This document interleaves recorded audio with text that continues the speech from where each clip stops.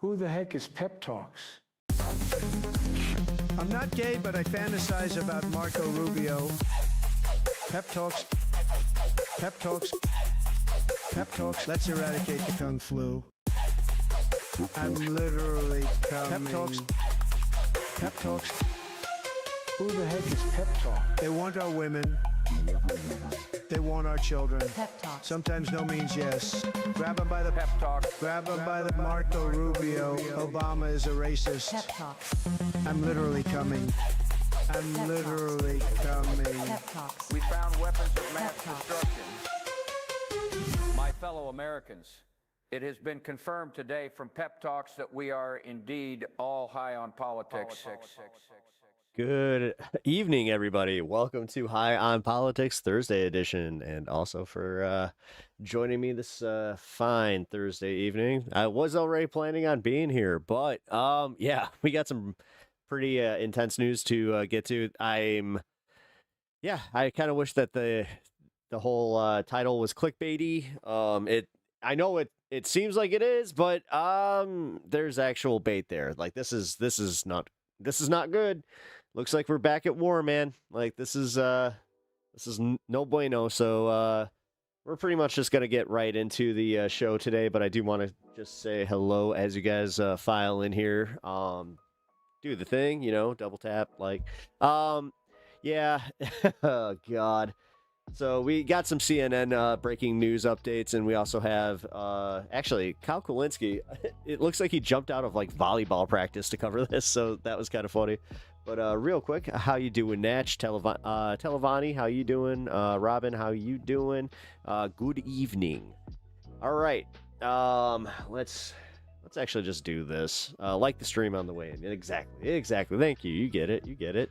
Also, just want to actually, you know what? Before we get right into the news, I do want to just say thank you for all the support yesterday. You guys really helped with taking care of that. So big thanks to the mods and anybody that jumped in during the whole situation. I'm not going to really rehash it, but it seems to have kind of worked out. So hopefully, fingers crossed that everything goes well. We're still kind of in the waiting period. Also, got some good news about my wife's surgery and all that. Just so you guys know, I might have to miss a day coming up here. We're still trying to determine whether or not I'm going to have to, so couldn't get that out for some reason. Thank you for the 6 jewels. Appreciate that. And the chili pepper. Dude, that's my favorite one. State. You're hilarious. Oh, man. You look like a knight. It's that one Knight Rider.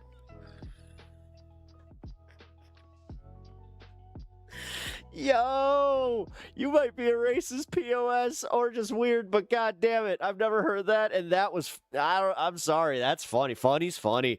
That's funny. All right, Guile and Sanderlane, hello, hey, welcome to the stream. Appreciate you being here. The one and only Nicole. Someone's holding themselves. I'm starting to get the vibe that Nicole is, yeah, but awesome. Yeah, hello. Alrighty. Like I said, I'm going right into the news here. Also, wait, before I do that, though. Sorry, I fibbed a little. We got to get the cat cam on because he's being cute. All right. Stan is upstairs with his mom right now, so.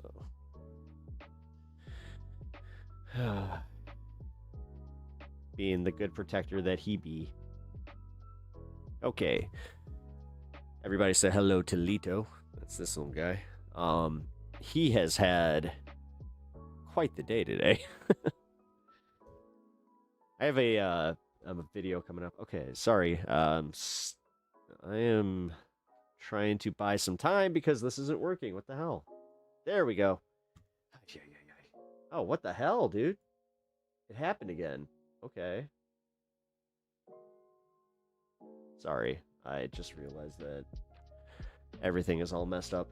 Also, I couldn't get my other stream to load today, so if you guys could do me the solid and also follow over on Twitch. Yesterday was a good lesson in why you should follow my alternative platforms. I actually might. I'm kind of like thinking about it. Do I preemptively? Well, I don't want to preemptively make an account to Kick, but I'm not going to say that. Yeah, might be a little more open to that. Dieter, talk to me while I go pick my wife up from school. Hell yeah. What? Dieter, what's your wife studying? Anything cool? I'm sure. You know what? Anybody that has the gumption to go to school for something. I don't. I'm that guy. I hate school. Like, I hated school so much. So going to college, I was just like, oh no. It's more of this. Oh no. But that's me. That's why I do actually have a lot of respect for people that do this. She's into agriculture. Oh, shit. All right. That's a 2 thumbs upper. Hell yeah. Dieter's wife out here fucking making big changes. She's doing the important stuff. Also, she probably knows why the trees are dying, which that is a thing. All right. Sorry, guys. Like I said, I am stalling for time to get this frickin' window to frickin' work. This would explain why my OBS... Oh! Shoot! Okay, this was actually user error. Usually it's not. Here, let me do this.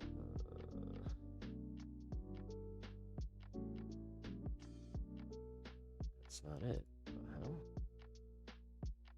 Okay, come on. There we go. All right. I don't know why it doubled up my my watch thing. So what the hell is going on with the camera? There you go. Okay. Everything's good now. All right. So let's get into this little bit right now. This is the breaking news. Where's my breaking news? Okay, and my soundboard's also not working. Dude, nothing wants to work tonight. Great. All right, let's reload this. Because I want my breaking news, damn it. Oh, fine, I'll just do the noise myself. Dun. Breaking news! I'll do the South Park voice.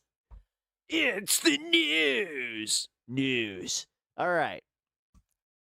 It looks like we are back at war, people. And now I want my music back. U.S. says it has targeted Iranian military facilities after responding to attacks on Navy ships. Okay, so all right, here's the breakdown. I have the more comprehensive stuff already pulled up here. So on Thursday, today, for anyone who's counting, U.S. Central Command reported intercepting unprovoked Iranian missile and drone attacks on 3 Navy destroyers transiting the Strait of Hormuz. Great. Responding with self-defense strikes against the Iranian military facilities.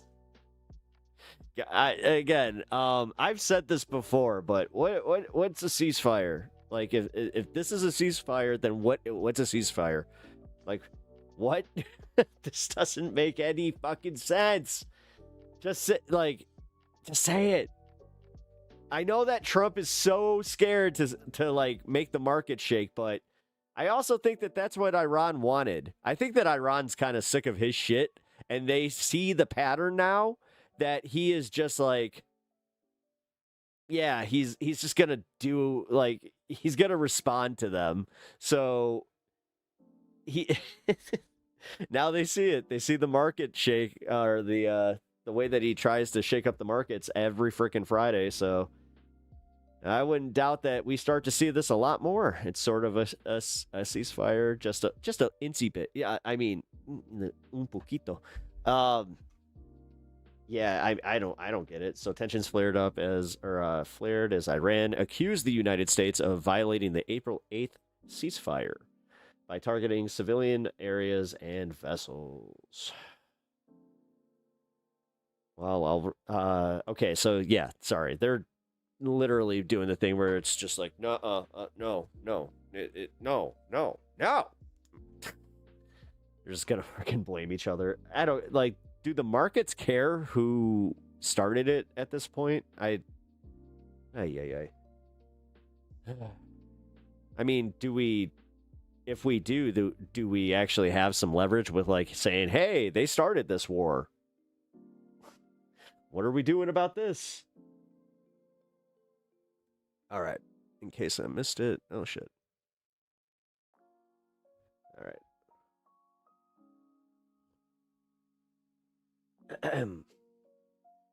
U.S. military strikes in Iran country. Okay. Sorry. My cat's like falling. U.S. military strikes sites in Iran as countries exchange fire. Okay, so U.S. forces targeted. Blah, blah, blah, blah, blah. All right, that was literally the same thing. Here we go. U.S. military strikes Iranian sites, but says it does not seek escalation. Meanwhile, Trump warned, we'll knock them out a lot harder and a lot more violently if Iran doesn't sign a deal soon. Okay. Strikes on Iran. U.S. forces targeted Iranian military facilities responsible for launching attacks against warships transiting the Strait of Hormuz. U.S. CENTCOM says in a statement, the military said U.S. forces do not seek escalation. So hitting the military installations is not escalation. That's just tit for tat. That's how we're playing this one. I mean, technically, I guess. Spokesperson for Iranian armed forces said the airstrikes hit civilian areas. U.S. threat. Donald Trump said on Truth Social that the American forces destroyed Iranian attackers and warned we'll knock them out a lot harder and a lot more violently if Iran doesn't sign a deal soon. Told ABC News the ceasefire is still in effect. Oh, shit. And the strikes are just a love tap? Okay. No, there's going to be retaliatory strikes by tomorrow, and it's, yeah, sorry. I'm not going to change the name of the stream because our president just went, we just gave him a little tappy tap. We tapped him just a little bit. Oh, my God.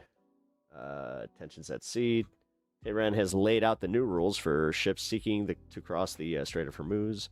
According to a document seen by CNN over the past 48 hours, commercial vessel traffic through the waterway has dropped to one of its lowest points ever, according to data reviewed by CNN. Oh, fun. Fun. Just a tip. Oh, also, LibFem, welcome over from Twitch. Like I said, guys, follow the Twitch and follow me on my socials because, yeah, just never know. Also, like and sub. I appreciate it. Just the tip for a second. What's up, Jared? How you doing? God bless Trump and God bless ICE. Huh. Alrighty. You have a very unpopular opinion right now. I do have to say, it is kind of weird to watch, like, the Trumpers still playing like everything is fine, you know. But then again, cults be cults. This is why I will never understand it. I could never support somebody that's like this blatantly fucking stupid, you know. Even Biden at a pretty early point, just I kind of went, oh man, this guy, this fucking guy. I think that I covered this yesterday, but I said that there were like two good things they did, and I can't really think of the other one right now. But the one that I can just say blatantly was the UAW stuff. And I still think it's bullshit that the Democrats don't do what the Republicans do, like right now. They have all the branches of government, and they're still not passing anything and blaming the Democrats for all of our shortcomings. Yet they didn't do the same thing when, you know, they didn't get the minimum wage passed, like the extended minimum wage, which Kirsten Sinema still, like, one of the most hateable people on the fucking planet for doing that little fucking booty dance, just like, fuck them poor people, So fucking gross. Dog and burning house meme. Yep. Everything's fine. Everything's just fine. There's nothing concerning about any of this at all. All right, let's get this. Here we go. We got the breaking news. Let's go. Now let's go to some news that's been emerging over the last few minutes, because we've been getting reports, or there have been reports on Iranian state media of explosions in the Strait of Hormuz. Iran describing it as an exchange of fire between Iranian armed forces and what it's called the enemy. Let's go straight to our correspondent Caroline Davis, who's in Dubai. What more are you hearing, Caroline? Well, just in the last few minutes, Jane, we've had an official response from the Iranian side, from Qatar and Abia. They have said that the US, in violation, they say, of the ceasefire, targeted an Iranian oil tanker and that was traveling in Iranian coastal waters. And in response, they said that they launched retaliatory action against American military vessels in the Strait of Hormuz, which, as you say, we'd previously heard some of these reports coming from Iranian state media. We have yet to have any official response from the US at the moment. Previously, President Trump had said that any US vessel that could be targeted will be meant that Iran would be blown off the face of the planet.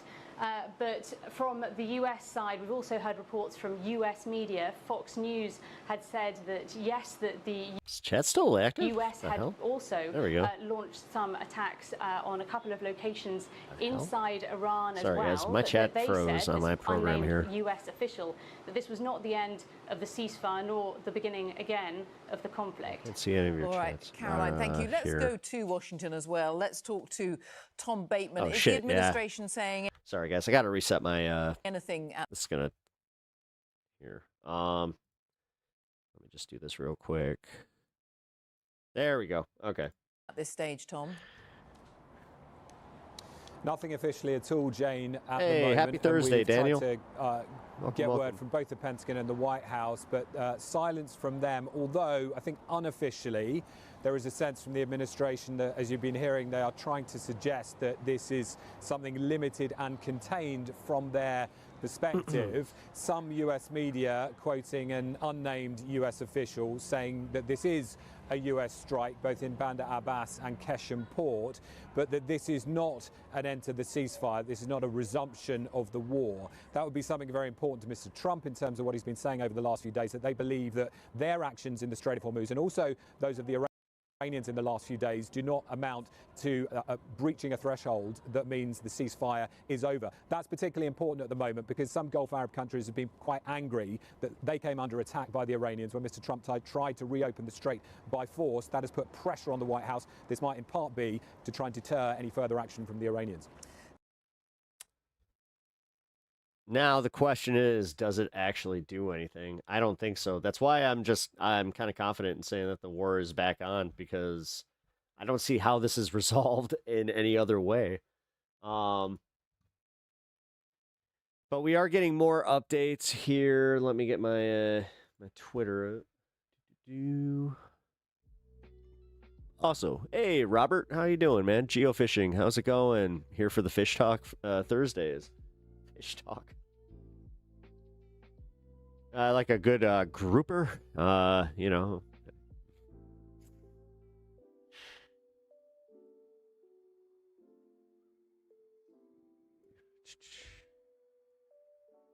What is going on with this?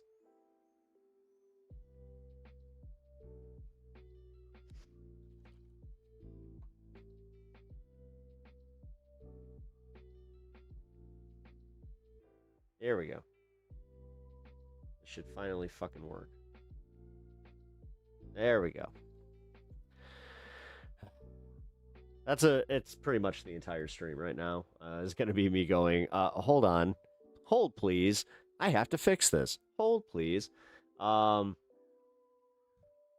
I don't know what the hell is going on with Windows 11 lately, but it has just been...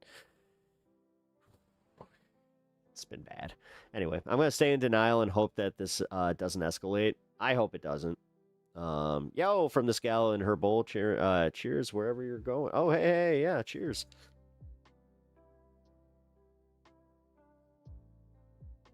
Had kind of a weird start time today, so there's a Chicago whitefish. Chicago River flows in Condom catches your line.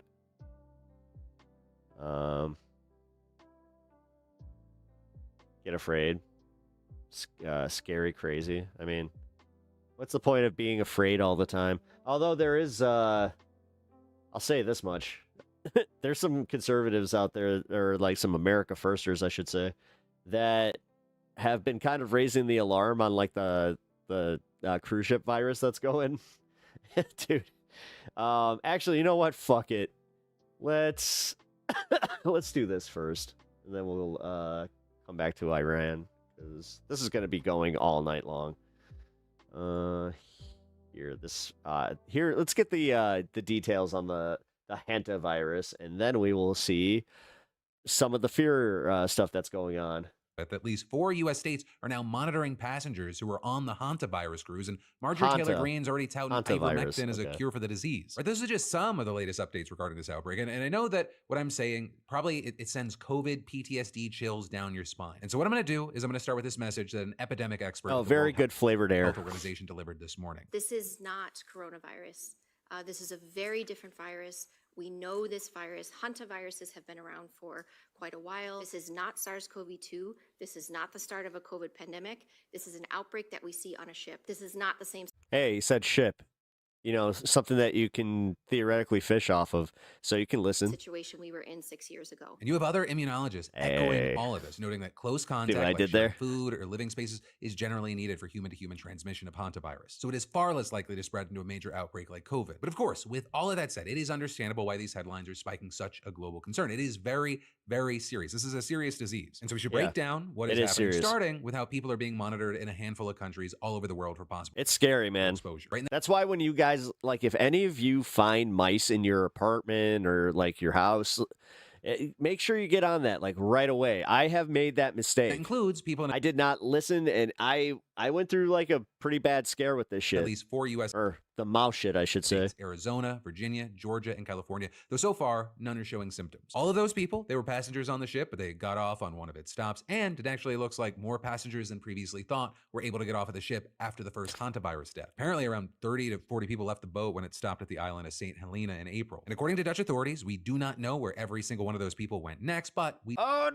do know that one passenger who got off there has since tested positive for the virus in Switzerland. And he's receiving care in Zurich as officials work to contact trace anyone who may have been exposed during his infectious period. You also had Dutch officials saying that a flight attendant was being hospitalized and tested for hantavirus after coming into contact with one of the passengers who later died of the illness. They were reportedly trying to board a flight from South Africa to Amsterdam, but the crew didn't allow her to travel because of her medical condition. And as things stand now, specifically with hantavirus, it's just, I think, mice and like rodents. People have died from the virus, including a Dutch couple and a German national. Also, several others are sick, and it's officially been confirmed that we are specifically dealing with the Andes strain of the virus. Because human-to-human transmission of the hantavirus is incredibly rare, you usually get it from coming into contact with rat droppings. But this strain, which is found in countries like Argentina, where the crews departed, it's among the rarest and most severe, and the only strain where humans can give it to other humans. Right? And it also has a fairly long incubation period, as long as 8 weeks. Well, right now, it's too soon to know exactly how this outbreak began. Before boarding the ship, that Dutch couple that died went on a bird watching trip in Argentina that included sites home to species of rat known to carry this strain. So one of the main running theories is that they had contracted the virus before they even got on board. But also, because we live in a post-2020 world, we are definitely seeing other theories, some wackier than others, about this whole virus. And among the things you're seeing out there, there are already viral posts questioning why Moderna was working on a hantavirus vaccine prior to this outbreak. Which to that, I'm someone that is not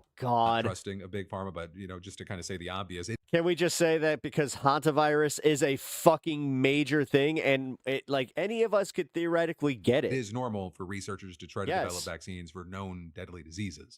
That's why is that such a conspiracy? All of this, like, what? People like Marjorie Taylor. God damn it! This was the shit that pissed me off during the pandemic. Is these idiots don't understand how science and medicine works?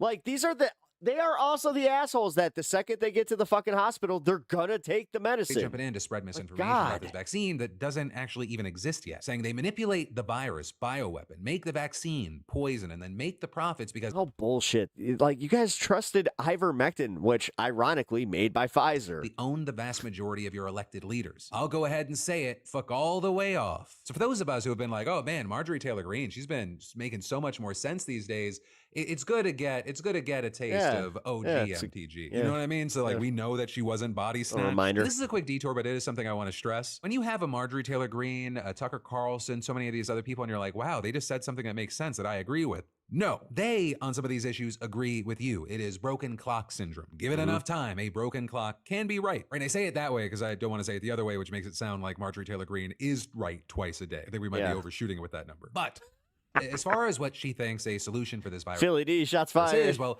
it turns out that the anti-vaxxers and the vaccine skeptics, they're back on the ivermectin train. Already got touted by what is it about this specific drug? What is it? a bunch of big It's a fucking dewormer, dude. I've been giving my dog this for not Heartgard. What's the other one? It's the Frontline. Such as a COVID cure, and while it is approved for some use in humans as an antiparasitic, literally for deworming. Studies do not show that it actually helps with COVID. And two, and this is such a weird thing to have to say, you need a prescription for human ivermectin, and some were taking the animal version of the drug, which is insane. On humans, and it was one of the reasons you had medical experts out there saying, like, please talk to your doctors. This is a no-no. But already you have people talking about ivermectin. I don't trust doctors. I trust the internets.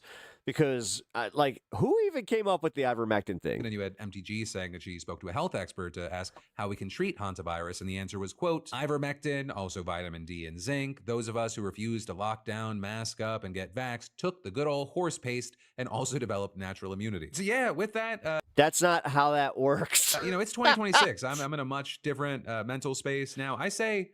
if Marjorie Taylor Greene wants horse pace, give her horse pace. Yeah, give her the horse pace. Oh my God! Like, how scary would it be to let him take actually have to go through a full blown what the COVID pandemic was now with RFK as the head of the HHS? Honestly, the number of stories about him and animals, and there was a picture like in the last week where he had a bird in his hand. I'm like, maybe RFK made hantavirus, but that now lingering fear that's just going to grow if this whole situation gets worse. Also, can we acknowledge that was a weird fucking seriously, just bird.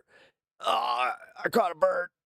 Look, birdie. Tweet, tweet, birdie. Aside, as far as what's going to happen with this hantavirus cruise, where is that heading? Like we talked about earlier this week, it was initially going to dock in Cape Verde. That would be the end of our basically said, oh, hell no. And so Spain stepped up and said the boat could go to the Canary Islands, and it's expected to arrive this weekend. And on Monday, passengers are expected to begin evacuations. But also, the leader of the Canary Islands, he is not happy that they're getting stuck with this ship, saying, I am not going to blindly jeopardize the safety of the Canary Islands population with a government that is not behaving. Why would you do? Why islands? Loyally. Wait. To suggest that Spanish leaders didn't consult with them about the decision. And you're seeing a number of people that live there feeling the same, with one telling Reuters, we are a community that's already quite flexible when it comes Philly D is your favorite. You know what? to helping others. I've been watching this guy for 10 years. I've had disagreements with him, and he's annoyed me at times, but I really do enjoy his coverage of everything. And being he's a solid dude. Accommodating to people, but I think this is excessive. People are scared. Appreciate people are worried. that take. Spain is a huge country with plenty of ports where the cruise ship could go. Because even though did you see his face in that picture? we have officials insisting this is not the next COVID. If you're on that ship or if the ship is heading your way, this feels like a very different, very scary situation. All while there are also concerns about the U.S.'s ability to respond to something like this. Right as you've had the Trump administration making tons of cuts impacting public. Look at his face. What the fuck? Just what the fuck? I'm sorry. This is just what? Okay, where's my Philly D? Where'd it go? There we go. Health. And some think that the administration's sluggish communications and response here, it's more alarming than the virus itself. Or because staffing cuts impacted the CDC, there are fewer people able to put boots on the ground, and because Trump pulled us out of the World Health Organization, we don't get regular information about health threats like members do. Did he felch the bird? Now, that is where we are, and we're gonna have to wait to see what happens next. Somebody said felching. I found this felching bird, and I got very interested in it. Sir, that's fledgling. Too late. Or whether it be what happens when the ship docks, how all the countries, including the United States, respond when they inevitably receive more passengers, and where things just generally go from here. But that, my friends, you beautiful bastards, is the end. All right. Now you want to see the crazier side of this? All right. Valhalla VFT. Oh, man. He's about to lose a lot of y'all's respect. I would highly suggest you guys have a decent amount of food, water, supply stocked up for if we get shut down and locked in our homes again. Oh boy. So that's as far as I can talk about it on this. And unfortunately, I can't even talk about this topic anymore.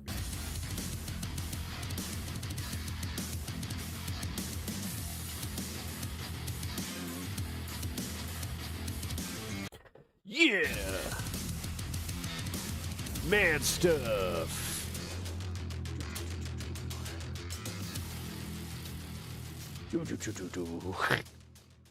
Welcome back to the channel, everybody, and you may have noticed earlier, you might have been watching the video I put out today and wondered why it's gone all of a sudden. And, you know, I have to be very, very careful with how I talk about this because, well, it'll make sense as we get further into the video on this, but he might be a little wacky, but he ain't wrong about that part. The topic, and I'm barely going to talk about it here, was about a certain health concern that's going on in the world right now regarding some, you know, cruise ships. I'm sure it's the biggest story in the media right now. The entire world is concerned, and I'm sure you guys know what I'm talking about, but I don't want to actually mention it here because I actually am very, very concerned about this story based off of the reaction I got from posting this on YouTube. And I'm going to show you the actual analytics to this and why I'm very, very concerned, because I have never seen anything like this happen on a video that I've ever put out. Now, this is obviously talking about a potential round 2 on that thing that happened in 2020. We all remember, you know, what we dealt with for 2 to 3 years, given that big health crisis around the world. Well, I covered the story today, and I didn't say anything crazy. All I did was literally cover the story as of what was going on and what we know so far. And I immediately noticed that the video was massively censored and limited in a way that I have never seen before. I think that he might have just experienced his first shadow. And I'm going to show you the numbers on this. For someone who's already like a bit conspiracy brained, yeah, it does kind of fuck with you. I'm trying to fearmonger on this. We'll get to what I think about this here in a little bit in the video. But again, this is concerning me given the actual topic and the fact that social media companies I know are now massively trying to censor this story from you, the viewer. Now, let me show you some backside analytics on this video that I just put up. All right, so this actually tracks views per minute here. And so this video I put up was only up for about 10, 15 minutes. And you can see here, the way this video started, it actually came out massive. This is actually even really big numbers for my channel. The first minute, you know, nearly 400 views in the first minute. Damn. I wouldn't be comfortable showing you this kind of stuff because this is a little too behind the scenes. Like, I mean, we do have a contractual obligation, like to kind of hold to TOS, and this is part of it. Ramping up to 500 views a minute. Now, keep in mind, that's about 30,000 views an hour, and typically that's going to even increase even more and more and more. And then you see all of a sudden... yeah, like this is exactly how it is. On minute 5. I mean, and yeah, I'm also going to just say it. That video of his was doing great. Out of nowhere, and guys, I can promise you, this is not normal. This is not holy shit. First hour? Massive ramp down. And then as you can see here, the video was then completely hard capped on views at about 170 views a minute. I have a feeling that he doesn't do like I know he live stream, like he does live streams, but I don't think he does like a lot of them because he would know that like that same line when he is live streaming, and I guarantee he's had that happen. Like, he talks about some pretty hardcore subjects. Never let it go any higher than that. Again, super bizarre. None of my videos ever do that. And this is a comparison chart of the average views in the last 10 videos of mine. You can see here, this is the frame. Average views in the first... Thursday, Pep keeping me on my toes. Luckily finished mowing. Nice. 23 minutes of video is up. As you can see, that would be the average. Yeah, here. dude. You can see that 5-minute break. Yeah, he got throttled hard. Way above average. That wording. And then all of a sudden, minute 5, bam, massive. Pep, you've had the same thing happen? Yeah. Limiting and on multiple live streams. Actually, it happened last night too. Ship comes in. Now, let me show you one final thing. This is called impression rate. This is one of the most important things that's actually pushing things out to the algorithm, okay? 27.5 is maybe one of the highest impression rates I've ever had on a video. What that means is when people see the video, how fast they actually click on it, or if they click on it. And that tells YouTube how popular this video is and how many people it should put it out to. So typically with this would be like a massive, massive video with this huge impression rate. Average impression. Not necessarily, because even if you do like smaller numbers, you will have like a click through, like the impression rate go pretty well for you if you have like a good thumbnail and a lot of tags. Impression rate is usually around like 10 to 13%.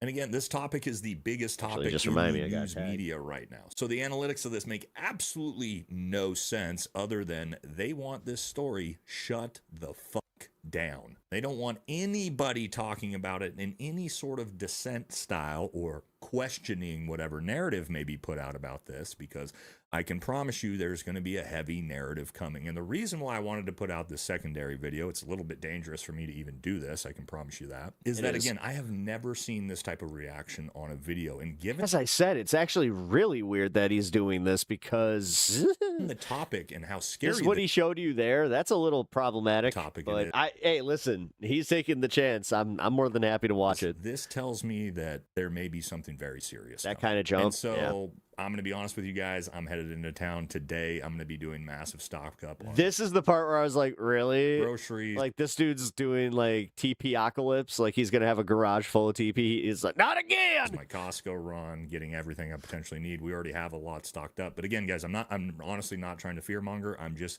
letting you know what I'm seeing from my end on a story that should absolutely not be being censored and limited to the American people. So again, I can't even talk about it. What I am going to do is I'm going to put that video up on our Patreon. So if you do want to actually go watch it and get informed on what's going on in the world right now, because again, it's actually terrifying and could have massive effects and completely shape everything around us over the next couple months, then you can go watch it there. So again, guys, just a PSA to you guys. I mean, I would just suggest, take this seriously if you want, or, do whatever you want. But I would highly suggest you guys have a decent amount of food, water, supplies stocked up for if we get shut down and locked in our homes again.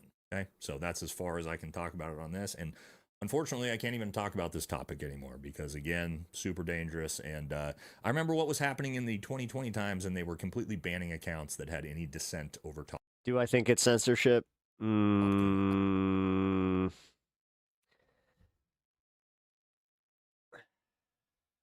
Yeah, a little bit. I know that it's part of the AI thing, so it's how they train it.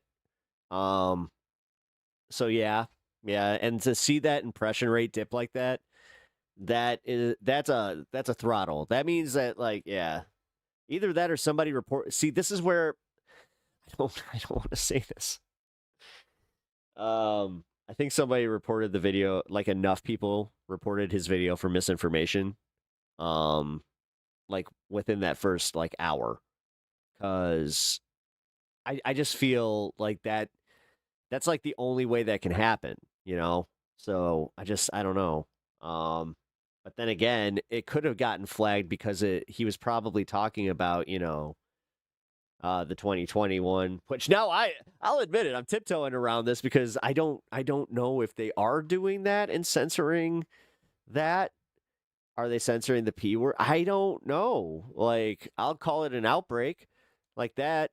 That's why I'm calling it the cruise virus, by the way. Like, it's going to be called the cruise ship virus. I think I can say it like a little bit, but it is also weird how we can't talk about a virus that all of us could technically get just through our house. Like, I don't think a lot of people understand this. It's very dangerous, and most likely your home has like something in it, or like you have like if you have a basement or a cellar, even if you have like a shed, you likely have stuff like around there that has like this type of virus, because it's carried through fecal matter and saliva and all that. So if you've ever seen like a mouse or a rat nest, like, yeah, there's a good chance that you have been exposed to that. Now, this is where I'm not trying to doom her, because even like that's how often humans get exposed to this stuff. So, the actual rate of people that get sick from it is pretty low, and I think that it was like 1 in every like 7,000 mice even carry it. So I don't know. I know that people are freaking out because it's the human to human transmission of it, which is fucked up. And they did get it from Argentina, which I forgot the name of it, but it's literally the one strain that was human to human, which out. Oh man, that I could see why some of these guys are just like, not again. So here we go, guys. I have a bad feeling. Let me guess, 2 bird watchers in a cave? Going into 2.0 of what we already experienced a few years ago. I don't think so. What do you guys think? But if you do contract it, it's a 30% kill rate. Yep. I hope not. Yeah. So again, let's hope for the best. Here we go. Yeah, it causes permanent damage to your brain too.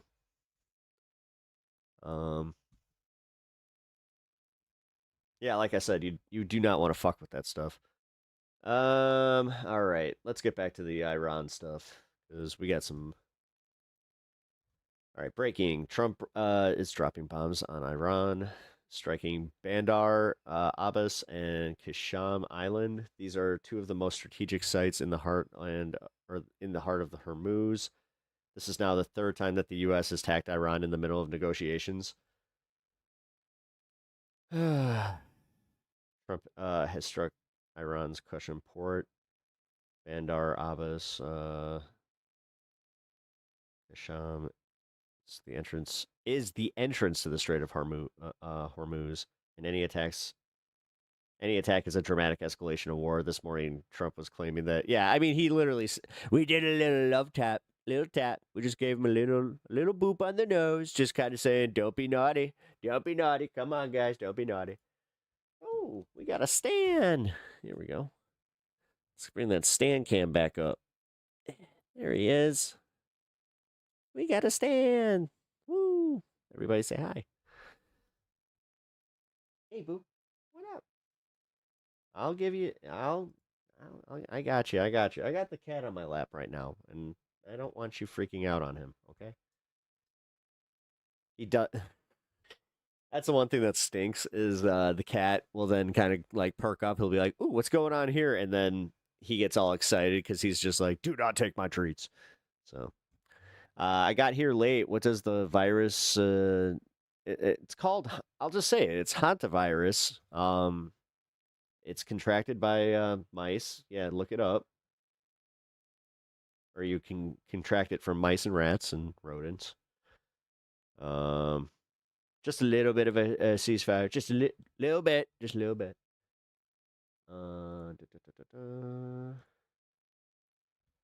Oh, yeah. Another gas price spike. Here we go. I want to bring in MS Now's Ariel Hickson, who is in Woodbridge, Virginia. Henrietta Trays is co-founder and director of economic policy at Veda. God, she looks... Wow. Partners. Sam Stein is back with us. I swear to God, if they said there's a girl I went to high school with that if they said her name, I would be like, oh my God. Credit card debt in the U.S. She looks is at exactly a like historic high. According to Whoa. the most recent data from the Fed, at the end of 2025, it was $1.28 trillion.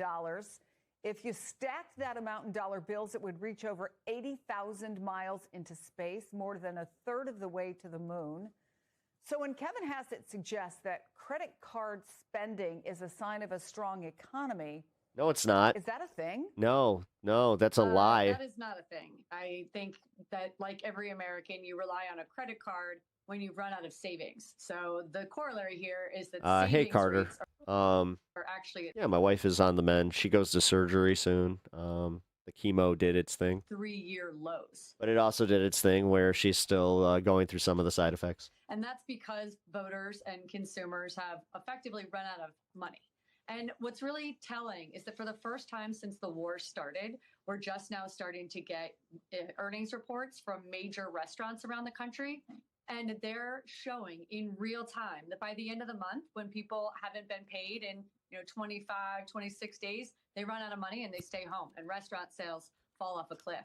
And that's when somebody would rely on a credit card instead of using the cash in their bank. And that's why savings rates are so low right now. So, Sam, what is this disconnect between the White House and the American people over the economy? Because so much of what they try to claim is disproved by common sense. I don't think it's a disconnect. I think they're just trying to put a shine on something that doesn't deserve it. With gas prices up, with consumer sentiment historically down, with credit card debt high, there's not much to work with. I mean, there's few things here Carter or Lee, there, thank you for the $5, man. Better than expected job numbers sporadically, but not really. I don't know why If you look at my the jobs data, alert much of didn't the go off. hiring is in the healthcare sector. If you look at the stock market, which they do tout regularly, a lot of that's due to the big seven tech companies. So they're just trying to find things to sell to the American public to say that the president's prescription is working. When in reality, the data is very clear that we are not in a great place economically. Right. And frankly, it could get worse. I mean, we're talking about gas prices at high levels right now. We're not even in the peak travel season. Memorial Day is coming up, summer travel is coming up, and the inflation that is transitory hasn't gone fully through yet. So all the stuff that is related to fuel costs, we're going to end up seeing spike in costs for those goods as well. So it's just... I like how he prioritized the one I dropped. It's going to be a really rough slog for the administration. That's why you have people like Kevin Hassett saying, look, we're spending so much money on our credit cards.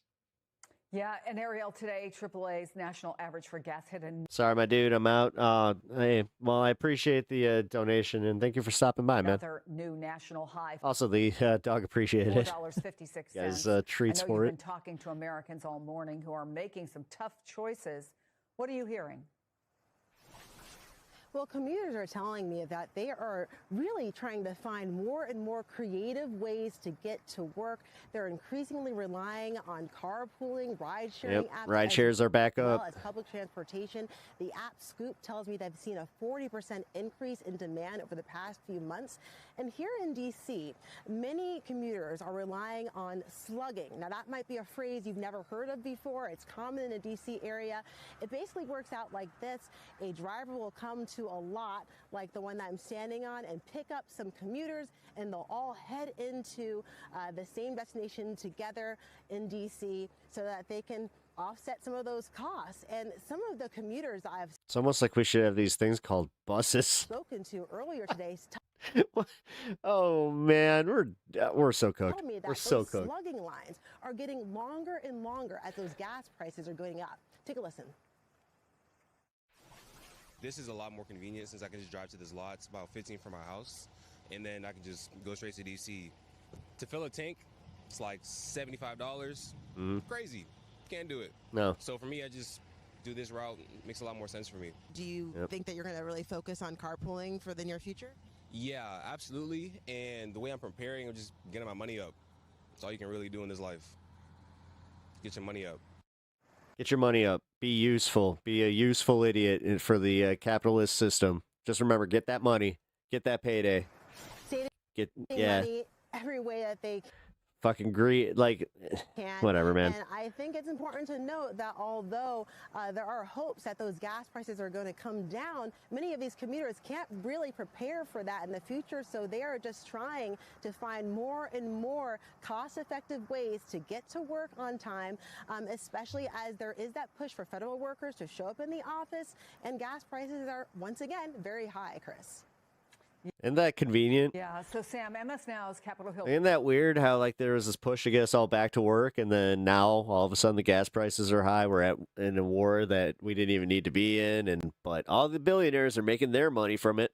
Producer Jack Fitzpatrick chased down Republican lawmakers who just he has reached the peak ball. A few years ago were quick to say that gas prices were horrible under President Biden, but then contrasted that to now, when, by the way, prices are much higher.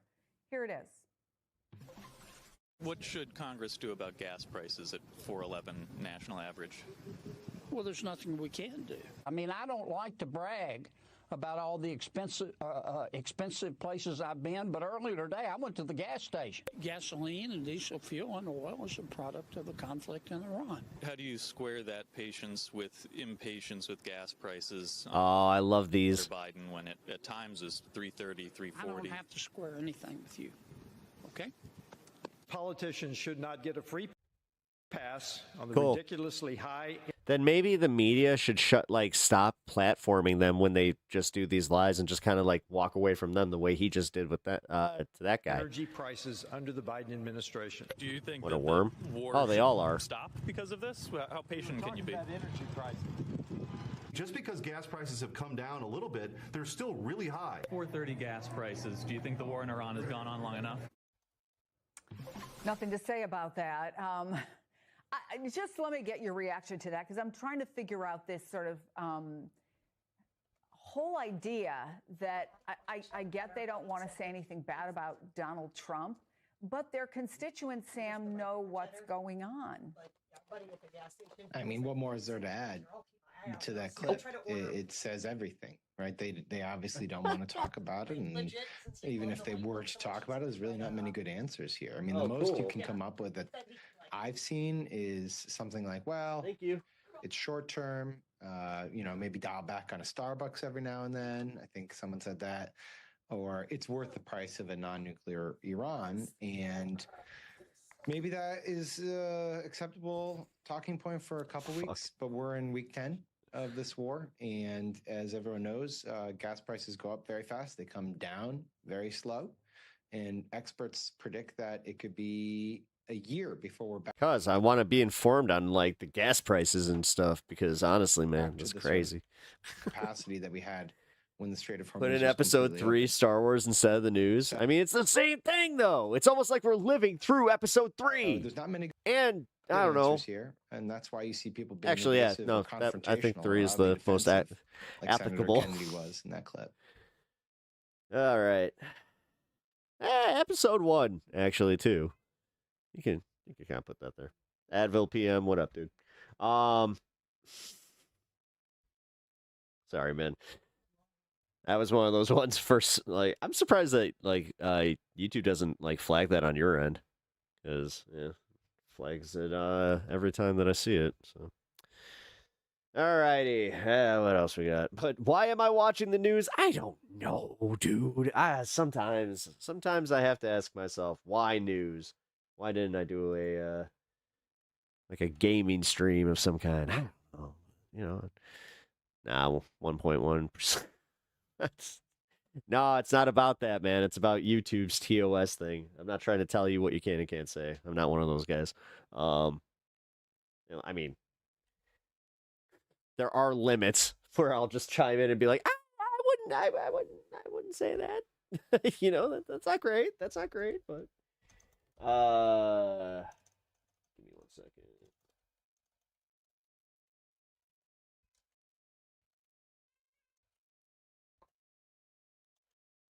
There we go. Come here. What are you doing, cat? My cat and my dog are having a standoff right now. All right. And Stan won the battle. He got his bed back. He's just like, go away. We already got that. All right. Let's get these updated news reports about the strike.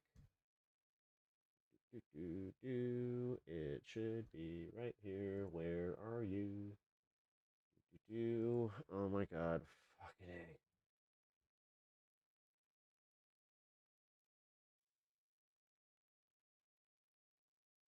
In central Tehran is considered. All right, you know what? All right. Here. We'll put this on for a second. I have to. University in central Tehran is considered by the US and Israel one of the very first stages in Iran's nuclear supply chain.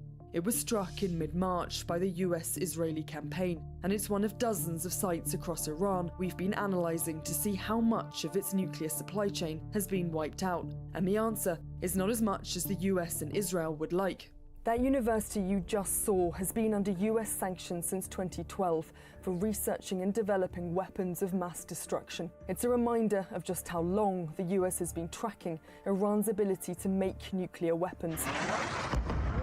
And we found that in these latest strikes by the US and Israel, while much of the production process has been substantially damaged, some of the most important parts of this process, the stores of highly enriched uranium, may not have been touched at all. Let's start at the beginning of the supply chain. Alongside the research, the process starts at places like these, Saghand Uranium Mine, where the raw material, uranium ore, is mined. Yeah, and like they're saying... in recent years, Saghand Mine has expanded most of significantly. You can see widening pits, growing piles of earth, and diggers. We looked at recent imagery since the latest strikes and found no evidence of damage. In fact, from between the clouds, you can still see diggers operating at the site. So far, this indicates this stage of the nuclear supply this report was way more devastating than chain may remain untouched. Than Next, we could have the thought. mined uranium ore is transported. Lucky this one, I guess, went under the radar because I haven't seen many people talking about it.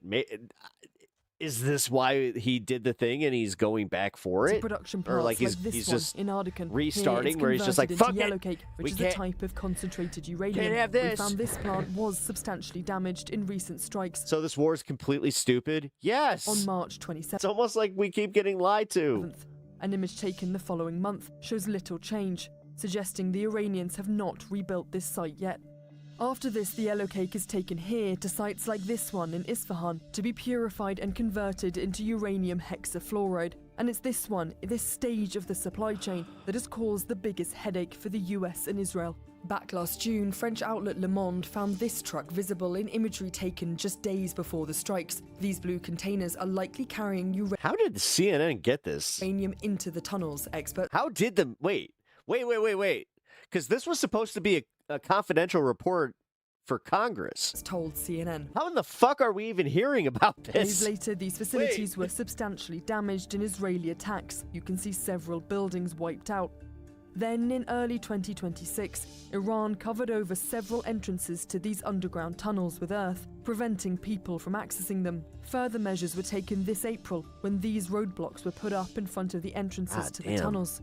It could suggest there still remains something valuable down there. They were not, however, hit in the latest US-Israeli strikes. Even experts we spoke to are unsure why. Because Barry Weiss is Mossad back. David Albright is a world-leading expert on nuclear weapons. Tell me something I don't know there, Daddy Low. How much of a risk in Hey, G-Man, what's up? It's my favorite soda. is that stores in Isfahan Canada Dry. mountain? Well, I think it's a big risk. That's quite a bit of money in the bank. I like a good Barks or IBC root beer after that. Oh, actually, no. Sprecker's root beer. I mean, Ooh, actually, put Sprecker's root beer at the top. the amount of enriched uranium they've produced Bottled 7-Up. God damn it, I like... was equivalent to a full year's of production That's of their all entire right. Can I just say that, like, soda... That's something I'm really supposed to cut out of my diet. So when you see me drinking those bottled Cokes, that's me kind of just like looking at my doctor going like, complex. And is but also my believed to body going, be mostly, and almost all of it at Isfahan. I'll admit it. I In love fact, soda. the US believes this too, and their demand to remove this uranium has been a key issue in the stalling peace negotiations. And finding out exactly how much is down there is central to determining whether Iran... Wait, the more the media reports, the worse the shit gets. It's not the media causing this, Robert. No, you do understand that before we even hear about this, this was like Trump knew about this stuff. And it also, Trump keeps doing this because the only thing he really cares about is the markets. Iran remains a nuclear threat. Also, what up, Jeff? How's it going, man? Katie Poglaze, CNN, London. What is important to understand is there are a lot of different components of the nuclear program. There's the supply chain, there's the nearly 1,000 pounds of uranium enriched up to 60%, which is the Iranians still have buried underground.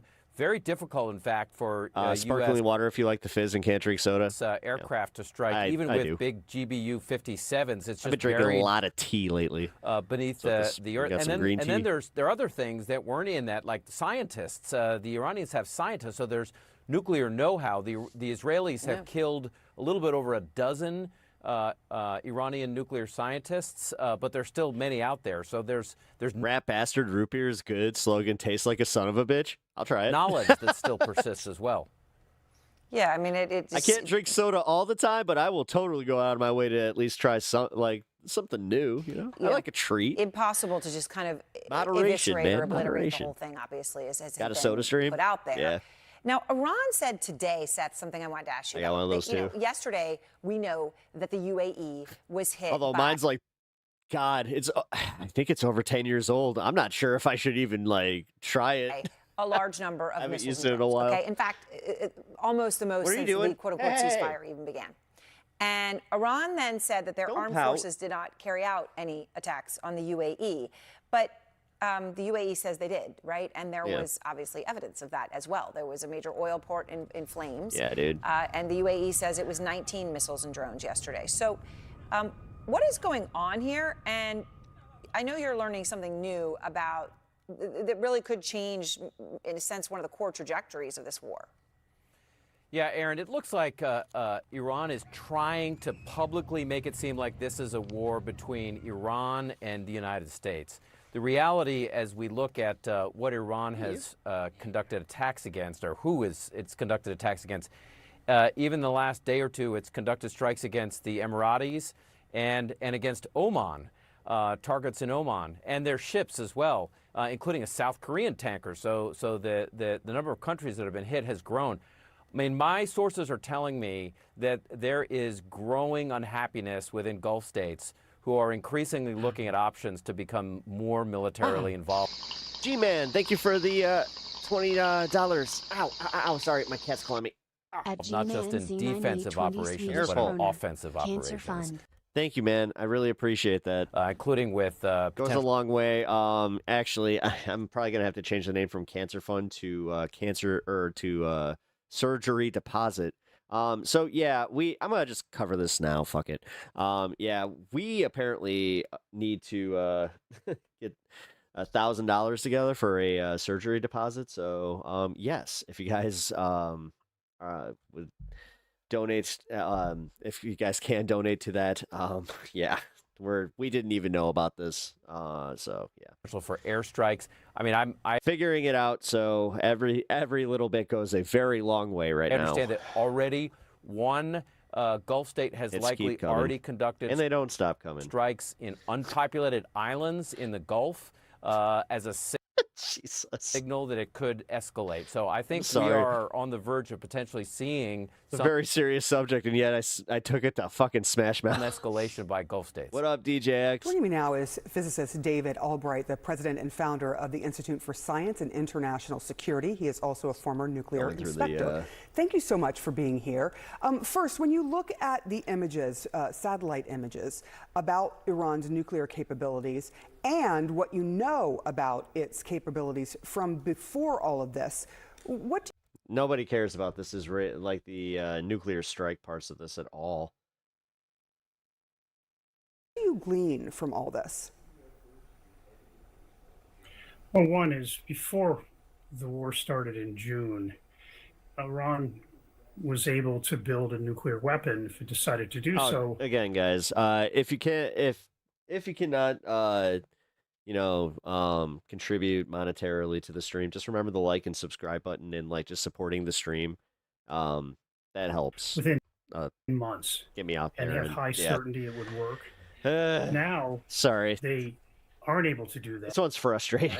I mean, it's just like, God damn it. Intelligence assessments that have become public recently say they'll need it a year. I would probably say perhaps longer, but more importantly, the weapon may not work. That much of the nuclear weaponization infrastructure of Iran's program has been destroyed. So it's not just the enriched uranium that matters. That's critical, and that's really the centerpiece of all the negotiations right now. You're being a butthead. But the ability to make the bomb itself is important. So I think Iran has been seriously set back, and instead of us facing a program where at any moment Iran could decide to build a bomb quickly within months. That's it. Now we're with a program that, if it decided to build a bomb, would take more like a year, and there'd be roadblocks along the way that they would be facing their own uncertainty of whether they could succeed, and so the probability that it wouldn't work would be potentially substantial. So I think the war created quite a bit of damage to the program. Yeah. I get it. Survive. That's trust me. That's where I'm at. A lot of damage. Well, where we are at. From the university where the research for a nuclear bomb was done to many of the other places that helped facilitate the creation of nuclear weapons. I do want to ask you about sort of what's happening right now. The Secretary of State says that the combat part of the war is over. The president says just this morning that negotiations are underway. Okay, this is old news. Here we go. Oh shit, Sylvie, thank you for the $5 help. At Sylvie, $5. Here, I'll let TTS get this. I poked the porcupine and the porcupine launched quills into everyone. Why is the porcupine doing this to them? Who could have predicted this? Good analogy. Again, Sylvie, thank you. I really appreciate that. Yeah, so just to clarify before I go into this other breaking news. So yeah, we didn't even think about that. And yes, we are now kind of in panic mode. I do have some family that are probably going to jump in and help a little bit, but fuck, man, like this is just another example of the American fucking healthcare system being ludicrous, absolutely fucking ludicrous, that they would require a deposit before a surgery. You know, like I can't really wrap my head around that, and yeah, it's just another feather in the cap of being fucking just disgusted with my fucking country and the system that we live in. It's insane. But that's where we're at. And like I said, guys, thank you again, squeezing the life out of you. It's absurd. Yeah. And it's, again, I'm not gonna go too into it because I'm fucking like Hulk level rage pissed at this. So like I can feel my blood. Yeah, thank you. Like my blood pressure is actually like fucking something I have to worry about here. They charge too much and they know it, and they know they charge too much and they know they won't get paid otherwise. Yep. Yeah. Thanks, Etch. Thanks, guys. I really appreciate it, and I'll keep you guys, in the loop, obviously, because thank God I have this platform. But hey, that's enough. Seriously, not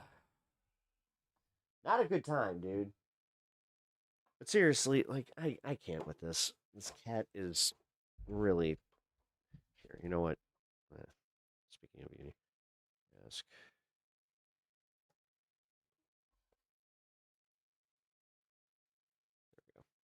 Read the room, Catzilla. Yeah. Hey, read the room. Quit. Knock it off. Here, I'm gonna pass them to you.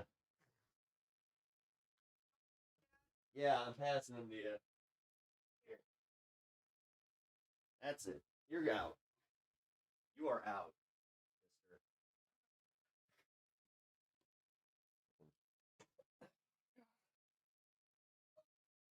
Yeah, I appreciate that. Thank you. Catzilla. But Unimoogle comes in to save the day. She knows exactly what he was up to. Why won't other rich people think the same way? That's the other thing, like, anytime that they're talking about, the taxing, like, all of it, usually I don't talk about this anymore because I have had to talk to my therapist about talking about this kind of stuff. But realistically, had this talk in therapy because it did get a little political, where I just said, I feel beaten down. I feel like no matter how good I do, if I stay in my lane and I do everything right, that it just doesn't do anything for me. It doesn't work for any of us. You can do all the right things and still get fucked. And then told that you didn't work hard enough. You didn't do the right things. Like, these assholes, like, working 3 fucking jobs and not being able to afford your fucking basic needs, your rent, food, and then they act like you're going out. Maybe it's like the avocado toast or whatever the fuck they say now that we're spending our money on. Like, it's ridiculous. Mickey, great for you. I'm fine. Good for you, man. But this is this is actually kind of the microcosm of how broken everything is. The fact that you're sitting there thinking like, I'm fine, I got mine. Just wait. Just fucking wait until it hits you. It's going to. You're great now. You might have a fucking 5-bedroom house worth $1.7 million. Once everything collapses, dude, it's not going to be worth shit. It's going to be hard to get water and food. If you don't live by a fucking water, like a pure, fresh water source, you're fucked. And that's coming a lot sooner than you think, man. We're talking within the next 10 years. This shit is going to affect you. But that's fine, man. Like, and if it doesn't hit you, good. I don't want it to. This is the weird part about being a good person, is I don't want bad things to happen to you. If you show that, like, if you do show an attitude where you're like, yeah, well, fuck them, you all deserve this, then I'll match energies. I will do that much, but that's not the first place I go. Not really. It's a mindset. Nah, it's not a mindset. You got the grind. Yeah, the grind mindset. Go fuck yourself, dude.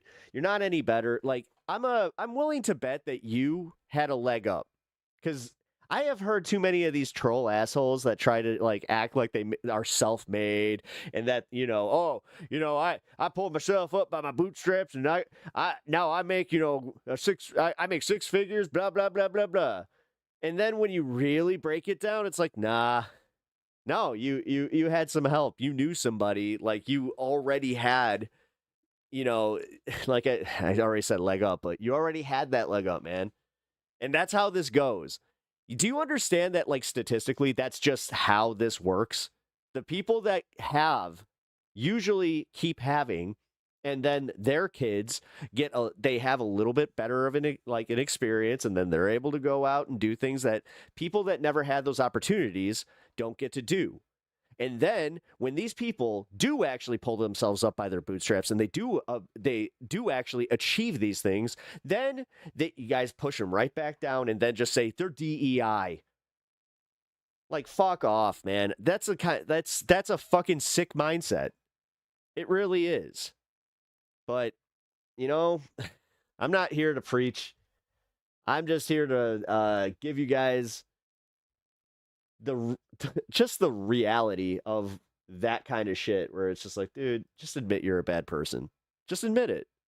As long as, like, yeah, it's toxic positivity. That is definitely a thing. I'm closer to my end time. No sweat there. I fear the children, for children and their children. And yeah. See, the thing is, I'm not going to have kids. And, somehow I care about their, like, some of these shitheads' kids' future more than they do. It's kind of, I don't know, bogus, but what's the job or career you're in? Mick? Yeah, Mickey. What? Yeah. I mean, obviously, don't dox yourself or anything like that, but I think it's fair. Like, you are, like, insinuating that you're doing pretty well. So, out of sheer curiosity, where it's like, okay, can you HVAC? Okay, yeah. We actually have another guy in HVAC that is doing pretty well, but that will dry up eventually. Because, again, tariffs on all the tariff costs on the actual production, like, that was kind of proof where it's like, okay, that can get disrupted pretty easily. And then you have people that will just skip, getting their AC fixed, or skip getting their heat fixed. But we need positive mindset. Dude, you can have a positive mindset and still recognize the realities that are around you. Like, again, if you own your own HVAC company, now you're going to have to actually put in the cost of gas. So you're going to have to do a fuel surcharge first to some of your customers.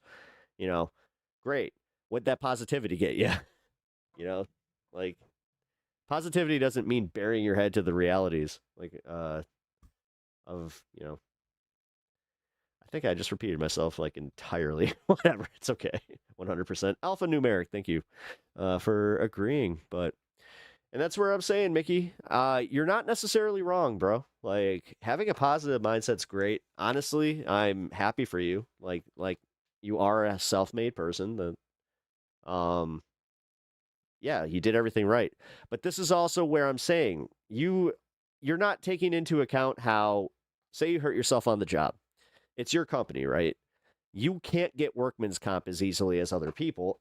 Then, on top of that, say you have a denial of insurance, or say you have something that happens where you're out of network and you get hurt. Then what? Like, you can never conceptualize this stuff. Like, I couldn't conceptualize my wife getting cancer. I thought, dude, before my wife got cancer, like, we were doing okay, like, as a dual income household. Like, but cancer hits, it's devastated us, okay? Like, and this is something that I'm just saying, like, again, you can be as positive as you want, like, but you have to also kind of be like, all right, this could happen. Now, staying in the, the pit of despair where, this could happen, so I'm going to be a prepper, like, kind of thing. Yeah, okay. Like, that's a little too far. But positivity didn't prevent my bad luck cancer. Exactly. Like, I was, thank you for saying that, Uni, because I was going to say how you're like you're the bright light in every room. She's like, seriously, every person that she ever interacts with is like immediately just, it's an infectious energy. And yeah, for her to get the cancer, like, yeah. And honestly, I've wrestled with that too, where it's just like, fucking what? Like, that's why I think I have said this about like how it's like, if there is a God, he's an asshole. Like, he's a fucking asshole. Uni seems like a wonderful person. That vibe is there. Yeah. You're a good one, Pep. Thanks, Jewel. I appreciate that. Anyway. Sorry guys. I did kind of go off on this, but realistically, man, it just, God bless, going to bed. Good night, Mickey. Thank you for checking out the stream. Hit that like on the way out. That helps me. So, costs you nothing. But yeah, the realities of the American healthcare system are fucked. Completely fucked, man. It has damaged my faith in a lot of ways, in humanity, in my country. It sucks. It just really sucks. And then, like, I have told this story so many times, I'm not going to go over it again, but I have experienced universal health care, and just the thought that now they're just, they need a deposit like she's a fucking car. Like, what are we doing? What are we fucking doing? This is so stupid. So yeah, shout out Ian. Thanks, guys. I appreciate that. Praying for your wife. Thank you, Robert. I appreciate that. I don't think Mick was looking at chat. Oh, you don't think so? I mean, he might have been ignoring you. I believe it, Pep. Otherwise, at this moment, I'd be going right the fuck off if Uni's positive spirit wasn't so powerful. Thanks. I appreciate that. Because, yeah, man, it does suck. I wish you guys so much success in this. This is where it's also very frustrating. We're at the fucking finish line. Like, this is the last hurdle we have to get past. Like, it. But then they had to go and fucking throw that in there when, that that's devastating, and they threw it at us like it's just like, oh yeah, you have this. Fuck. Sorry, man. The left couldn't run a lemonade stand without committing fraud. Dude, you are literally watching the like the most corrupt administration ever. Stop with your fucking blinders. Just look into all the fucking pump and dumps and all the rug pulls, everything that Trump has done since he's been in office and how he has made billions. Shut the fuck up. You don't give a shit about corruption. I'll just say it. Yeah, Democrats are corrupt as shit. I don't give a fuck. But now you're sitting here being like leftists are corrupt. Go fuck yourself. You're a fucking piece of shit. Yeah, there's yeah, okay. Yeah, meanwhile, we're getting fucking completely raked over the coals by private equity firms. Our fucking president is raising the price of everything, literally everything with his decisions. But here you are. Yeah, the left's the problem. Whatever, bro. Like, I'm not sure if you can actually grow your understanding of the world at this point. I think you might be too far gone. Like, you're one of those dipshits, dude. Like, no, I can already see it. You're in this chat. Nobody likes you. You have nothing else better to do. So because nobody likes you, you have to fucking be a thorn in everybody's side. And you think you're trolling by being an edgelord. You're probably, 19? If that. Probably 14. Sucking off mommy and daddy's teat. have it better than your fucking peers, and you're one of these guys that's you're probably gonna make it a little bit farther in life because, oh, you know what? I pulled myself up by my bootstraps by asking my friend's dad for a job. The fact that you say you have a better understanding of the world than most so confidently tells me that you're a certifiable dumbass. Some of the most, like, when you exude that type of confidence in your knowledge of things, you're just telling everybody how stupid you are. Every single person I have ever met that is, like, confidently stupid, they always do one thing, that. Every fucking smart person I've ever met, anybody that's worth like half a damn intellectually, always has the ability to say, I don't know, or I'm not an expert on that, any of that shit. But you guys have been trained to perceive that as weakness because you guys are cunts. Like, you guys, you're debate lord fucking cunts. And everybody's sick of you. Everybody's sick of you. You guys can sit there circle jerking to Andrew Wilson at night. I bet you have do you have a watch buddy? I'm not, as I said, you're pretty lonely, so I don't think that you have a watch buddy. But if you do, I'm pretty sure you guys are jerking off each other to a bunch of debate bro shit. But these young people don't have a clue. Pep is on fire tonight. Special Thursday night SmackDown. Yeah, I mean, I'm sick of it, man. I'm sick of class traders. I'm sick of idiot kids that they're so online brained that they don't understand, like, that they've been manipulated. Like, just go join the military, bro. Seriously, you're needed in the military. Or is this like one of those times where you're just like, nah, I don't want to do that. Nah. Oh, okay, then get back in the military, man. They raised the fucking age. Get back in there. If you're older than me, I don't give a shit. They raised the fucking combat age. Go. Shoo. Shoo. Shoo. I'm picking up what you're laying down. Do you smell what Pep is cooking? I can't even do a good fucking The Rock. Man, for being a wrestling fan, I really can't. Like, I can only do, like, certain impressions. I can do Ultimate Warrior and Macho Man, even because they're pretty much the same thing. But, oh, yeah, I could have assumed that he is older than us because, yeah, I don't know. The fact that he's here, where he's just, like, he's sitting in his lazy boy. I have 2 combat tours, 2 bad legs, and and the VA keeps denying me. Oh, shit. You look like you've disappointed everyone you have ever met. You know, when they're right, they're right.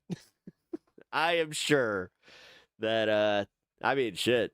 Fuck, if you talk to my dad, hell yeah, he would probably high-five you on that one. Hey, fun. Like I said, funny's funny. But realistically, would you know? Are you telling me this because you're just like this young man reminds me of myself? I must prove this point.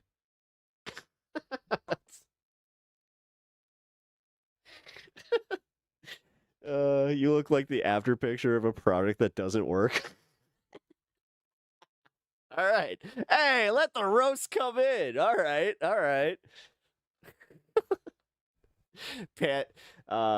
Pantene Amateur V. Oh, look at that frizzy ass hair and split ends. Cost cutters indeed. J-bot beat boobs. I don't think Jay is a bot. I don't know. Nah, he's doing like the he's interacting.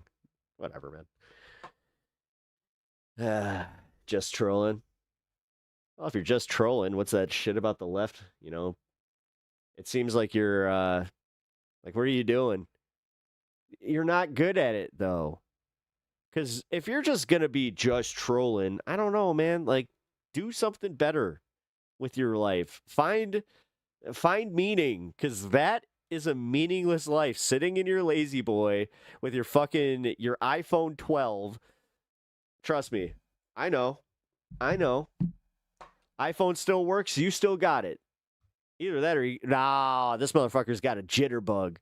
He's got one of them jitterbugs. He's got the jitterbug, but it's one of the newer ones. This here's one of the touch screens. I can go on the Facebook and argue with the kids.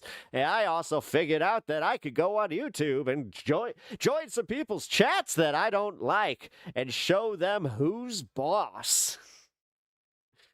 You look like you have to wrap your ankle in a bread bag to shower. Old Marine vet. I wouldn't trust the youngsters as far as I could throw them. Trolling can't be that interesting of a hobby. The thing is, that's what I mean. Like, I don't get it. What are you getting out of this? Like, I don't. When I'm going and having a back and forth with somebody on Twitter, or have I ever actually gotten in like a back and forth in a YouTube chat? I don't think so. Twitch chat, yes. I've had some pretty, like, intense arguments on other channels on Twitch. But YouTube, I don't think I've ever gone into anybody's chat and just fucking, been a needless dick. They need a real hobby? Yeah, they do. Like, build some Legos, my guy. Like, Legos are fun. But, like, do that. Actually, speaking of Legos, check this out.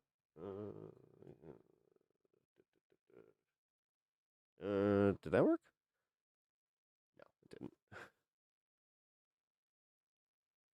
I just realized that my cat totally pulled my camera down. That little dick. Yeah. You look like your mom drives you to see your parole officer. That reminds me of the other ones where it's like, you look like one of the types that has all your kids' tattoos, name tattooed on you, but you don't have custody of them. We all know the type. You always meet them at, it's either a concert or a bar. Dude, do you know how dead on that one is?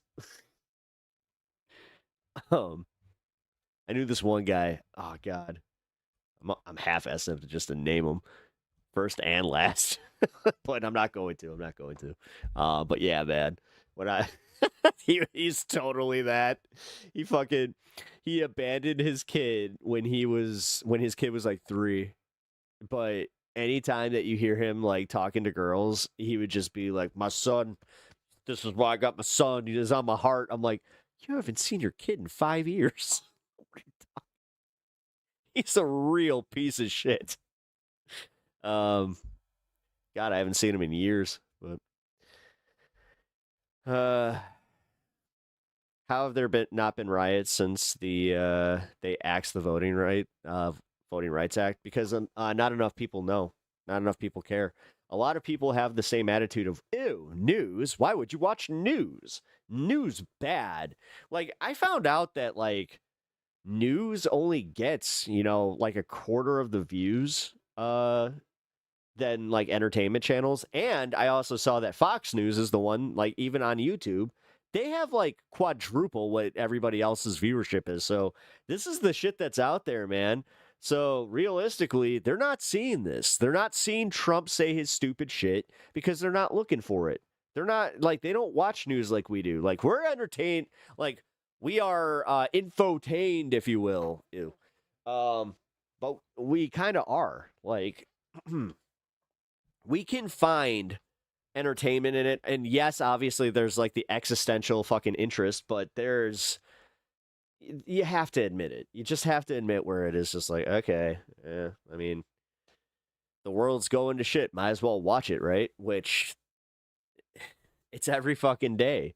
But that's also, like, think of it this way. If it wasn't, like, the news coverage, like, if this shit was in movies and like, we've watched how many fucking shows about this stuff? 24 and just, I mean, that's, like, the example I have.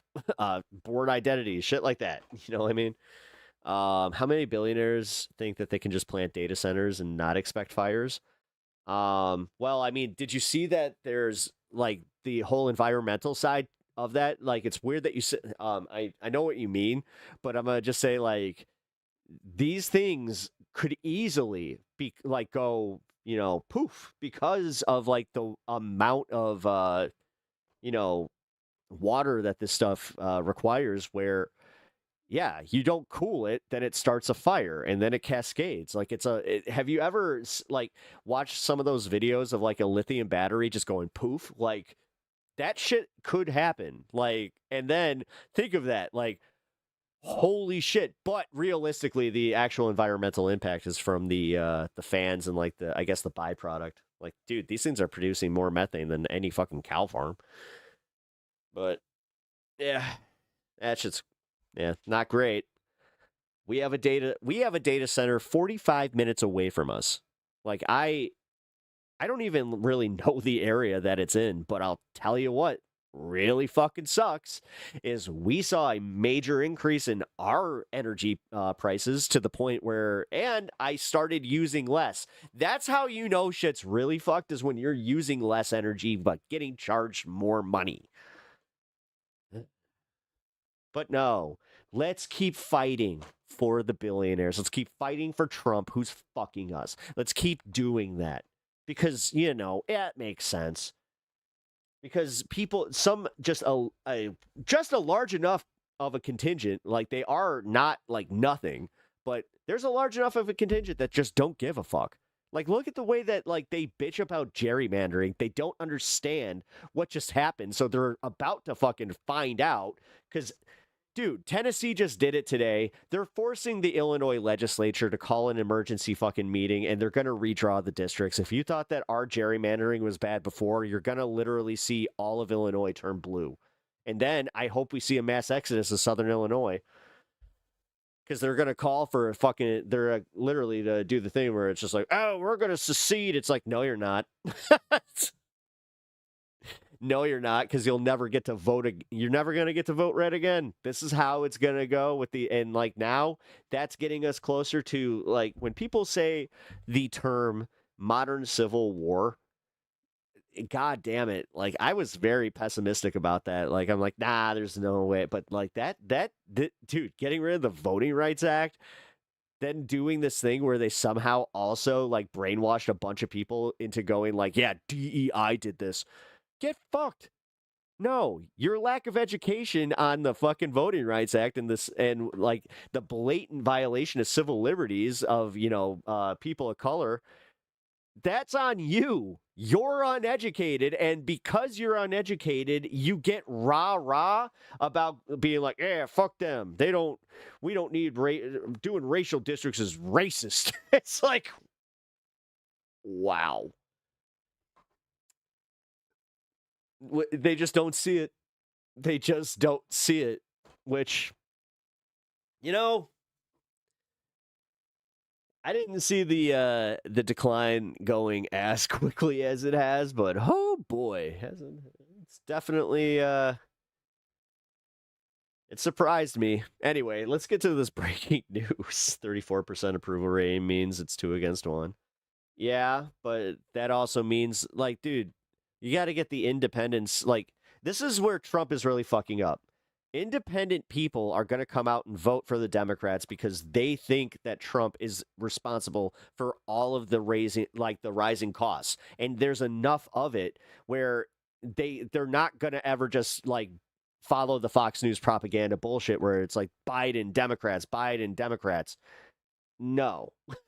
Like, enough people that I know that don't follow politics are saying, what is this motherfucker doing and why are we at war? And when I try to explain it to them, they're like, I'm not okay with that. And then I show them the quote where Trump even said it, where he was just like, you know what? The American people, they'd be fine paying $8 for gas as long as Iran doesn't have the nuke. It's like, no, absolutely fucking not.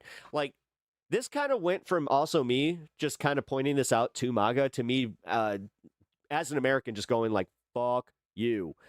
Like, seriously, how much more are you going to try to take from us? And then also, how do you really think that this is not going to actually fall back on the Republican Party? Like, this also the idea with the redistricting, this could really backfire on them because enough people coming out and voting against Trump means that, like, yeah, that majority district all of a sudden turned blue. Oopsie. You're at war because he needs to distract from the Epstein files? Oh, absolutely. Absolutely. Which I still can't believe that this was a thing where we can acknowledge that he then brought the Epstein files back up. Actually, Melania did. That was just objectively funny because everybody in the news was just like, what'd she say? I was not in the Epstein files. I just want to say that me and Donald were not in the Epstein files. It's like no one was asking, bitch. What wait, why would you do that? And then everybody was just like, oh, just a reminder to be best. Please, everybody be best. And also stop being so meany to me on the Twitch or the Twitters. I don't appreciate when they say the nasty things about my Baron. I love my Baron. He's such a good boy. He's a very good boy. Looks so much like his father. He's also very, very good at taking money that he never earned. Okay, like no, don't pay attention to him. He's he's my prince. He's my prince. God damn it! If she doesn't watch hers, Trump is gonna take her subtitles away. Yes. Mr. President, the First Lady just went out and said that she isn't part of the Epstein files. What the fuck did you just say? Wait a minute. Melania, what is she doing? What is she doing? Hold on. I mean, she's not wrong. We're not in the Epstein files. We could totally just let that go. But I have to say, somebody take her subtitles away. Because if you take her subtitles away, nobody can understand her. Fuck, I can't understand her half the time.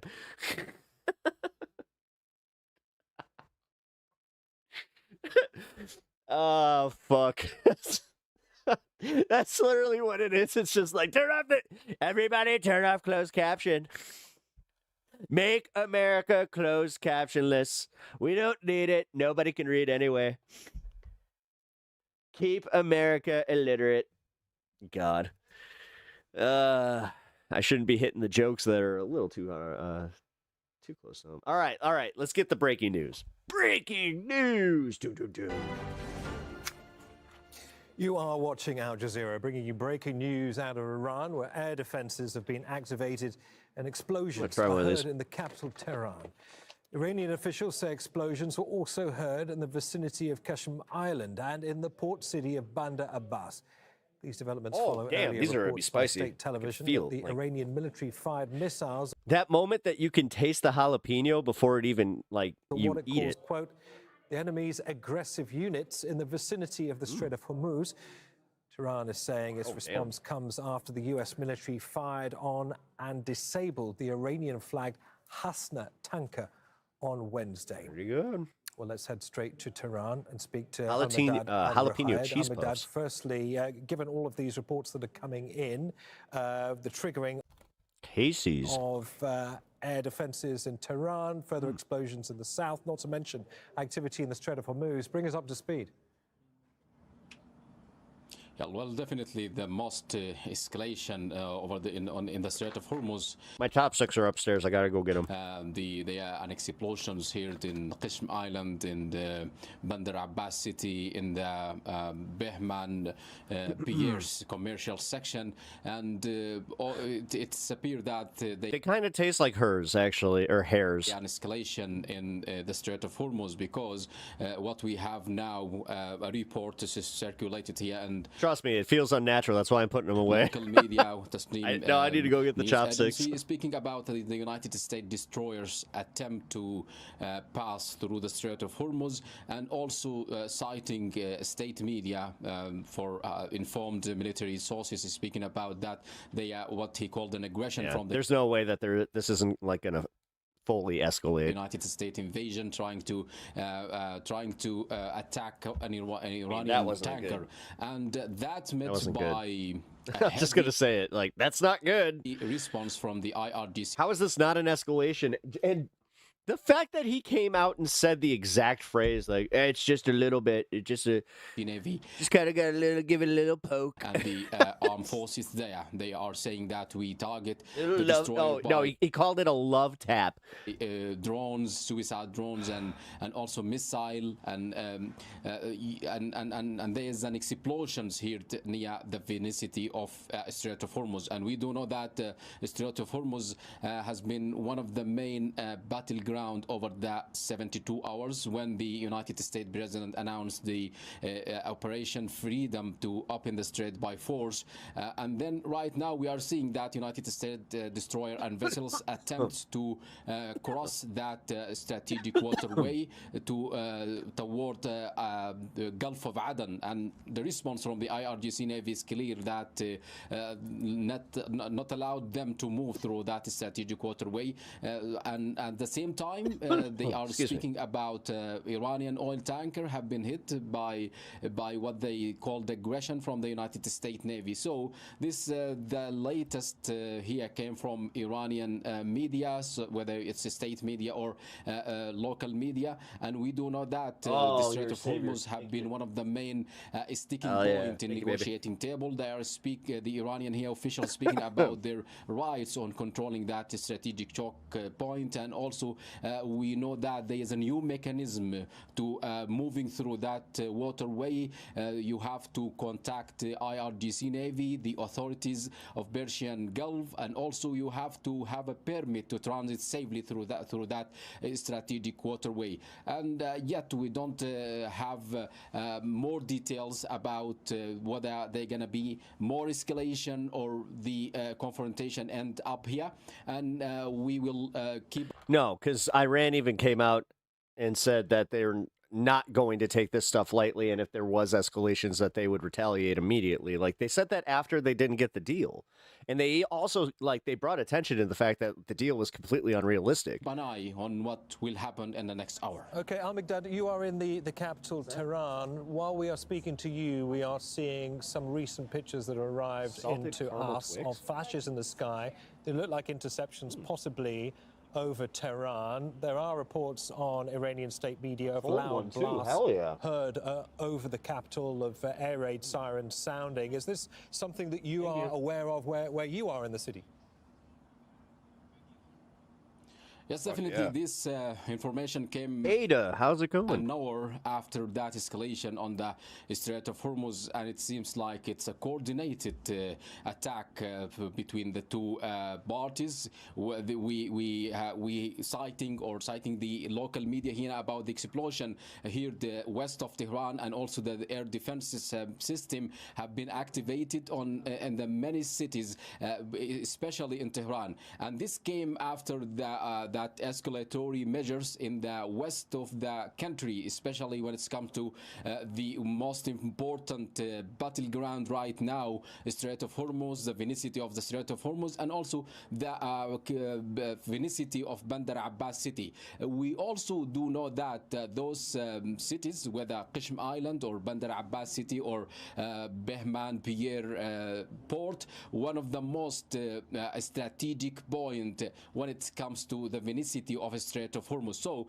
we expect more might happen in the next hour, but we also do know that two sides open to settle down or cool down, because we do know that there is a parallel path for negotiation. We do know that there are sometimes breakthrough between the two parties when it comes to negotiation and concession, and we do know that they are the American right now are waiting for. I thought that U.S. was a proxy state for Israel. Wait, I thought that Israel was a proxy state for the U.S., but it turns out to be the other way around. Response from the Iranian when it comes to the 14-point plan. Kind of seems that way. Proposed to the United Welcome States to the show, by over the the way. past few days. So this escalatory measures in the past 2 hours might let us be more to war, closer to war, rather than a breakthrough or peace or the ceasefire that extended by the United States, or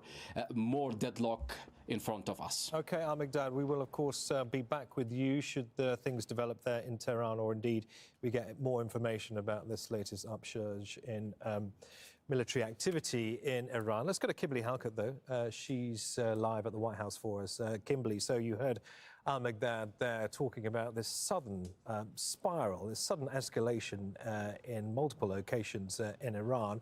All of this coming amidst a pretty optimistic backdrop from the United States, from the Trump administration, over what they believed could be a potential breakthrough. Has Al Jazeera always had a presence at the White House? What now?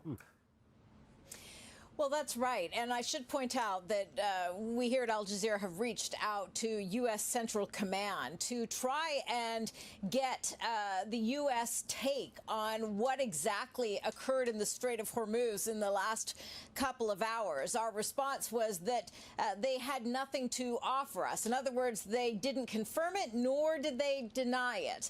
And we should point out that when it comes to Iran's state broadcaster, there have been reports of damage to U.S. vessels before. The United States has always denied or minimized that. And so it's really unclear right now exactly just what I'm glad they're saying it. has occurred. But as you reported at the start of the bulletin. Yeah, I thought Al Jazeera was banned from the White House. That's what I thought. This escalation has come on the heels of the United States firing on an Iranian tanker just one day earlier.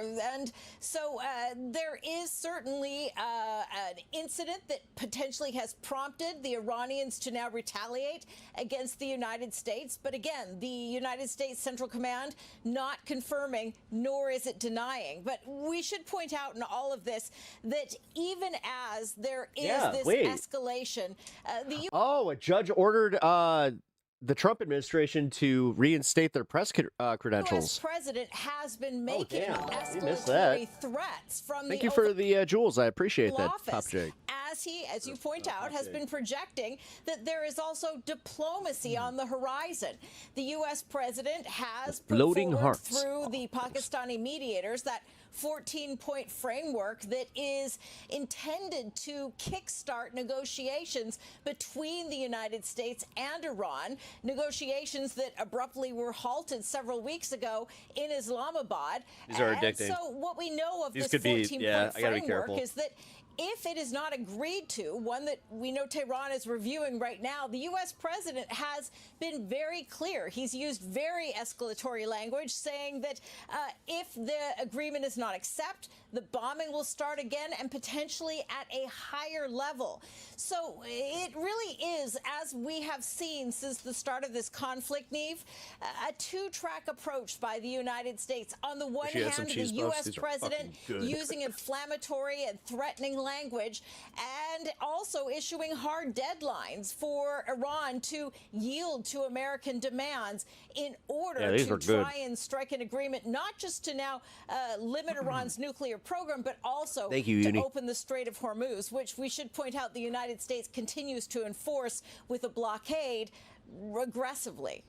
All right, Kimberly, we will, of course, dip in with you as these developments unfold. For now, Kimberly, we'll leave you there at the White House. All right.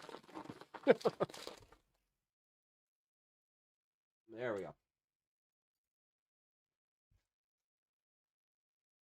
To be clear, this operation is separate and distinct from Operation Epic Fury. Project Freedom is defensive in nature, focused in scope, and temporary in duration, with one mission: protecting innocent commercial shipping from Iranian aggression. Fox News alert, the president says, based on the request of Pakistan and other countries, we have mutually agreed. Yeah, Uni with the wind bringing in Peps next. That while the blockade will remain in full force and effect, Yeah, she likes to take her little field trips and just kind of, bring back something special. So that was awesome. Will be paused for a short period of time Can't go too to see far, whether or not the agreement can be finalized and signed. We suspect the president is letting the Iranian That Twix was good. The salted caramel Twix is good. Save face. You win TV. What up? Jesse Waters is a total clown. Okay, turns out it wasn't even Pakistan who persuaded Trump to end Project Freedom after 2 days. It was the Saudis and the Kuwaitis who refused to allow the United States to use its military bases and airspace in order to carry out the operation. And now we're learning that they changed their mind and will allow the Trump I've been administration. trying to find the moment that they became more entrenched, and it was pre-1967 for sure. I think President Johnson was terrified for a good reason. In the Pentagon to use their airspace, use their military air bases in order to carry out the project again if Trump chooses to do so. And by the way, the kinetic hot war has reignited between the United States and Iran. That is subject to change because this war seems to be changing directions at any given hour. But Cenk, before I give you the details, as we have them at the moment, your 2 cents. Yeah, so we just bombed Iran and then, right before the show, and they say, yes, but it doesn't count. That's not how bombings work. Right. So the people who will decide whether it counts or not are the Iranians. Yeah. And then they will either strike. Yeah, I mean, that's why I'm saying, like, there's no way. This was two sites on the Strait of Hormuz. I don't think so. Or they won't. But us saying, yes, we just bombed your ports, whatever. But it's okay. It doesn't violate the ceasefire. Is the most meaningless thing that anyone's ever heard. So we're going to tell you all about that. And then the real question is, do we have any chance of getting out of this war, or is this latest bombing and all Project Freedom and the Gulf countries? They're very relevant here. They're trying to pull us out of the war. Everyone on planet Earth is trying to pull us out of this war, except the Saudis. Israel. No, you're wrong about that. I was about to say, no, the Saudis, dude. That was not fair when he said every Gulf country. That's bullshit. The Saudis were really pissed when Trump was trying to get not just the ceasefire, to actually get an end to this war. Pushing us in. So who's going to win that match? Go ahead, Anna. So let me just start with the latest news, and then we'll work back to the older details and how we got here in the first place. So let's go to graphic 9. Jennifer Griffin reports that a senior U.S. official tells me that it was a U.S. military strike on Iran's Qeshm port and Bandar Abbas moments ago, but added that this is not restarting the war or end to the ceasefire. Okay. I'm gonna pull my hair out of my head live on this show, okay? That would be entertaining. When you fire at the country you're at war with, that means thank you. Ceasefire end. Yes. Not I'm ceasefire. not crazy. Other people are just like, what the fuck? Ceasefire start, not ceasefire still in place. It means ceasefire end because ceasefire means you have ceased fire. Yeah. Yes. Okay, are these people idiots? They're total, or they think we're idiots. We're not idiots. We're not idiots. I know what a ceasefire means. The war is on. You guys are bombing each other. Yeah. Go ahead, Cenk. So look, on the one hand, I think, are you insulting our intelligence in the same way that Anna is thinking? On the other hand, I think, well, I don't want the war to restart. So if they've already done the bombing, which they have, I would prefer that they're pretending we're still in the ceasefire. No. So that there's a chance that we stay in the ceasefire. No. There's no way, and it's literally two sites on the port. Because it normalizes this BS, Cenk. Yeah, no, I'm with Anna on this one. Okay, ceasefire means ceasefire. If we allow this to keep happening and we allow the administration to redefine what a ceasefire means, then would an actual ceasefire ever exist again? Yeah, it's Israel. So that goes to the point number 2 that I was going to make, which is, here we go again with the Israelification of our policy. Yes. So when Israel does a ceasefire, they don't mean that they cease fire, they mean you cease fire. So the perfect example, although literally every single instance has these. Yeah, the Saudis denied airspace and usage for the moment. They also leaked the report on it. Example, but is in with Hezbollah and Lebanon. So Hezbollah and Israel over a year ago make a ceasefire. Hezbollah fires no bombs into Israel during the ceasefire. Lito. Israel, dude, you just got let back down. Did 1,000 bombs, over 1,000 bombing campaigns in Lebanon during the ceasefire. Okay, and then they go, well, it's a ceasefire. I'm just killing you. That's all. That doesn't count. The Israelis never cease fire. Yeah, Never.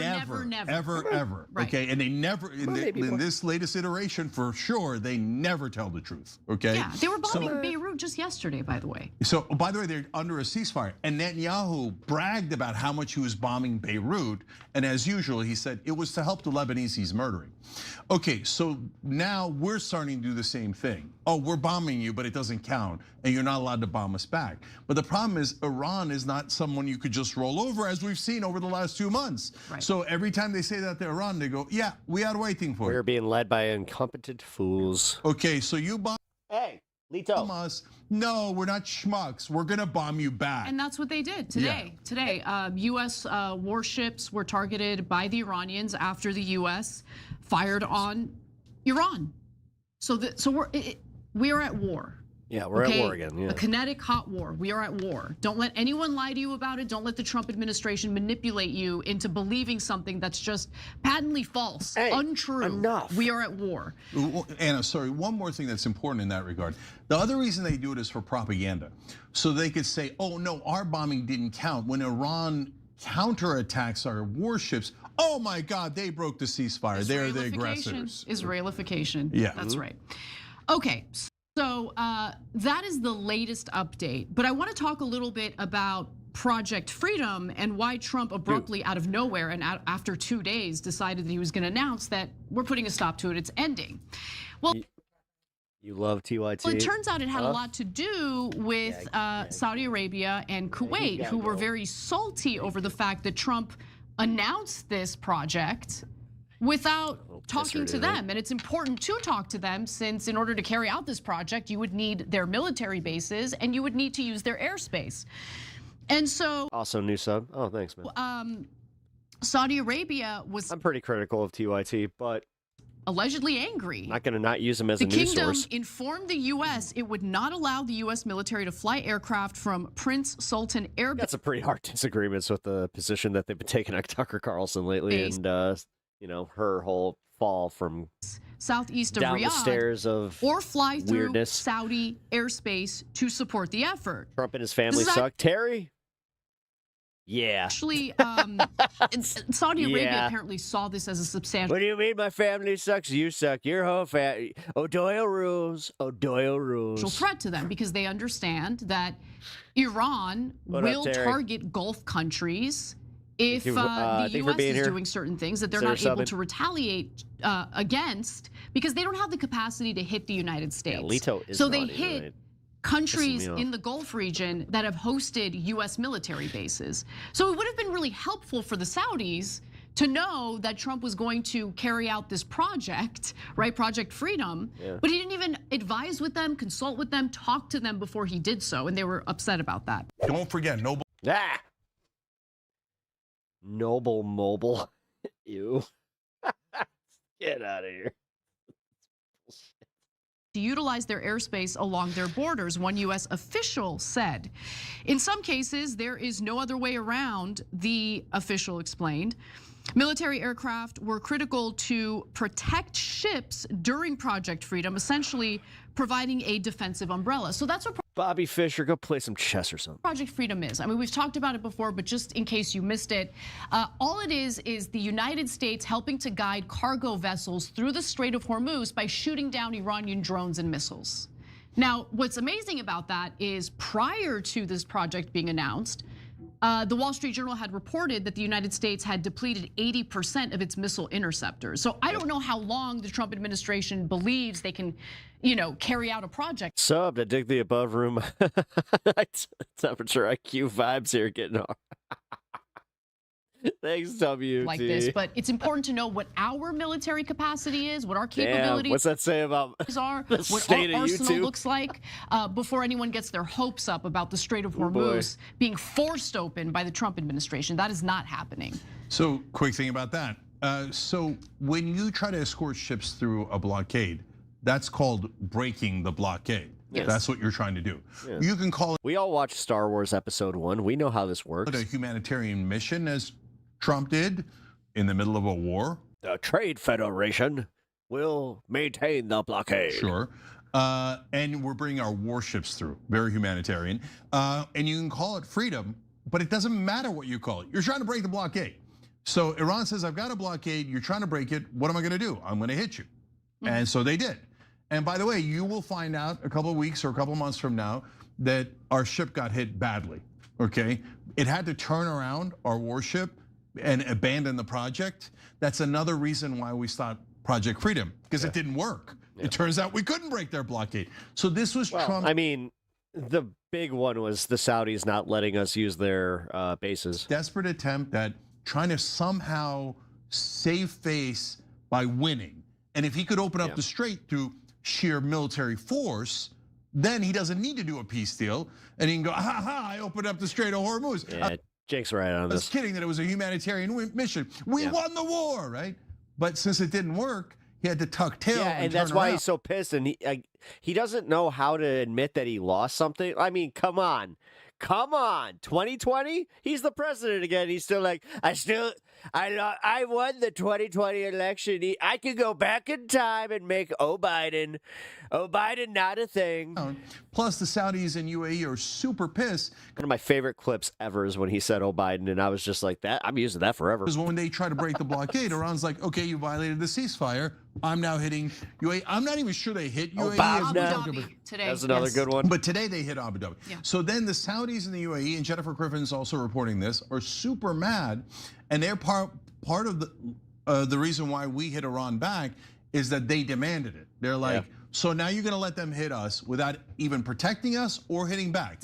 When they hit Israel, it's cartel shit. You protect them to the maximum. Yeah. And you do overwhelming force back. Now you're not going to protect us. So, but then that's driving us further into the war. Okay, pause. I don't know if any. Did you die? People in positions of power in these Gulf countries ever watches this show, but on the off chance that someone does, I need you to understand something. Our government doesn't even care about us. So the fact that you think that by hosting US military bases in your countries means that the US would care about you is laughable. Don't be stupid. That's it. Well, I'll add to that. So look, guys, when we have messages from Pakistan, that's not Pakistan, that's us. Because Pakistan's trying to facilitate peace. And if we go to them and go, hey, we're gonna do a conciliatory message where we're gonna try to turn down the temperature, Pakistan goes, yeah, pretend we say that. Okay, so there's reporting on that, right? So Pakistan is not some neutral party that's getting us to change our position. Pakistan has no ability to do that, right? The Saudis in the old days, and UAE especially, were us and Israel. So when they spoke, they were pretending to be independent, but they were not independent. They actually secretly totally agreed with Israel. They don't care about their leadership, doesn't care about the Palestinians at all. And they're just like, let's make money, right? And let's all coalesce our power and crush our citizens, etc. Now that has changed because UAE and Saudi Arabia thought, Young Turks, seriously? What's the problem with just getting information? Like, I might not like them, dude. Like, I'm not exactly the biggest fan, but on this subject right now, they have more information about something pretty fucking serious that's going on in the world. So doesn't hurt you to listen. You can go la la la la. That's fine, but I don't think that serves you. You should be able to listen to this and just go, okay, I disagree. well, if we're cozy Like, God, come on. with Israel and America, we'll be protected. They suck 7 kinds of ass. Yeah, a lot of news organizations do. Come on, man. Now they found out, oops, I can't. You made the mistake of trusting the Israelis? Okay, that's hilarious. Yeah, exactly. And by the And this is where I can appreciate their coverage. Like I said, I have disagreements with them. But when it comes to the war and Israel, like their opinions on Israel.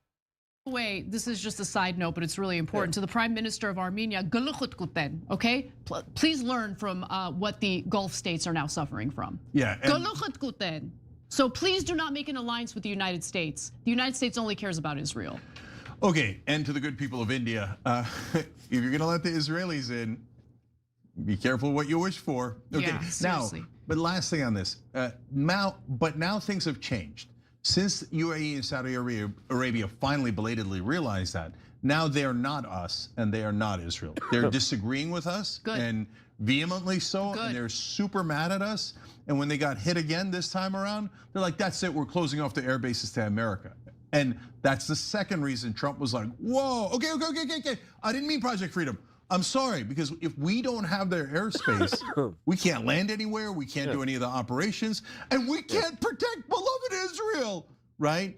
So that's why they flipped out and reversed course. So now the latest update, though, is that Saudi Arabia and Kuwait let Trump know, okay, You can use our airspace, you can use the military bases to help guide vessels through the Strait of Hormuz. And that's what has led to Iran retaliating as the US attempts to get vessels through that strait and evade Iran's blockade. Now, here's the thing. The important elements of this war, right, remain the same. And what I mean by that is, what are the military capabilities of the United States? What are the capabilities of Iran? What do the weapon stockpiles look like? And get a load of this. We know that US military weaponry has been depleted, not just because of this war, but because we've been providing so much military aid to both Ukraine. Journalism died over 25 years ago? What are you talking about, man? And Israel for years, right? And so that's bullshit. And honestly, in this information age that we're in, that tells me that there's just, it's laziness. We don't have the you would rather accept that there's this grand conspiracy where all journalists are just trying to keep us dumb. Where, dude, there are plenty out there that, like, Democracy Now! Is just one where it's like they cover the hard stories. They get criticized for like having a boring way of like breaking the news, but realistically, that's real journalism. Like, capacity come on, man. To build the weapons as quickly as necessary. And also, this whole like nostalgic era for like Walter Cronkite is bullshit. Everybody forgets that there were like three fucking channels for a long time that controlled the entire narrative. So this idea that they weren't being fed the same exact way that our media is, but it wasn't. Dude, it was so much easier to control people back then. Necessary to compete with. The problem is a lot of people in the 50s and 60s, they keep saying like, oh yeah, it was great times. You know why? The tax rates. Iran's incredible. It made sense. Easy to build and cheap drones, right? On top of that, get a load of this. This is from the Washington Post today. John Hudson reports that a confidential new CIA analysis delivered to policymakers this week concludes that Iran can survive. Yeah, again, you realize mainstream isn't the only one that had journalists or has journalists. The Yeah. U.S. I'll say both. Naval blockade for at least 3 to 4 months. I mean, yeah, go back to actually Vietnam. That was a whole thing about like during Vietnam, there were a bunch of like guerrilla journalists that worked for like smaller publications, or like I remember there was something about like Vogue like doing Vietnam pieces where it's just like, oh shit, even they got involved because they realized it's like, hey, our readership isn't really getting the full story, and we could probably do this. That's why Vanity Fair became such a big fucking name in just pop culture and just culture in general. Before facing more severe economic hardship, a finding that contradicts those hailing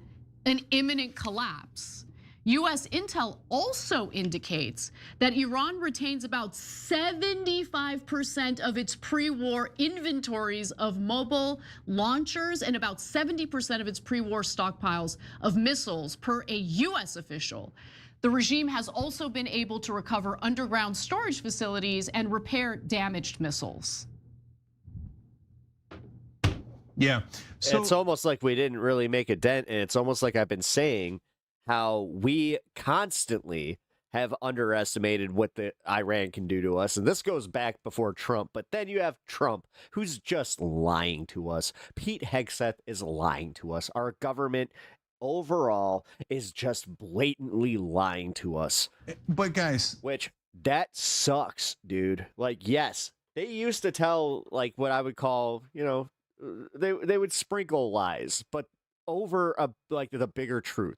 Like, even during the Bush administration, they learned not to pad the numbers because there were enough pissed off parents that lost their kids to the war that they knew that they would like start going public with this shit, and they had to get in, like they did have to get out in front of that, on top of excuse me, on top of the fact that, I don't know, we kind of had like this whole thing where we wanted the veneer that we are a free country, so we respected the idea of the free press, and we all got behind the idea that, okay, this is the First Amendment, we can kind of trust this, and there's defamation and there's all this, so they can't just blatantly lie to us. That'd be crazy. There's only a couple of groups of people who believe that Iran was nearly destroyed and defeated, and people who watch. I'm not ginger. What are you talking about? Cable news in America, they believed it. Wait a minute. That's the only information they got, right? And Wall Street believed it.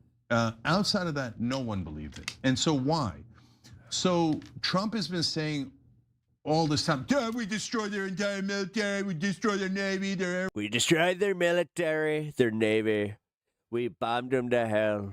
We bombed them to hell. Their boats are at the bottom of the sea. The bottom of the sea, folks. There's no way that they can ever get us. We're gonna get their Millennium Falcon too. That Chewbacca, we're gonna get the Chewbacca. I never liked Chewbacca. Big and hairy. Stupid. Very stupid. Also, Worf, what's up with that guy? You know, Star Wars. They're all from Star Wars, right? Captain Picard, my favorite captain. Gotta say, big, strong man. Never took shit from anybody. Reminds me of myself. Air Force.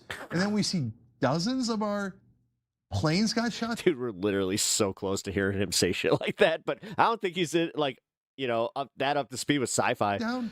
That to me, that was the Roy Rogers, my favorite. You know, my mother used to tell me I could be a cowboy just like Roy Rogers. Straw that broke the camel's back. I'm like, oh, the propaganda is not around the edges, because I've covered a lot of wars now, unfortunately, in these last 30 years. And then during Iraq, before we'd gotten fully Israelified, we would largely tell the truth. Like, yeah, we might delay things 2 weeks. I don't mean in the startup to the war. Everything there was a lie, right? But in updates on the war, right? And we would always hear the BS about, oh, the success is around the corner. Just give us another 6 months, right? But hey, did a ship get hit? Did a plane get hit? Did we lose this many guys? We usually didn't lie too much about that. This is completely different. We're lying about everything, right? We lied about casualties. We lied about the number of things that have been hit. And Trump is a pathological liar. Oh, Coyce, what up, dude? Ah, shit, I just realized that my multi-stream's not working. Only a moron would believe him, right? So, but the reason why Simply Steve, what up? Media believed him is because Israel First is mainstream media. So they wanted everyone to think, no, go deeper into the war. It's okay. They're almost wiped out. We've almost won. Success is around the corner, right? And in this case, they're not saying 6 months. Give us another 6 days. And that's also why they're using it as cover to go after like their enemies, like Lebanon now. 6 weeks, you know, and we're almost won. They're totally destroyed, right? So first Israel First pundits like Mark Levin, Hugh Hewitt, business people, Bill Ackman, it said they all come out, Lindsey Graham, politicians, they come out and go, oh, but Lindsey Graham, dude, something. God, Israel's totally, I mean, Iran is totally destroyed. I can't believe people still support that guy. All we have to do is just go further into the war and we'll win, right? And then all of mainstream media comes in and backs them up. They go, well, here's Lindsey Graham. And he said it on CNN, and no anchor pushed back, no one clarified. So they leave all of their audience with the impression that Iran is almost defeated. And that's because they are all incentivized to do exactly what Israel has ordered, right? So that's why there's been such in-mass lying, especially on a war that is not going well. Do that. If you want to get out of a war that's not going well, easy. If you want to go further into a war that's not going well and not polling well, you're going to have to lie to people, and you're going to have to lie in a big, big way, and that's exactly what's happening here. Every time you ring the bell below, an angel. That was actually good coverage from TYT. Okay, so here's the part that really pissed me off. And this should piss off everybody. Like Trump just saying, you know what? America, they all agree it'll be worth it to pay $8 at the pump. They'll be willing to do it because they're patriotic. So meanwhile, obviously the impact at the pump is looms large for Americans here. Oil prices $78 for a 13-gallon tank are down somewhat from their peak over these idea of maybe there's talks going on, maybe there's some sort of an end to this war in sight, et cetera. But Trump says, hey, even if oil were to go up to $200 a barrel, which would equate to what at the gas pump, Sagar, do you think? 200? Yes. It's about $7 to $8. It would be about $9 a gallon in California. Yeah, so there you go. So he says that even that, if that were to happen, which is still very much a possibility on the table, it would be worth it. Let's take a listen to that. 20%, and we're up. The stock market's higher now than when we started this war. And I thought oil prices would go to $200, $250. It's at $100 now. Oh, now that's his fucking spin? And I think you're surprised. I thought it was going to go so much higher and people would be so much more angry. And I'm surprised. But even if it went to 200. I was surprised. Trust me, I call it shit shock. it would have been worth it. It would be worth it, even if it went to $200 Jesus, a barrel. I have dude. a feeling that most Americans do not agree with that, No, given they the fact that polling has shown from the beginning of this war opposition to this war. It is, you know, the market thing, though, that's the part that bugs me the most.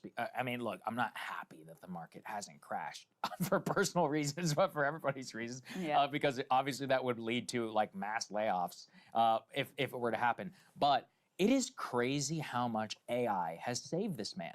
It's nuts. Like, the only reason that the market is continuing to rip the way that it is because AMD and Intel and Micron and SanDisk and, you know, companies like this are just ripping. Like, and they're the ones that are just powering the S&P 500 forward. But for me, like, the disconnect between consumer sentiment and for where things are today, like with the stock market, it's just, I don't know. I think politicians need to delete it from their brain entirely. Like, the truth is yes, many Americans have 401k. Most aren't being able to tap it unless they're old. And in the immediate term, shit's too expensive. Yeah, and if you do, then you're screwed. End of story. But for some reason, people still worship the One of my buddies had to do that, actually. market as if it's some sort of sign of the economy. It just couldn't He's be okay, though. Couldn't be farther from the truth at this point. Absolutely He did it the smartest case. way. And then to show you also the links they have to go to, like the torturing of logic and rationality that they have to go to at this point to justify this war as any sort of positive.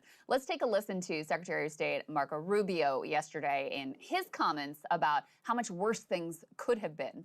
Everybody needs to think about it this way. If Iran had a nuclear weapon and they decided to close the straits and make our gas prices like $9 a gallon or $8 a gallon, we wouldn't be able to do anything about it because they have a nuclear weapon. And a nuclear-armed Iran could do whatever the hell they want with the straits, and there's nothing anyone would be able to do about it. And that's one of the many reasons, apart from like the massive loss of life in a nuclear strike, why Iran can never have a nuclear weapon.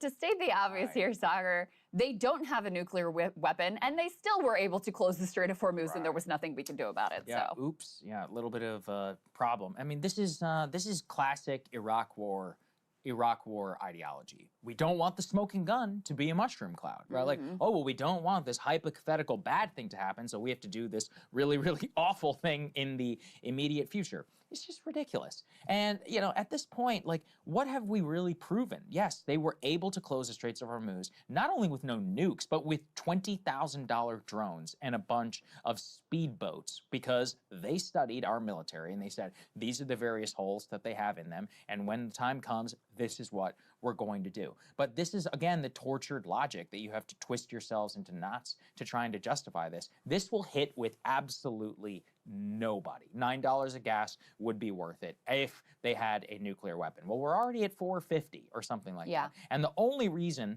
that it won't continue, that it would go lower in any way has nothing to do with whether Iran gives up a nuke or whether we cry uncle and say, okay, let's go ahead and re-sign some sort of fake JCPOA agreement. Yeah. That's it. That's the only reason gas will go down. Well, it turns out they did have a nuclear weapon. It was called the Strait of Hormuz. And it's a very effective deterrent. Economic. No, don't give them more talking points because they're going to use that. The economic nuke. Actually, I'm pretty sure they have said it. You're probably right. But it's true. I mean, in terms of acting as an effective deterrent, it is. Yes. That is, I mean, and that's effectively what, you know, nuclear weapons, so long as they aren't used, that's what they serve as. They serve as a deterrent. That's what North Korea is up to and why that government still exists. And we don't even talk about going in and really messing with them. So so they have that now. They've demonstrated that they have that tool in their toolkit. And that is really fundamentally what has changed all of the dynamics here. You know, we're also learning a lot, I think, as a country about the oil markets and how this all works. We can put B3 up on the screen because there is one group here in the U.S. that is very much benefiting from this. Well, actually, there's a few groups, but one of them is the oil companies. Oil executives. They are seeing record sales at a premium price.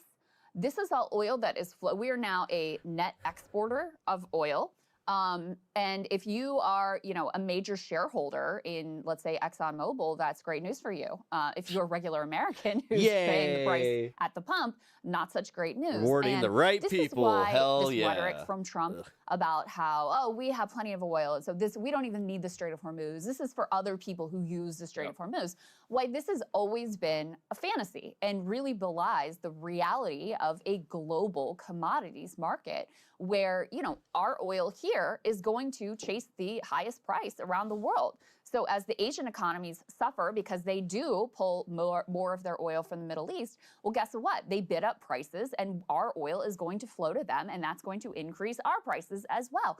That is the way a global market works. So no, we are not. But most Americans think that because we pump the most, they're just like, oh, yeah, so, you know, we're going to get charged the least. It's like, no, that's not how it works, bro. Protected from the oil shock of this war. No. Not at all. In fact, there have been analyses that second No, to that's Asia, copium right there, man. our increase in gas prices has been the most in the entire world. And that's exactly why. And it's now it's actually gotten to the point where in most areas, the average has gone higher than Biden during COVID. Why? So Because our inventory we're fucked. Are going. And the thing is, as a leftist, I'm not cheering this on. Like, I understand that, yes, Trump will likely lose the midterms because of this, because enough independents are feeling this shit.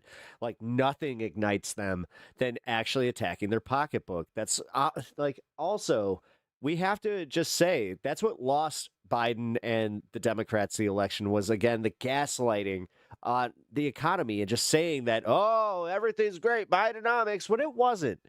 You know, it wasn't the worst, because we did experience some pretty bad shit, but it also wasn't like, oh yeah, I'm gonna be really happy about this, man. Way down, you know, and that's something I really learned. But somehow, some way, Trump is getting away with this shit, like where his most ardent supporters are still just like, short-term pain, man, but they're starting to crack with it, like, short-term, he did say a few weeks, but you know what, I got faith in that man. Learn from Rory, and this is such an indictment of the Trump administration, the Biden, It is. honestly, not even them, of everybody who's talked about energy independence over the last 25 years. Because how often have you and I heard that line? Oh, we are an energy net exporter. A couple of years ago, Elon said that we must suffer for their sake. He wasn't lying, sadly. Dude, he just came out and said he wants to make 10 trillion or bust. What I didn't the mental illness, dude. Understand, though, Like, is that our own infrastructure it's disgusting. is set up for said global market. Is that we have many refineries which can't even refine our own oil. Is that a lot of it is set to refine other people's oil, or let's say the refineries in Asia or others. You know, refineries, it's not like oil is one thing. There's all these different types of oil. Again, I've had to learn heavy crude, sweet crude, light sweet crude, whatever. So all of these different things have different refineries which are set up to refine them. Well, it turns out, you know, here in the United States, that this whole idea of just pumping oil out of the ground and we can just refine it easily. Our work, our pain, their profit. Yep. No, we haven't built a new oil. Yeah, and dude, they've brainwashed a significant amount of fucking of the population that are just like, oh, well, we can't ask them to pay their fair share because eventually I'll make as much as them, and then I don't want to get taxed like they are. Refinery in this country since the 1970s, literally. They deserve to make that much. They work so much harder than us. They built this company on your back. Piece of shit aging It's so technology fucked. compared to China. Those Chinese are called like the teapot refineries. I've been looking into them. Fascinating in terms of the way that they've been able to prop up this entire new different thing. They're much balls deep. What's up? Much more flexible. They're actually built in Hell of order a to name evade there, also homie. U.S. sanctions. Those are the companies which they told just ignore U.S. sanctions, you know, for the first time in their own history. But the point is that we never actually planned for a Russia-style Gigante, thank you for the sub. scenario, even though it was Appreciate that. easily foreseeable, where when Russia got cut off from the global market, everybody, including me, I was Privatized like, "They're gains, dead. socialized pain. Dead. They're dead. Guess what? They are booming in terms. That's actually a banger. Like Sylvie, that is a protest sign right there. Of I like their that. ability to refine oil. Now, to the extent that it's been hit, it's because the Ukrainians are putting drones in it, but it's not because they were cut off by the rest of the world. Same in terms of their defense industrial base. They're able to manufacture bullets and guns. Can you please explain like the cult aspect to the left? What is cultist about it? Like, you understand what a cult is, right? And how there's a centralized figure and idea behind it. You can do bullets. The problem with the left is that we can't get along on most things. things. Guns and oil, so then you're good in this world. Let's be real. I'm kidding. It's like a fail-safe, but we just don't learn. And this is actually a very interesting clip that played, I think it was at the Milken Institute conference, which is like, you know, one of those Davos-light organizations, which is happening right now. And in it, what you have is a analyst, Jeff Curry, who is from Carlisle, actually talking about oil storage tanks and how he believes that they're going to run empty right around July 4th. Let's take a listen. When do storage tanks run empty? Your parts of the world, like Australia, Philippines, Thailand, you are. But the question is when and where.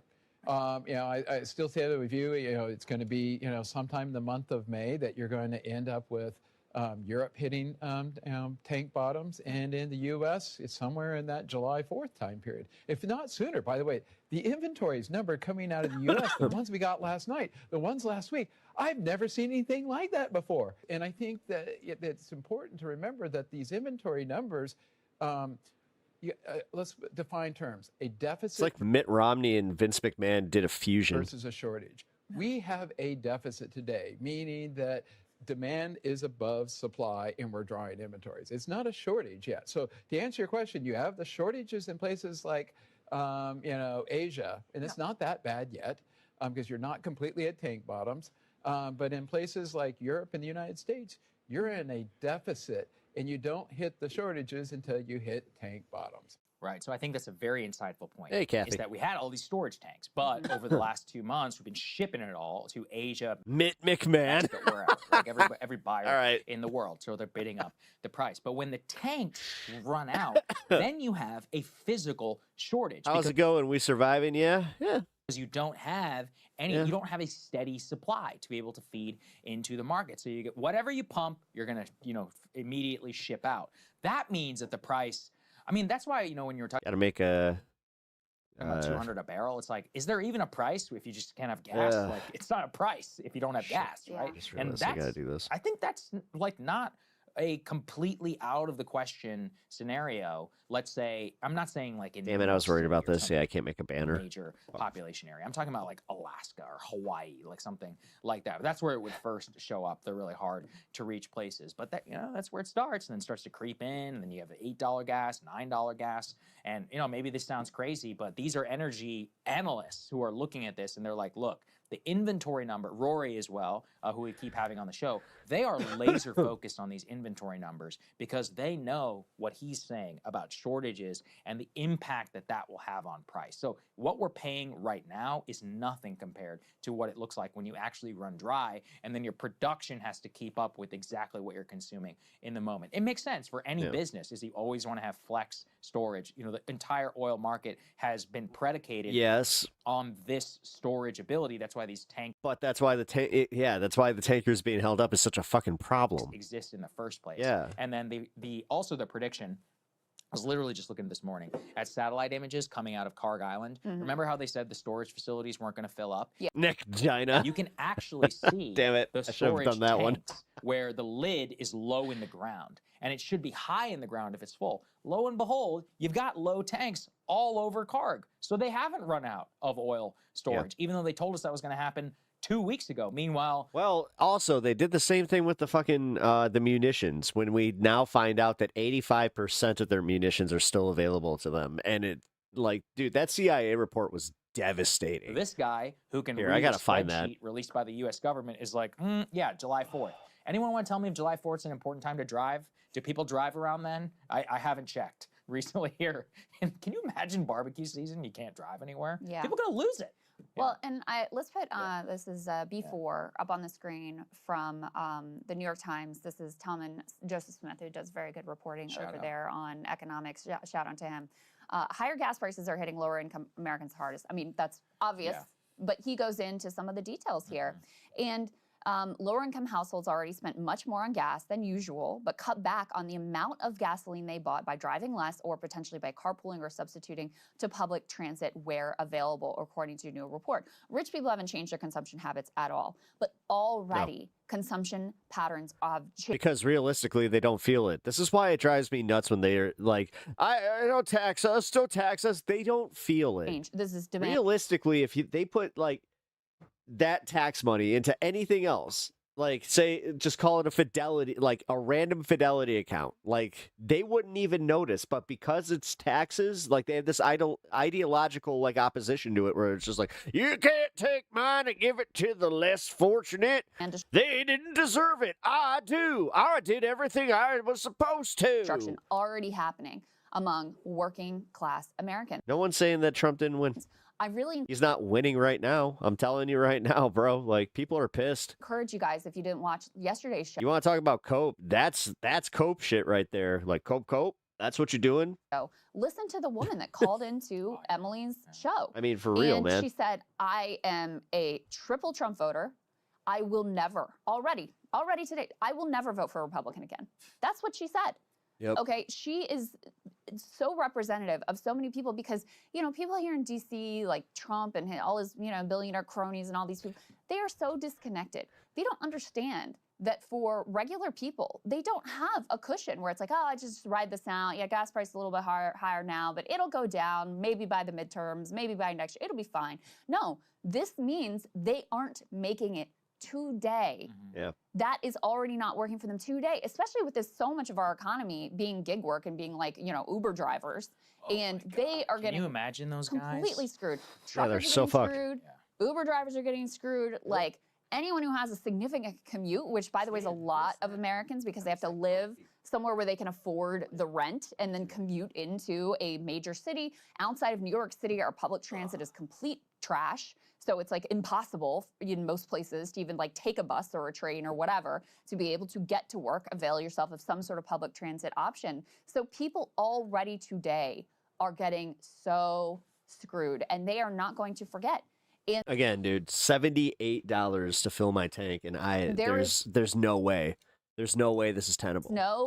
there is no buffer between Trump's decision and what they're paying at the pumps. I mean, this is a point you made before. Like, at least with the Ukraine war, it was Russia that invaded, and then we had to deal with the fallout. No, this was all us. The tariffs were all us. This is all us. The entire economic landscape is completely authored by Trump himself, and people know that. I continue to read about airfare, jet fuel, so it's up 30%. So jet fuel accounts for just 30% roughly of airfare. Now, right now, literally just right now, as of a few days ago, the average domestic round-trip flight was up to $358, which is 20%. That was before Spirit went bankrupt.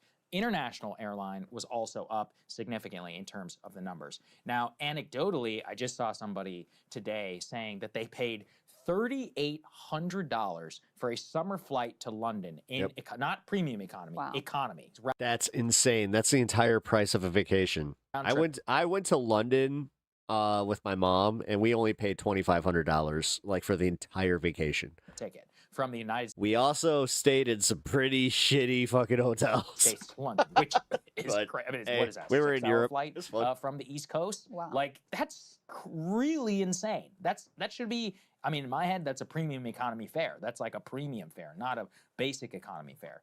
Then what you also have, what I was reading a little bit about here, is that in addition to raising ticket prices, Alaska, American, Delta, JetBlue, Southwest, and United have all increased bag fees. So to also offset the ticket price. So what that means also, you gonna bet that bag fee ever comes down again? Oh, of course. Right? Hostel? No, we were just short of the hostel. Yeah, right. Once it's there, so the not bag going fee away. went up. But when jet fuel goes by half, It might have, I'm sure we'll still. The way I could describe them was like they had 2 beds, but they were like just situated against the wall, like, you know, end to end. And then there was like this weird bathroom that had like the shower and the bathroom were all one piece. Like it was like a pod. It was really weird. I actually don't even know what the bag fee is. Oh my God. Delta is $50 a bag. Jeez. That's I mean, fun, I though. never check a bag, but $50 a bag is wild. First and second. I guess the cements. This is part of the point, though. You want to talk about fascist like regimes and like how they work? Limiting travel is like #1. Why do you think that? Like, dude, you want to know what my wild take about the White House Correspondents' Dinner is? That he took a train. I'm surprised that they're not trying to use that like more in the media to say we need to lock down trains. I can't even believe it. Like that. I mean, there's a reason that we haven't pushed for high-speed rail. So we don't want our populace to be more mobile The more mobile the populace, the harder to control. You need to limit their ability to leave. Insane. First bag, $45. Second bag, $55. Third bag is $200. This is on Delta. Southwest Airlines. So yeah, airlines, now people won't be taking vacations as much. Also hiked it. Shit, don't give them ideas. It's not giving them ideas. This is literally from the fascist playbook, dude. Check bag fees from 35 to 45, and the second one goes from 45 to 55. And then United. I mean, just read up on fucking Mussolini in Italy and right there. American and all of these other. This is a tax right on there in women, front of you. because we just require a lot more. When Those are the shoes? The Oh, this is- shoes, the yeah. hair dryer, the makeup, it takes up a lot of space, Listen, okay? I know. This is probably one of the biggest fights in my marriage. Whatever.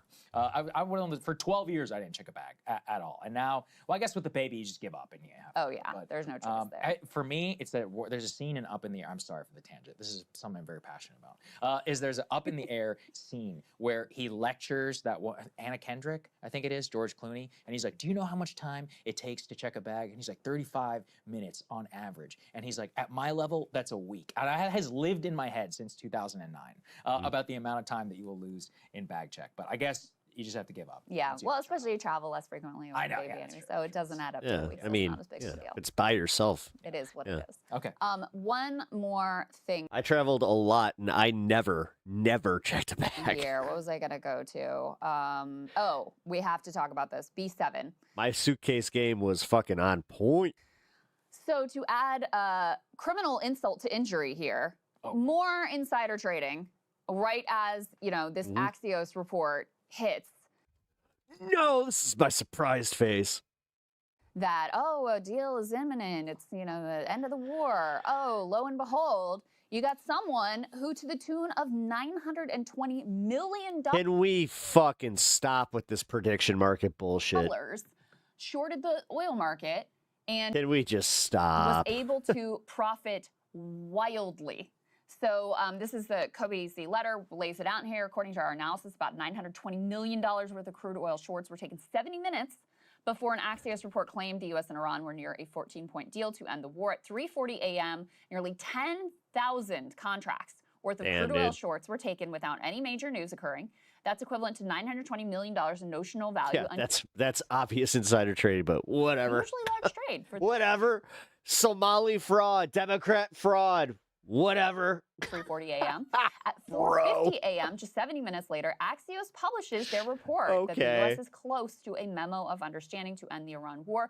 By 7 a.m., oil prices had fallen over 12%, with these crude oil shorts gaining approximately $125 million. Was I asleep for that? I'm pretty sure I was asleep for that, and by the time I woke up, it was right back. Minutes later, Iran launched the Persian Gulf Strait Authority, and oil prices then surged another 8%, but still plenty of money made here before oil surged and didn't go back to the highs that it was at before.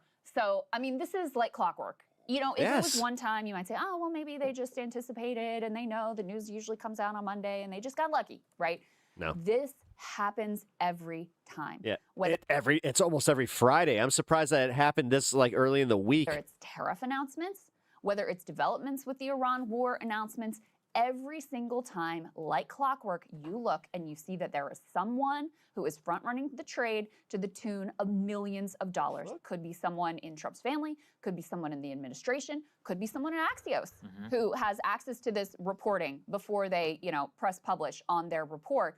But this needs to be looked into, because how disgusting, how criminal is it that while people are suffering because of this war and unable to make it in terms of their economic lives, unable to pay rent, unable to pay the price at the pump to make it to their jobs, unable to really keep it together, you have whoever these people are on the inside who are profiting to the tune of millions of dollars. It is hard to think of something more disgusting. Yeah, actually, it's so bad. Even the DOJ today, let's put this up there on the screen. In post, I sent it to our chat, is now probing oil insider trades, $2.6 billion. And they actually summarize it in a way which is crazy. March 23rd, 15 minutes before...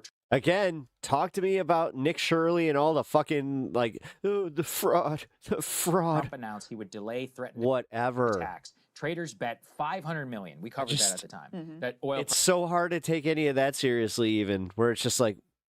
prices would fall. April Just 7th, ignore hours this ahead blatantly. of a temporary ceasefire, traders bet $960 million that oil prices would fall. April 17, 20 minutes before Iran's foreign minister posted that the Strait of Hormuz was open, traders bet $760 million that oil would fall. April 21st, 4 days later, 15 minutes before Trump announces he will extend the ceasefire, traders placed the bets $430 million that oil prices would fall. And to be clear, I'm not accusing anyone at Axios of wrongdoing. However, you're Barack Ravid. I was up whenever he put his story out. It was like 5 in the morning. And I was like, okay, let's say you're the overnight editor at Axios. What do you think that guy makes, or girl? 35,000, 40, all right? All right. So you're the overnight editor. You're probably like 23 years old. You read a lot of stories about insider trading or any of these other. Really? It's not a little tempting to be thinking. Yeah, you're like, about, all these other people playing this game. And look, maybe they didn't even, or maybe, and this happens in journalism all the time. When you have a big scoop, you brag about it, right? To all of your friends. Yeah. I have friends all the time. Hey, off the record, man, this is coming. Can't wait to see you guys cover it on the show. It literally happens like twice a week. Okay. Well, what stops me from insider trading? My own ethics, but there's no regulatory body which is going to come and to find me. Also, yeah, to be clear, I've literally never done that. In fact, I remember thinking when I had a big scoop on the marijuana thing that it was coming, that I spent all the time trying to confirm the story. And meanwhile, after it came out, I went back and looked at the charts, and the same news that had leaked to me had leaked to a bunch of other people, but they bought all the stock. And they made like a killing, I think it was like 33,000% or something, some sort of shocking number that they were able to make on the trade. Meanwhile, I'm some idiot here being like, let me confirm the story. But, just to show you how my brain works. But I could just see this level of, cool. It can leak out. You have somebody who brags to a friend or something, and they know a trader in Singapore or some desk. And Just sounds like he's not a trustworthy journalist. No. I don't know, in London, not that hard. No, and you make a good point too, though, because that shows the cycle of moral degradation. Because if you are, the person who got that leak and you see everybody else who is profiting off of it, next time you're going to be like, I'm not going to be the sucker here. That's how it happens. It's like everybody's doing it, I guess. This is just what is done. Yes, and that's what they're trying to normalize. That's why I think that the way that sports betting evolved into predictive markets, now we're in the fucking shit. And that's the way that... Which, all this shit's addictive. They've... For all the studies that they canceled, they went above and beyond making sure that, looking into the addictive properties of these, these apps and these betting apps. We can't be devoting any money to that. That's crazy. Why would we do that? A massive cultural, societal breakdown of any sort of ethics. So the same person makes a much shadier decision in the future, not because they've changed personally or their morals have their baseline has changed, but because of where society has moved, they now see it as like, I guess this is just what we do. Exactly. And like I said, I'm just speculating, but this was beaten into me at the very beginning of my career. It's like, we don't do that, right? That's other people. And so it doesn't cross my mind, but I could see how if you're 20-something years old and you're living here in this cesspool with Polymarket and Kalshi and everybody. Yeah, but you're gonna get taken by it. That's the problem. Like in this Sagar, this is the main problem. Is that they are the pawns. Town knows somebody. They're not gonna fucking win on this shit. Who's made some money on Polymarket or Kalshi. Not necessarily in a nefarious way. Usually somebody being like, I can't believe some idiot thinks that X is going to win in this race. Well, the only reason they think shit like that is because they watch people like Clavicular fucking gambling on his stream and, getting them, getting those wins when in reality it's all fake. Some insider knowledge. Also, he's being funded by a fucking billionaire, so it's again all fake. I'm generally familiar with the situation. I'll throw some money on. This has been happening for years with Predict It and a few other things, but especially pronounced now. It's like you just said, that puts a moral rot into a system where generally people didn't do that. Now, there's always been the members of Congress and others, but at the staff and other level, I don't really think it crossed a lot of people's minds at like a cultural phenomenon. But Bow Buns. When you turn How you doing? news on every day and CNN is I love the name. broadcasting Kalshi ads and who else? Somebody else is Awesome partnered name. with Polymarket. Sorry about my wife. Thank you. Journal, I appreciate that. I'm talking about the Wall Street Journal you can read and you're looking at Yeah, I'm gonna update the bar up here to say cancer surgery fund. This stuff Because in there, you're like, I don't know. Just, you normalize it and it becomes something where you can't trust anything, which is obviously bad. So, all right, let's move on to debt. Hey, if you like that video, hit the like button or leave a comment below. It really helps get the show to more people. And if you'd like to get the full show ad-free and in your All right. Oh, hey, I like how we go from Crystal to Kyle. All right, y'all, I got some major breaking news here for you. So we just got word that the UAE and the United States have officially violated the so-called ceasefire, and they are attacking Iran as we speak. So the United Arab Emirates has attacked Iran, and the United States has targeted an Iranian oil tanker. They've hit an Iranian oil tanker. Now, I should also point out that Iranian state media is reporting that Iran's Navy is attacking American destroyers right now as we speak in the Sea of Oman. They have ongoing attacks right now as we speak against American destroyers. They are claiming that there's significant damage. We don't have that verified yet, but the Iranian media is saying there's significant damage to American ships just outside of the Strait of Hormuz, and this was a counterattack by Iran after the U.S. and the UAE attacked Iran first. So Iran's Qatam al-Anbaya central headquarters accused the U.S. military of violating the ceasefire by striking an Iranian oil tanker near the Strait of Hormuz and carrying out airstrikes on civilian coastal Subtitles? areas near Bandar Kamir. Yeah, he's got to figure out his mic. Sirik and Keshem Island. This is all the way up. I should also point out, and this is incredibly frustrating, There we go. but Trump was just out there earlier today saying, we've had very good talks on Iran in the last 24 hours. And of course, this is what happens when our word means nothing. This is what happens when we live in a... MAGA bootlickers are totally okay with rising gas prices and or grocery and gas prices as long as we get to start a new war and not release the Epstein files. Postmodern... Brack show. Post-truth...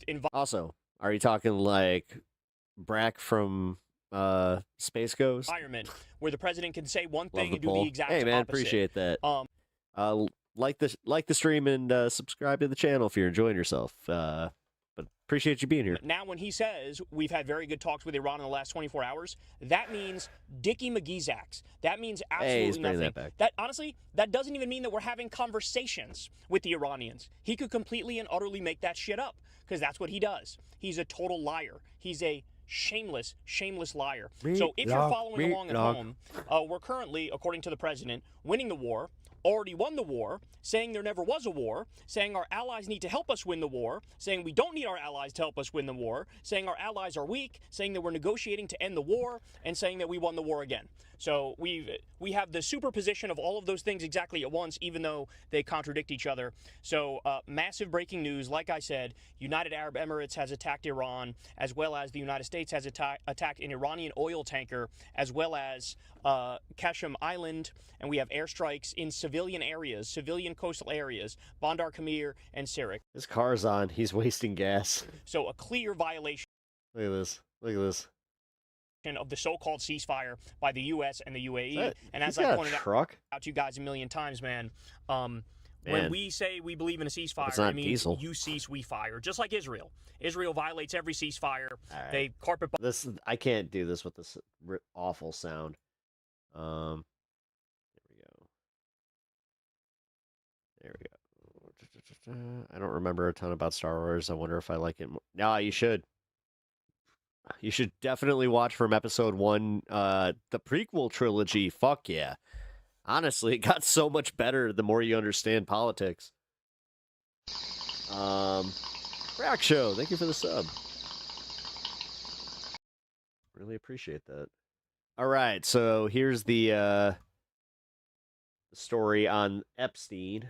A major new development in the long-running Jeffrey Epstein saga, which has already revealed so many government failures, tough questions for the Trump DOJ, the mismanagement that we all saw of Epstein's initial death, the secrecy, and the failures to pursue accountability in many directions. But now we turn to something that is truly unusual. Dude, I know in the news and in this so I did read this. It's an era. I don't know, man. You hear that a lot, but when you the more that I've heard the way that Jeffrey Epstein speaks, this was very much written the way that he talks. Not saying that it's legit, just saying that it's all right. As someone who's practiced at least law put some and covered law effort into it, I guess. you almost never see something like this. The news tonight here. 7 years after Epstein was found dead, the government has now made this extremely late disclosure of a handwritten note purportedly. No, it's big Trump Ness. By Epstein from. You saw no biggin Trump. Jail. We're going to get into this. That is what it looks like. That's the actual handwriting. The time. My name is Big Trump Nash. Misa, no, like a Yusa. Yusa, bring Bigum Jar Jar Binks back here. Jar Jar Binks, no bueno, no good Gungan. Reports that Epstein's cellmate said he discovered the note in July 2019 after he was found unresponsive with the strip of cloth wrapped around his neck. Actually, that works. So to be clear, the note that I'm about to read to you is from around the time that the jail documented Epstein as a potential suicide risk, but not his later death. They put him on suicide watch after he was found injured in his cell in July 2019. Now, that first incident was significant. I mean, the jail later failed to follow suicide watch rules, and this ended after just 6 days. And a few weeks later, Epstein was found dead. This is part of our timeline that shows, as you can see, a lot of different events, but specifically, if you look at the very far left point, cellmate tried to kill him. It was the government record of that July. I mean, there's that, and then he had the conversation where he was saying, like, yeah, I don't want to die. Like, account that I'm mentioning here. Government later ruled the death a suicide, but there were so many irregularities as we've reported. Now, in that first incident, recall that Epstein had told staff his cellmate tried to kill him. And that's what government records show. But then later, he also told officers that he didn't really know what occurred. Epstein's cellmate denied it and said Epstein did try to hang himself. I want to give you that context so you understand exactly what we're reading from, because for the first time, we have a newly revealed document viewed as a potential suicide note from that first incident. This is critical evidence. And it is a scandal that this was held secret for 7 years until last night. And I have more on that. Weird how everything escalates again. Of this story. But now, with that background, here is the single-page evidence. It reads, they investigated me for a month, found nothing. So 16-year-old charges resulted. It is a treat to be able to choose one's time to say goodbye. What you want me to do, bust out crying. You see that written there? And then at the end in caps, no fun, not worth it. Now, from an investigative or journalistic view, you take a note like this. All right, Robert, I appreciate that. You reason through it. Clearly, the tone reflects a negative for being view here, of man. the case and this individual's future. The writer is asserting that they are going to choose how to depart or say goodbye, which reflects a kind of suicidal intent. Now, government sources and the journalists who've looked at this have not been able to corroborate that this note was definitely by Epstein. We don't have, for example, recent forensics or any kind of good chain of custody all these years later. Yeah. We can also tell you the note uses I could tell you right now, like, if this was, like, brought to court, I don't think they would allow it. Epstein's past writings and emails, which, of course, were not public at the time.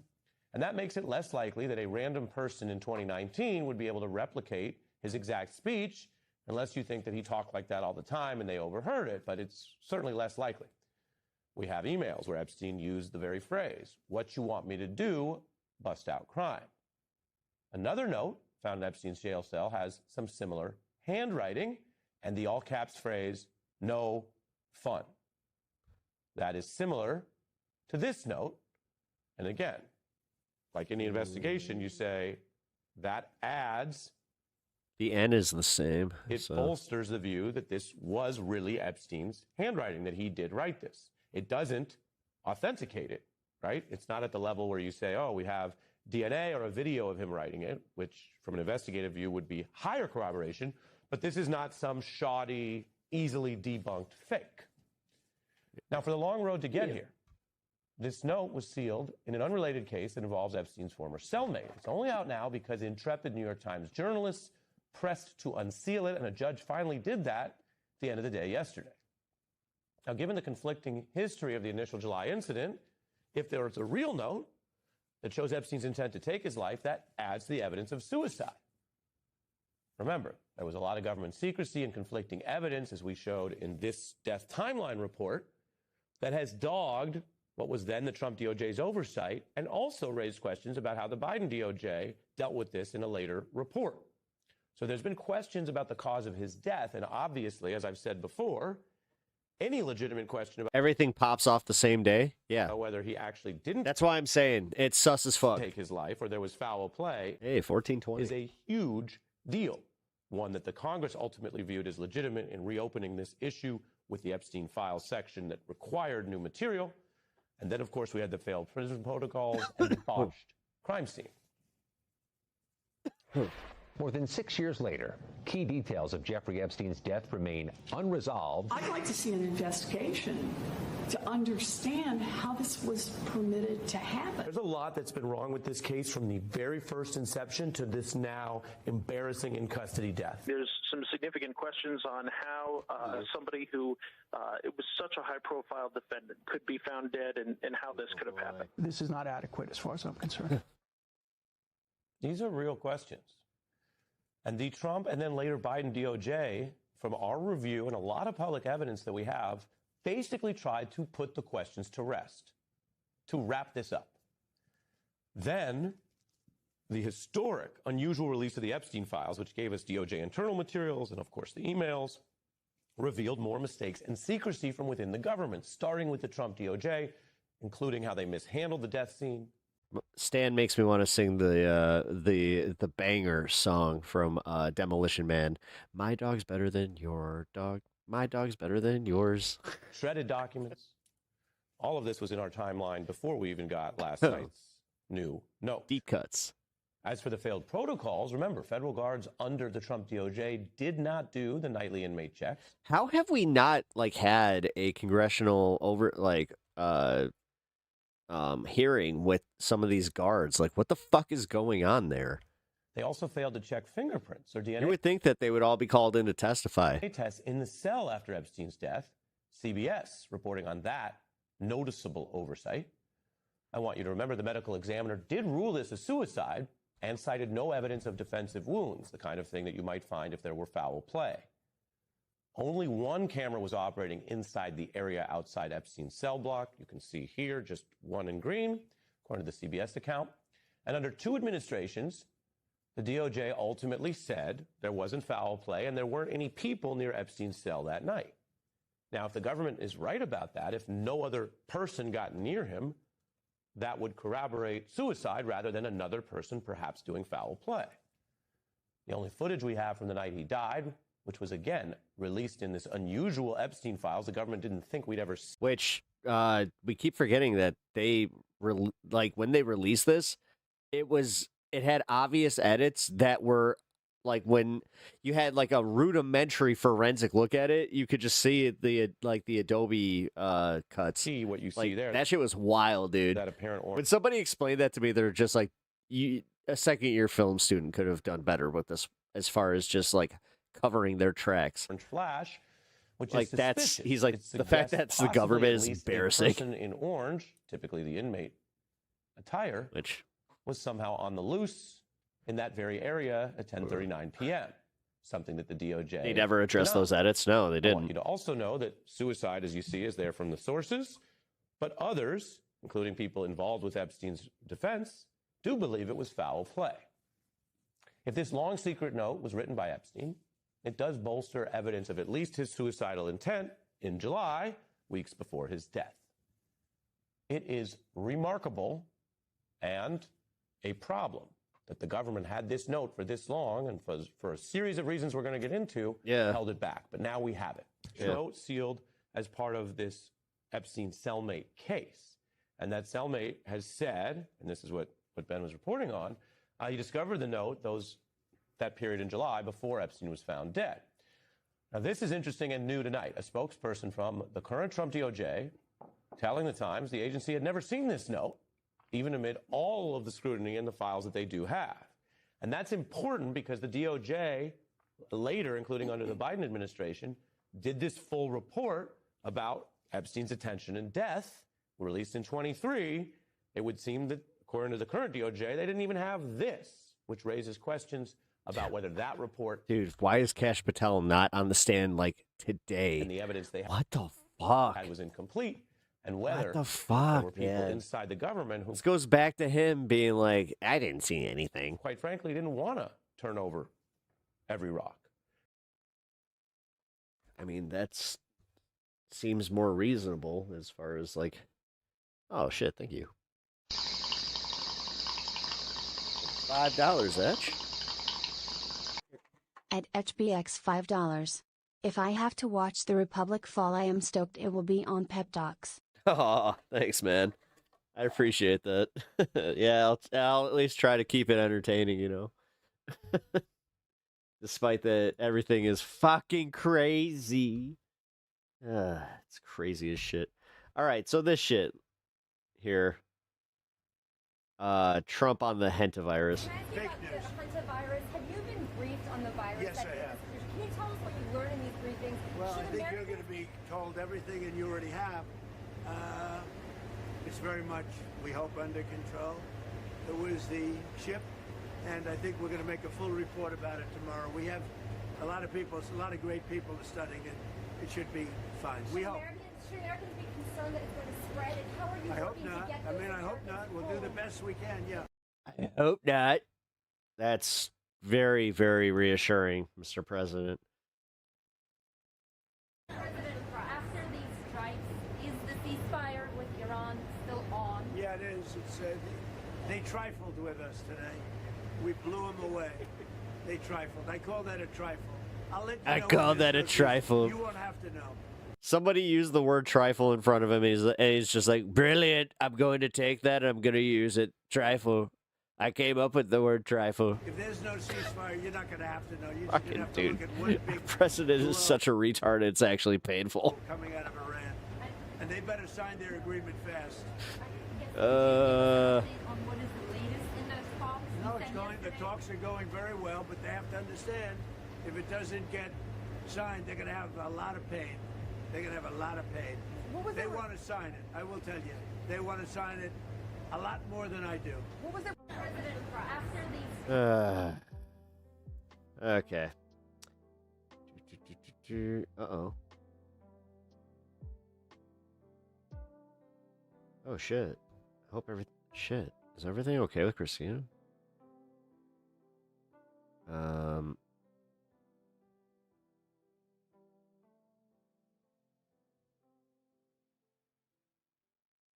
Oh, shit. I hope Christina's okay, guys. That is a very worrying tweet. Yeah, sorry. I don't... I mean, I just saw it. Fuck. God, I hope this constant stress and my worsening BPD. I don't know if I can. Okay, I mean, but dude, oh fuck.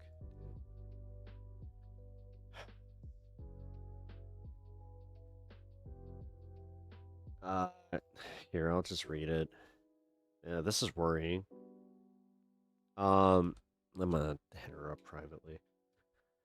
God, I hope this constant stress and my worsening BPD Ks me. I don't know if I can live another year doing this. If it's not going to get better, why even bother trying? Don't fight it. I've tried, I failed. That's it. Like, oh man. Like, that's... Fucking heart's broken for her right now. Fuck. This is kind of what I was talking about with, like, the just worsening conditions of everything. And it's, like, it's making it hard on a lot of people. Shit. I'm gonna be honest, I wish I didn't see that on stream. But it was a little awkward because I was like, it was like right under this video, so I understand. I've been there.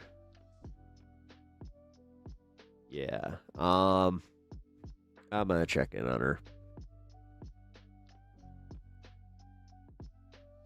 I know that we're like...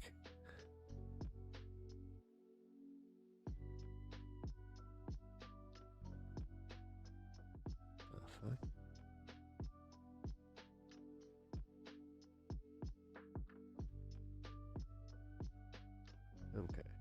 Yeah,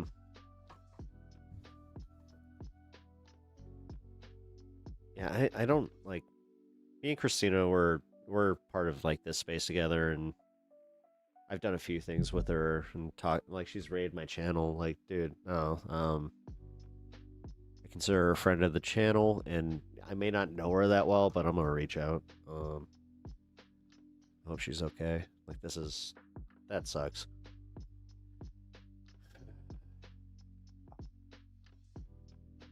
Okay, here. Let me take this real quick. Sorry, guys, I don't want to wait on that.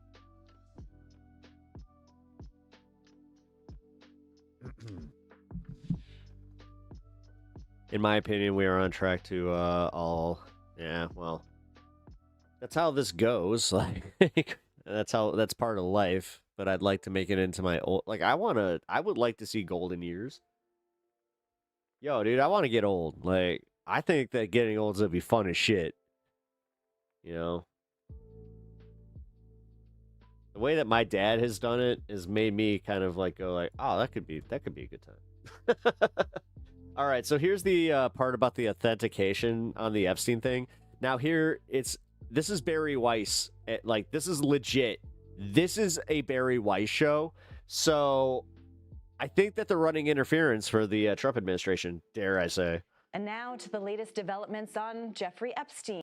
A federal judge has made public an apparent suicide note written by the convicted sex offender. The note was allegedly found by Epstein's cellmate, who says it was from his unsuccessful suicide attempt weeks before his death.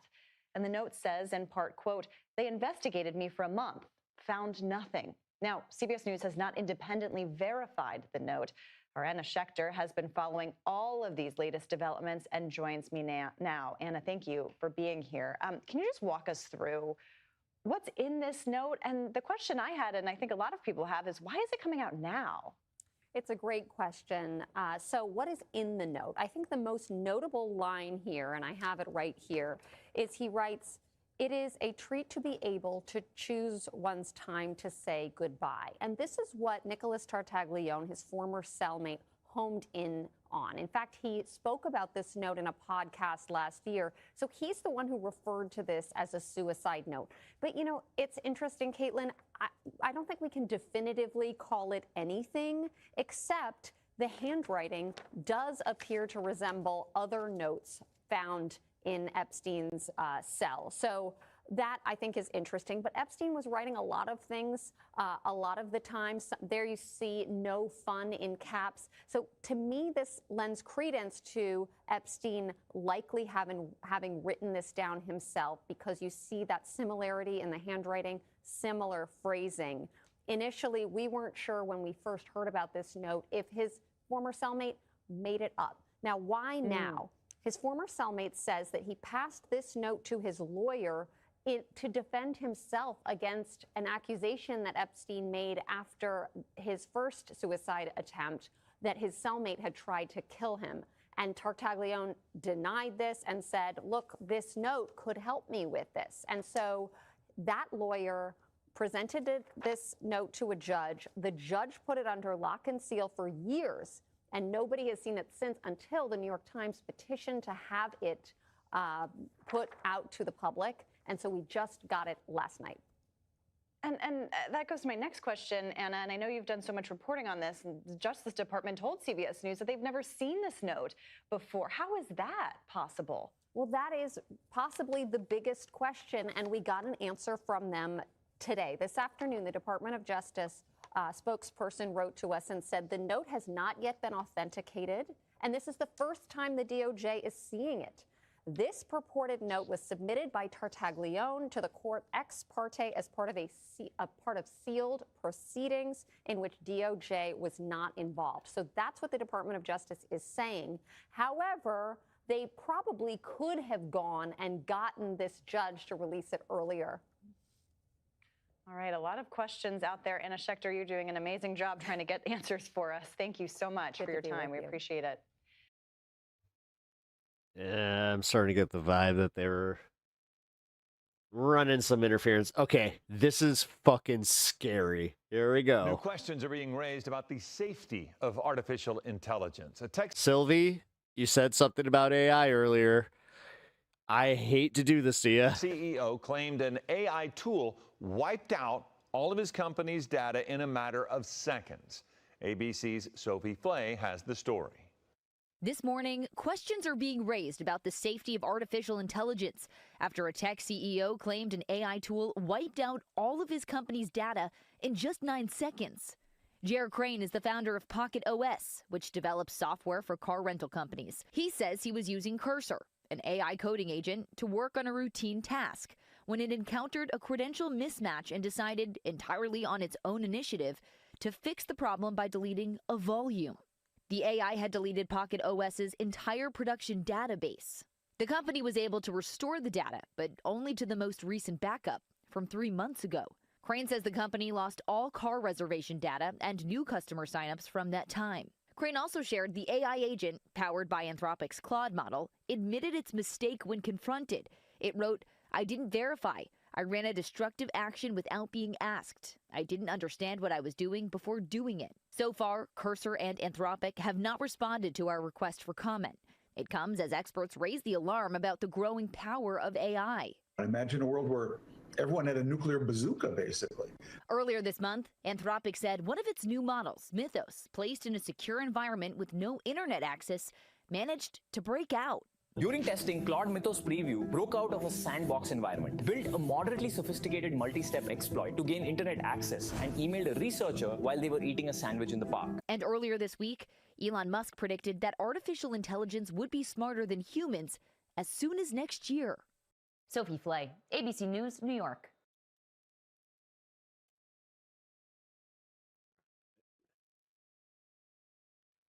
Fun. Honestly, the fact that that's not getting more attention scares the shit out of me. It's like, oh no. They know. They know it's this bad. All right. Mike did this video today, and I gotta say, I try not to watch too much like Humanist Report and the contributors to this space because we have a place for that. But this video specifically is a good one to share with you guys. So, late stage capitalism is sucking the life out of every young American. I mean, after what we just saw with that tweet, this plays into it. Have any other millennials in their 30s just woken up one day and realized that this was not the life that they were meant to live? I don't have my will to live anymore. Being alive is expensive, and I feel like I'm finding myself questioning often, what is the point of being alive if I can't afford to live? And what if I said that my soul is tired and I no longer want to participate? I feel broken. I feel like I've lost all motivation to live and to try to achieve things because I really don't feel like it matters. And I feel like all of this is a filthy scheme and trick. I feel lonely as fuck because all I have the energy to do is go to work and go home and go to bed. I've only been alive for less than 3 decades, and I've already lost almost all will to live and passion and drive. I want to know what the light at the end of the tunnel is, other than maybe a measly 7 days of PTO. I don't blame American young workers quiet quitting, because what are we even working for? We can't afford families. Are we just working to bomb Middle East better? Pay for Elon Musk's child support? Make Jeff Bezos' wife's face slightly more frozen? I like that. You just heard from several young Americans who are open about the fact that late-stage capitalism has completely stripped them of their will to live. And I just find it so sad that you can even sense how all of the energy and life force has been sucked out of them, because slaving away for a corporation has basically become the totality of their existence, and it's very clearly taking a toll on them. There's no time for friends or hobbies, and when you finally do have days off, you're too tired to do anything because you've been working so hard, and even though you spend most of your waking days working, you're still only barely able to just get by if you're lucky. And then these assholes have the nerve to be like, oh, you're so broke. Why are you buying something that makes you happy? It's like, rough life to live. And after a certain amount of Yeah. time, human beings begin to break down under Yep. this ruthless, monotonous system because we're not supposed to be living like this. Nope. We're more than just cogs in a machine. But when we're treated as nothing more than a means to an end. but then also shown on social media that you're supposed to, like, if you are in that position, then you didn't grind hard enough. And for rich people, only to be discarded when our Bullshit, usefulness is dude. up, it really starts to get to you. Some people internalize it and they question whether or not something's wrong with them, or if they're doing something wrong, or if they're responsible for their own suffering. Others, they know that it's not their fault, but they still feel hopeless because what can they do about it? Now, the thing that's so sad about the people that we heard from in particular is that they're all Super late cheers. so young. I mean, Oh, hey, hope it was a good conversation. this is not something I would wish on anyone, regardless of their age, but they're so young, they're in the primes of their lives, and they should be enjoying their lives. But Yeah. they can't because the system that was forced on them before they were born requires them to be as productive as possible at all times so they can survive, even though they're never, ever going to see the fruits of their labor. And there's a difference between working to live and living to work. And it's gotten to the point where people really are just living to work. Yeah. And if their bodies end up breaking down at some point from all of this work that they're doing, it's easier for corporations to just replace them with different low-wage workers, which is why they don't bother to invest in their employees' health and offer them health insurance, because corporations realize that turnover is actually better for them, because fostering loyalty with long-term employees is actually less cost efficient. Employees with seniority, they're eventually going to expect to climb the corporate ladder and ask for a raise if they've been with the company for long enough, whereas new workers, they're just going to be happy to have a job at all after they've been searching for months. So when you have a system that treats human beings like they're disposable, it's Oh. no wonder why Relationship advice with the sister? Hell yeah. so many people feel You're a good sister. My sister is we talk about stuff like that. completely hopeless. And I want to play some extended portions of those videos that you saw, of some of them at least. And even though they're She's got a heartbreaking, good I think guy that now. these stories are important because Happy for her. it's important to keep in mind these are no longer exceptions. These stories are the norm. I go to 2 out of my 3 jobs today. Not This one hits me. today, but this weekend. I work overnight today, and then tomorrow morning I'll come home, get a couple hours of sleep. I'll go to one of my jobs, and then once I clock out of that job, I'll be going straight to another overnight shift. And like, I hardly want to go because it's like so clear that like I can't even obviously like cover my She's getting an eviction notice. Fucking- Like 3 fucking jobs and an eviction notice. necessities, and I just The annoying part is that I did everything right. I did everything I was supposed to do. I studied in high school. I got good grades. I had a decent ACT. I filled out the little FAFSA form so I could go to a good college. I went to a good college. Yep. When I got into that good college, I got a degree, a useful degree that I knew would benefit me in the long run. I got a degree in business, finance specifically. Businesses are always needing that. Can't go wrong with that. Well, now it's 2026 and I met with a job market that even if there are openings, they're probably not legitimate. They're ghost postings. And if you do want to apply to it, guess what? Everybody and their brother also applied to it. So you better make sure you have an ATS optimized resume, you know the CEO's brother, you've done a handshake with the Crossroads demons, and you pray to the almighty God that you can even get a call back or so much as a rejection email, because half the time you don't even get that. Then let's say that you're lucky enough to actually get that job. Well, the odds of you actually being able to keep that job, not very likely, because companies are inevitably going to lay you off because they're going to realize that AI can take your job, or they're going to send your position overseas and pay them about 1/3 of what they have to pay you. What they do pay you is absolute peanuts for the degree and experience that you have. Afford houses, we can't afford gas to put in our car, inflation is ever rising, interest rates are rising, we have an administration that doesn't give a fuck about us. The American dream is fucking dead. There is no light at the end of the tunnel. There is no amount of hard work that is going to reverse what the last 10 years of this fucking economy has done. I am a hard worker. I'm one of the hardest workers you will ever meet. I will work my absolute dick into the dirt. I have a full-time corporate job. I do pet sitting on the side, and I also have my own business where I do photography, videography, and media. Guess what? It's still not enough. It's never gonna fucking be enough. I'm just so sick. I'm so burnt out, and I don't know what the long-term solution is, because the thought of having to do this for the next 40 years. Watching the way that like our world leaders and the economy and generational wealth being hoarded by the top 10%. Like, what if I say that I don't want to take part in a system that is ultimately not like for humanity? So devastating stories all around, yet relatable, because we've all been in that position or are still in that position, and it just sucks. You feel like there's nothing you can do. You feel like you're trapped. And I feel like you're being used. I think that last comment is a thought that we've all had. Like, what if we just quit, even though we know that we can? Because this capitalist system was imposed on us without our consent. You're 57 and you're sick of it? And the problem is that there's no way to check out of this system if we actually want to survive. So we're locked in, and we're forced to swim as hard and as fast as we can if we don't want to drown. And even if you do what you're supposed to do, you know, you go to college, you get good grades in school so you can get some scholarships, you try to find work that is tailored to your degree. Even if you don't have a degree but you went for a trade or you're just a good worker, it doesn't matter.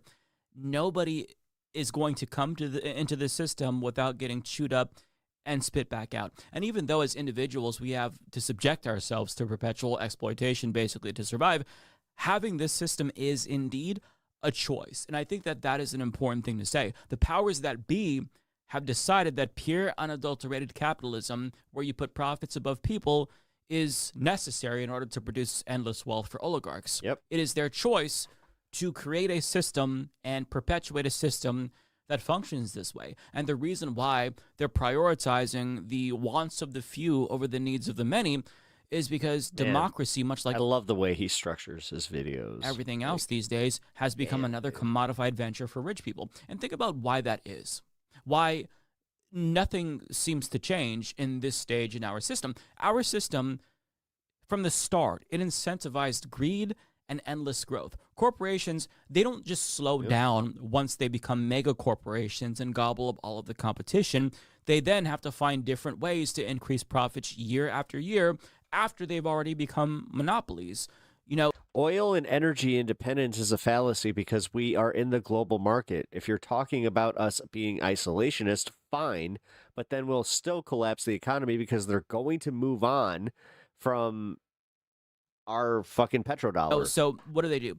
They might start to cut labor and benefits for employees. They begin to get into politics to lobby politicians for tax cuts and to slash regulation so that way they can cut corners to save even more money and increase profits. But in order to influence politicians to make these changes, they have to make sure that they grease the wheels of the system itself and take over democracy by basically drowning out everyone else's voices so that way they get what they want and we don't. But before you know it, after this takes place for so long with Citizens United, starting with Buckley v. Vallejo, you know, elections and democracy, they're no longer elections. They're no longer what we'd think of as democracy. They're just nothing more than profitable ventures, just like everything else. Investing in politicians might actually yield higher returns for oligarchs than the stock market. And before you know it, what was once a democracy is nothing more than a glorified competition between oligarchs to see which puppets are going to get elected. I mean, look at this study. It shows why politicians aren't even doing the bare minimum to alleviate our suffering. This was published in 2014 by Princeton, and doctors Gillens and Page found that regular Americans have a statistically insignificant impact on policy outcomes, whereas economic elites and special interests, they get the policies that they want enacted into law. And the reason why this is the case is because politicians no longer need to serve us to get elected because we're no longer their core constituents. Oligarchs are. Your $5 I mean, shit, they could replace it with Bitcoin and that would still fuck us. Donation pales in comparison to the $1 million check that a billionaire cut for your senator's super PAC. We've allowed unlimited sums of money into politics, and democracy no longer is a game for the working man. It's a game for elites, you know, and quite frankly, politicians need oligarchs more than they need us, which is why they don't give a fuck about our suffering, why they don't listen to our demands and even protests anymore. Not that that really made that big of a difference anyway, but like they very clearly don't give a fuck Mike about what we Figueredo want. was They one don't of the care about our YouTube suffering. creators that... But I mean, this is the end result. I want to read this comment.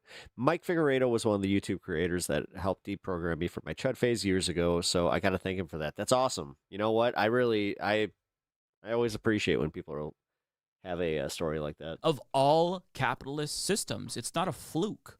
And sure, I mean, you can theoretically enact laws and, try to insulate our political system from this kind of corruption to this degree. But at some point in time, the capitalist vultures are going to attack democratic institutions like a virus and eat away at those protections until there's nothing left, because a system built on greed is fundamentally incapable of serving all of society. And it's gotten so bad that politicians don't even throw us crumbs any longer just to keep us satisfied, to stop us from, rising up with... No, and what happened when they took the bread and circus? The pitchforks. Because they're just no longer interested in convincing us that we're anything more than just cogs in the machine. Trump virtually admitted this recently when he said that we can't have nice things because we have to use the money that we could be using God, I can't believe for he nice did this. things to kill people. But it's not possible for us to take care of daycare, Medicaid, Medicare, all these individual things. They can do it on a state basis. God, could you imagine if fucking Joe Biden said this shit? You can't do it. It's fucking crazy. On a federal. We have to take care of one thing, military protection. We have to guard the country. That clip is a month old, and I still can't get over it. Yeah, no, He's that's saying the fucking quiet part insane. loud. He's admitting we're not invested in taking care of our own people because that's not what the purpose of government is these days. The purpose of our government is to enrich defense contractors and give multi-billion-dollar companies subsidies so they can make money off of public services once provided to people by the government. Like, why have NASA when we have SpaceX and Blue Origin or whatever Jeff Bezos' space shit is?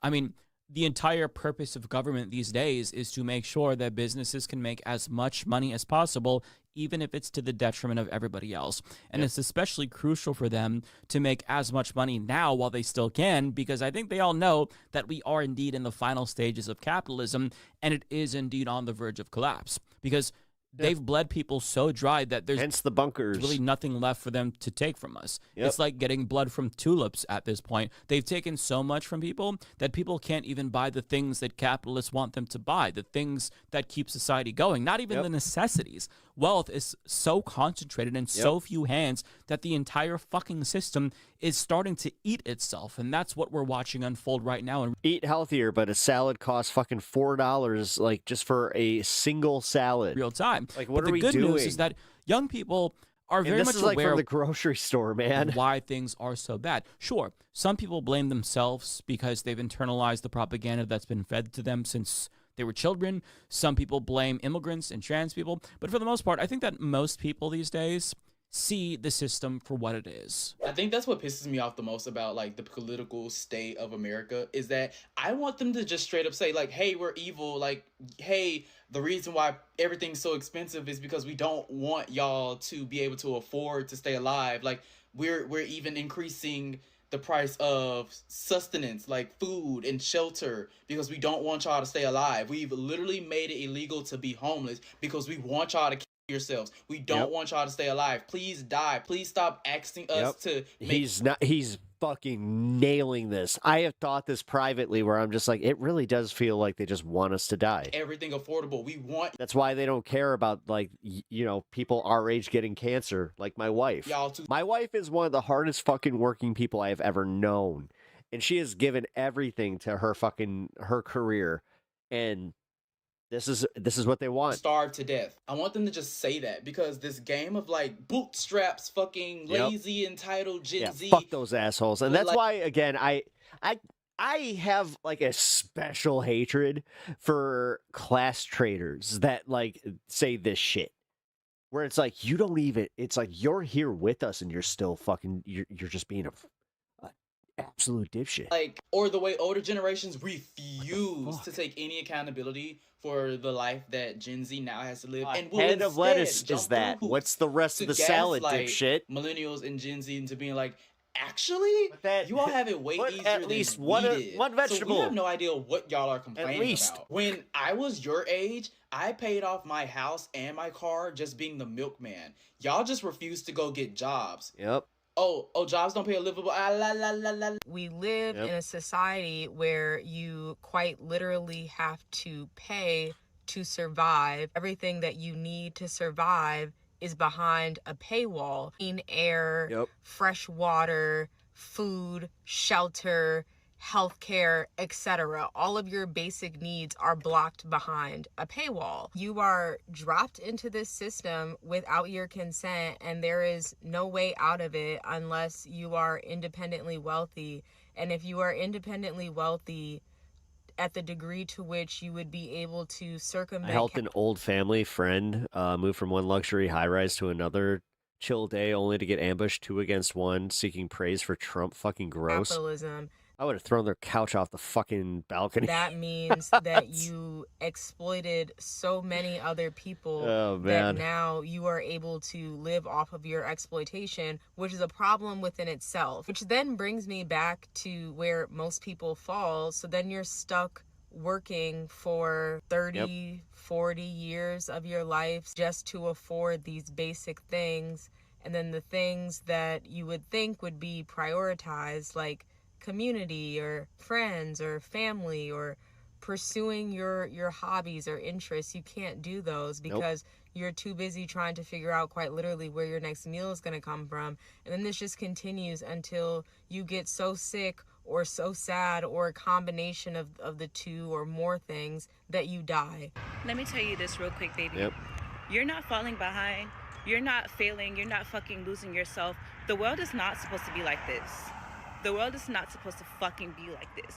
There's nothing wrong with you. You're not depressed and anxious. Like, maybe you have all those things, but it's not your fault. It's not your fault why you're depressed. It's not your fault why you're anxious. It's not your fault why you struggle to get out of bed. It's not your fault why you choose isolation. It's not your fault why you're so angry and frustrated all the time. And I need you to understand that. Don't beat yourself up because you're falling behind. You're not falling behind. The world is falling behind. We're not supposed to fucking be like this. Yeah. So I know it's not that satisfying to point this out, but it is really worth stating that we have come a long way, because seeing people say this, seeing so many people criticize capitalism explicitly, this was not something that you would ever see 20 years ago, 30 years ago, 40 years ago, because God forbid you attack capitalism and then get accused of being a communist or a socialist. But these days, everybody can see the problem because it's staring us right in the face. You can't avoid it.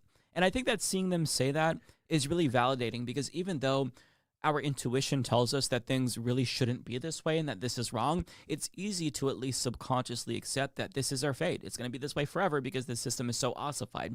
But regardless of how hard it is to change the system, the fact of the matter is that living this way is still a choice at the end of the day. It's not our choice, but it is a choice made for us before we were born by powerful people, but it's still a choice nonetheless, a choice that can be undone. Capitalism isn't some law of nature. It's a system created by humankind. So we're clever enough, I think, to come up with something better. But the oligarchs have actually deluded themselves into thinking that we really are going to live like this forever. We're just going to suck it up and take it forever, because they honestly believe that, they need to train the peasants, I guess, to tone down their hatred of the ultra wealthy and just accept that it's their fate to be a permanent underclass. So that way, just a handful of people can live like kings, because, they think that we're not ever going to change the system because we don't have power and they do. But I think that every time they open their mouths, they fuel people's desire to want to change the system. For example, billionaire Stephen Roth actually had the audacity to tell investors, quote, "I must say that I consider the phrase tax the rich, when spit out with anger and contempt by politicians both here and across the country, to be just as hateful as some disgusting racial slurs and even the phrase from the river to the sea."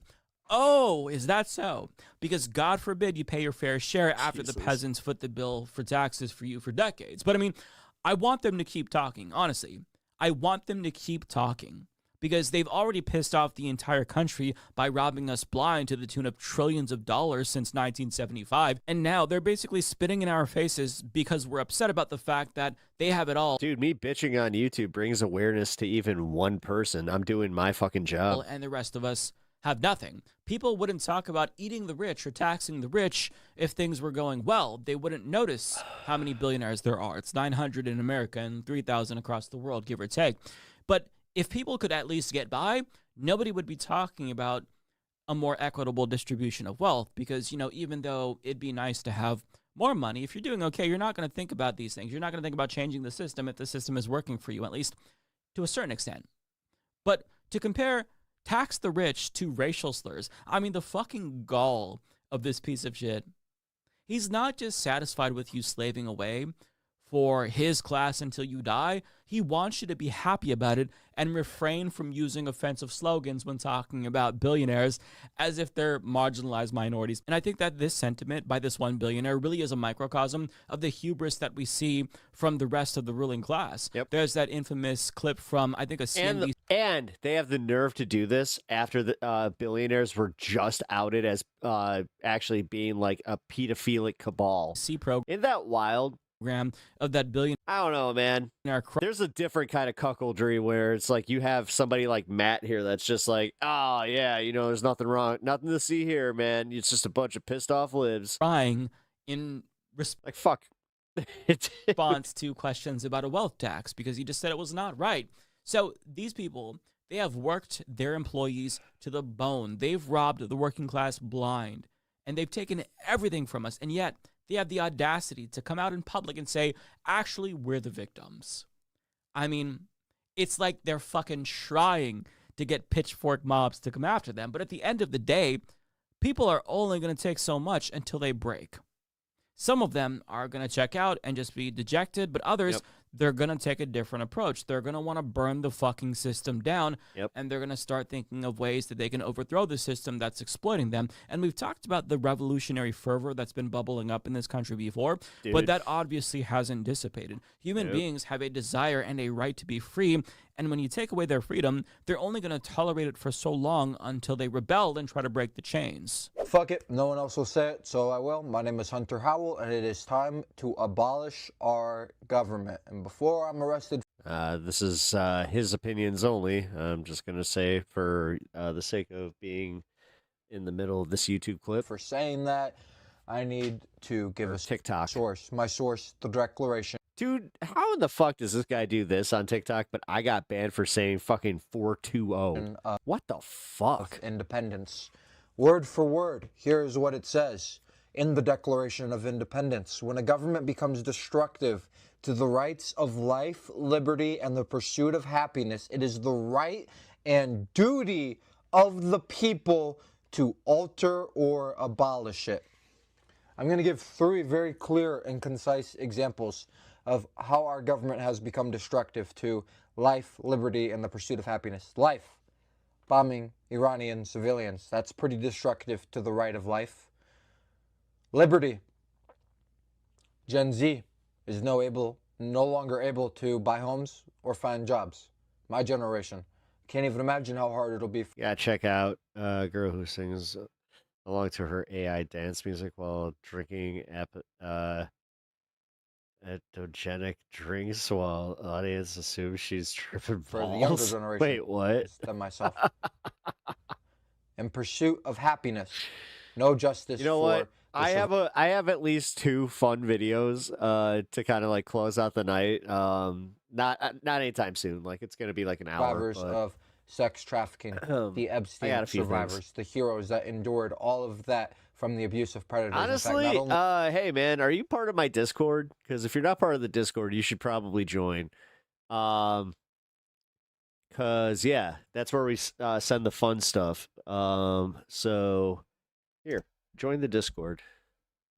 It's an invite only. Is there no justice for them? Ish. There was concealing and protection for the predators.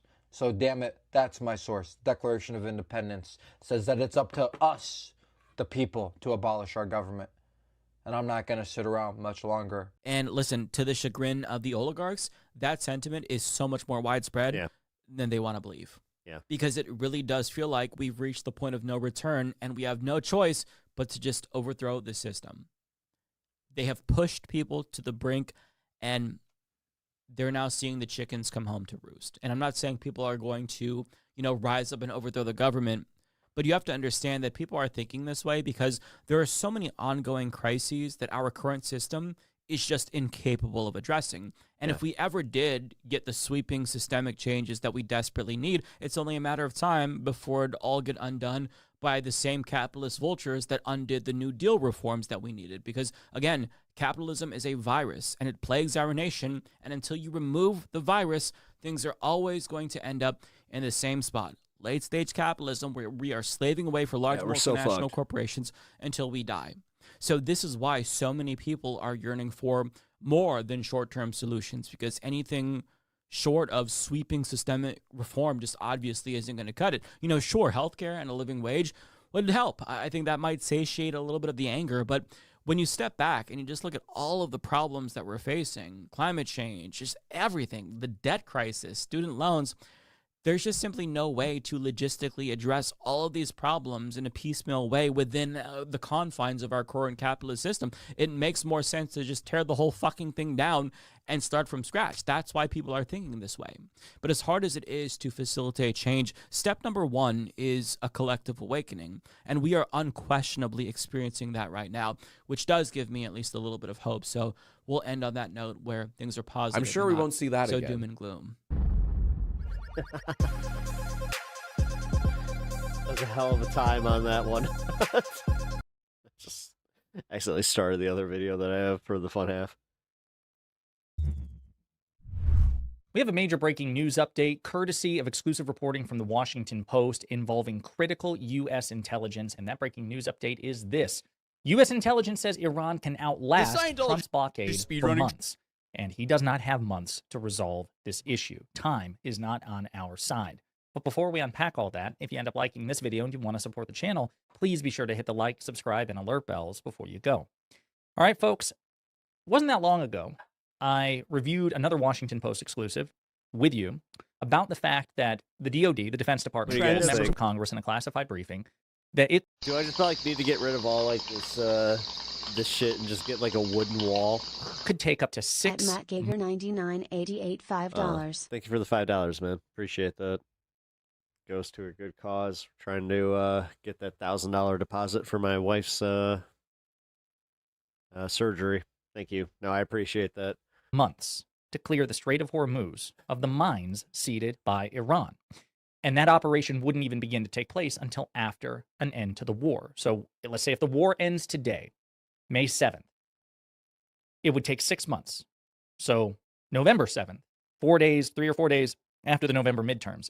That's how long it could take to clear the Strait of Hormuz and resume proper commercial traffic through the strait if the war ended today. That was a big bombshell. Now we have this. U.S. intelligence says Iran can outlast Trump's Hormuz blockade for months. A confidential intelligence community assessment delivered to the White House also finds that Iran retains a substantial missile and drone arsenal.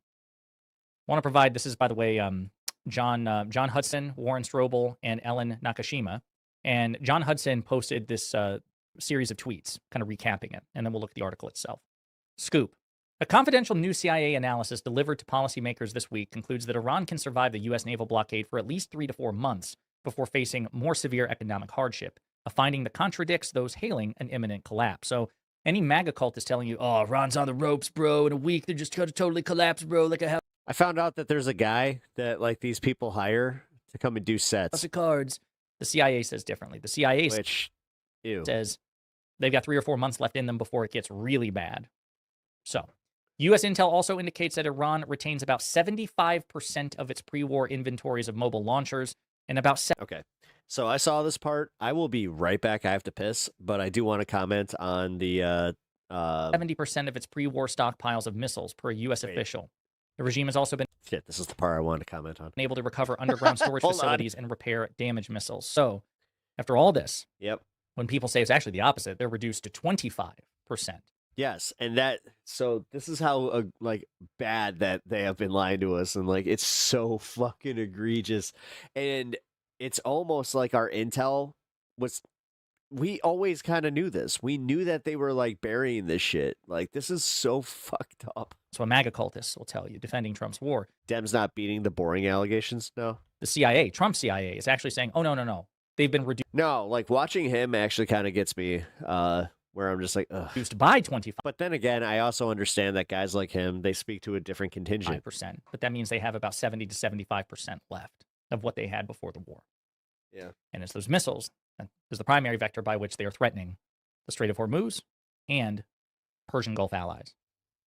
This week, Trump painted a more dire picture of Iran's situation, saying, quote, their economy is crashing, their currency is, quote, worthless, and their, quote, missiles are mostly decimated. I wouldn't doubt that because tomorrow's Friday, that Iran, like, this is kind of like a make or break for them. We'll see. But U.S. intelligence offers a much Do they pull back or do they escalate? more sobering assessment. It quotes the article here.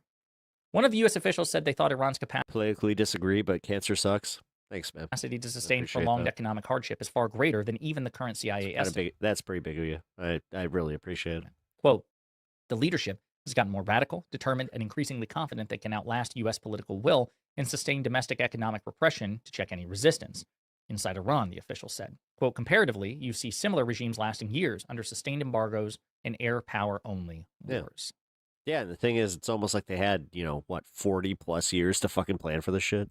Oh, shit. Thanks for the... Dude, White House spokeswoman Anna Kelly defended the blockade.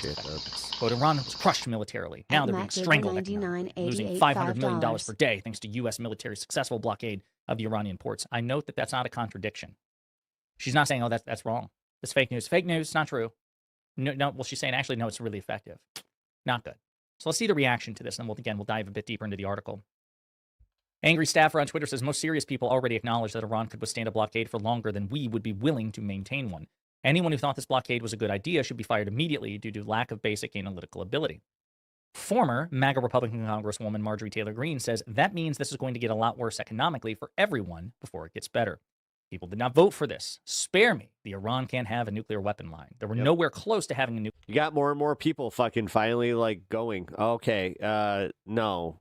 This is like the fourth week in a row that I have had a increase in my gas bill. Like, this is ridiculous. Weapon. And that is true. And it's not just like a little bit either. From U.S. intelligence, Tulsi Gabbard, Trump's own intelligence agency. Couple cents here and there, sure, but that's also what drives me nuts is how they were really not being honest about like the gas prices under Biden. He said that they weren't close to a nuclear weapon. They were high for like a minute and then they came down and like we saw this average that Trump barely beat and then we went to this shit. And they weren't trying to develop one. And that was known by our own intelligence and Israel. So says, again, cancer can suck a chode.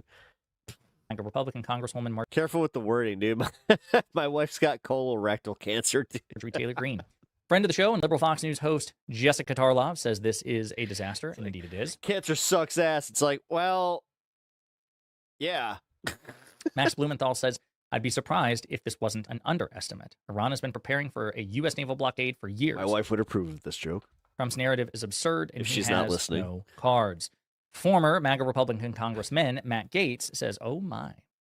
Journalist Adam Cochran says 3 to 4 months would be brutal for the Hey, there she is. global economy. In the 1970s, the oil crisis was 6 months, and it left the economy hobbled for an entire decade. That's why I love this woman. Former MAGA war commentator and foreign policy analyst, and I think a conspiracy theorist, but I'll set that aside. Scott Horton says, you don't say. By the way, Matt and everybody in chat, my wife is in chat. She is Unimoogle. Let's see here.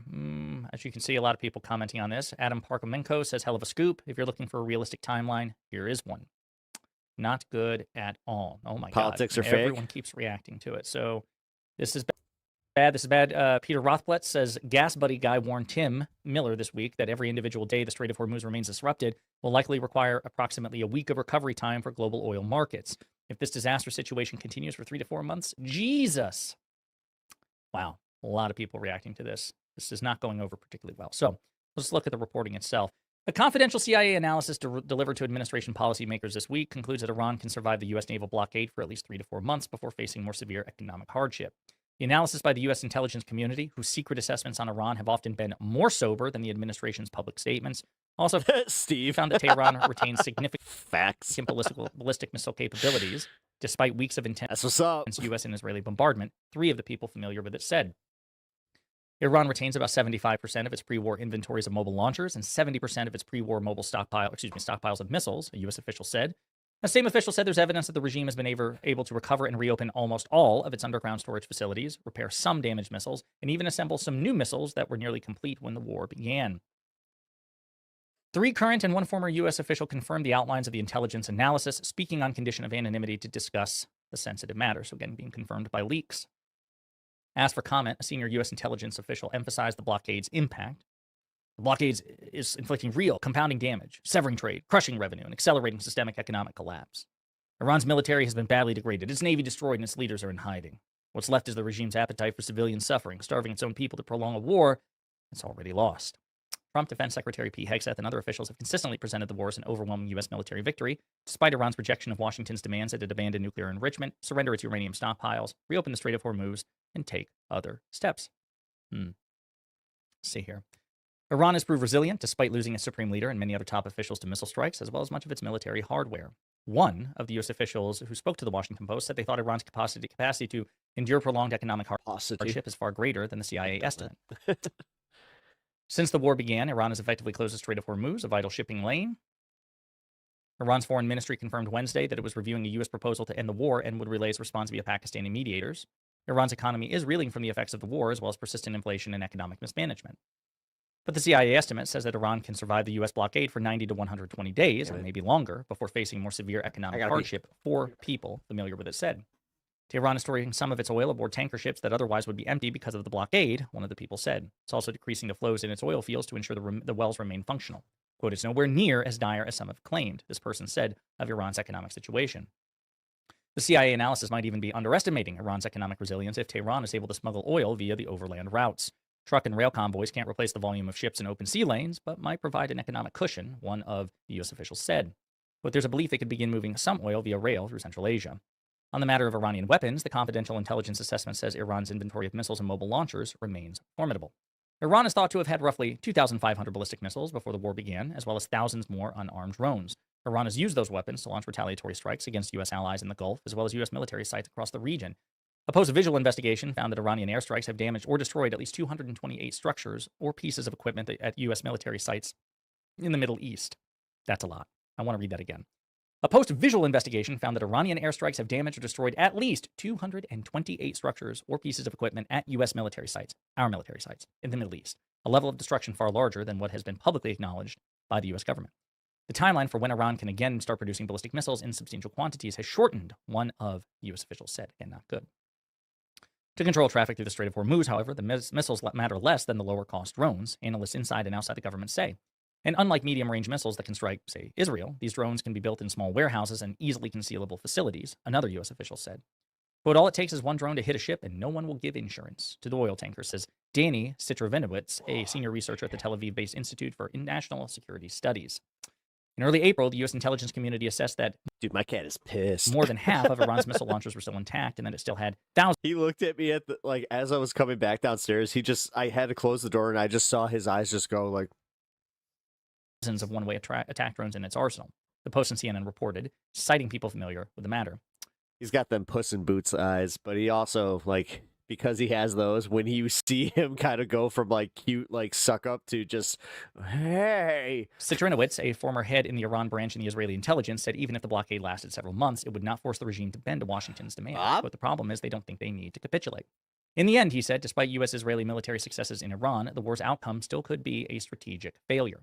Quote, what started as a war supposedly aimed at toppling the regime and dismantling its nuclear and ballistic missile capabilities may instead leave Iran's regime stronger than before, empowered by sanctions relief, still retaining significant missile capabilities, continuing Lane Drew's Bob, I think, is he? Support for its proxies. Bob, is it you? And almost certainly preserving uranium enrichment on its own soil. So, folks, Bob, this is devastating.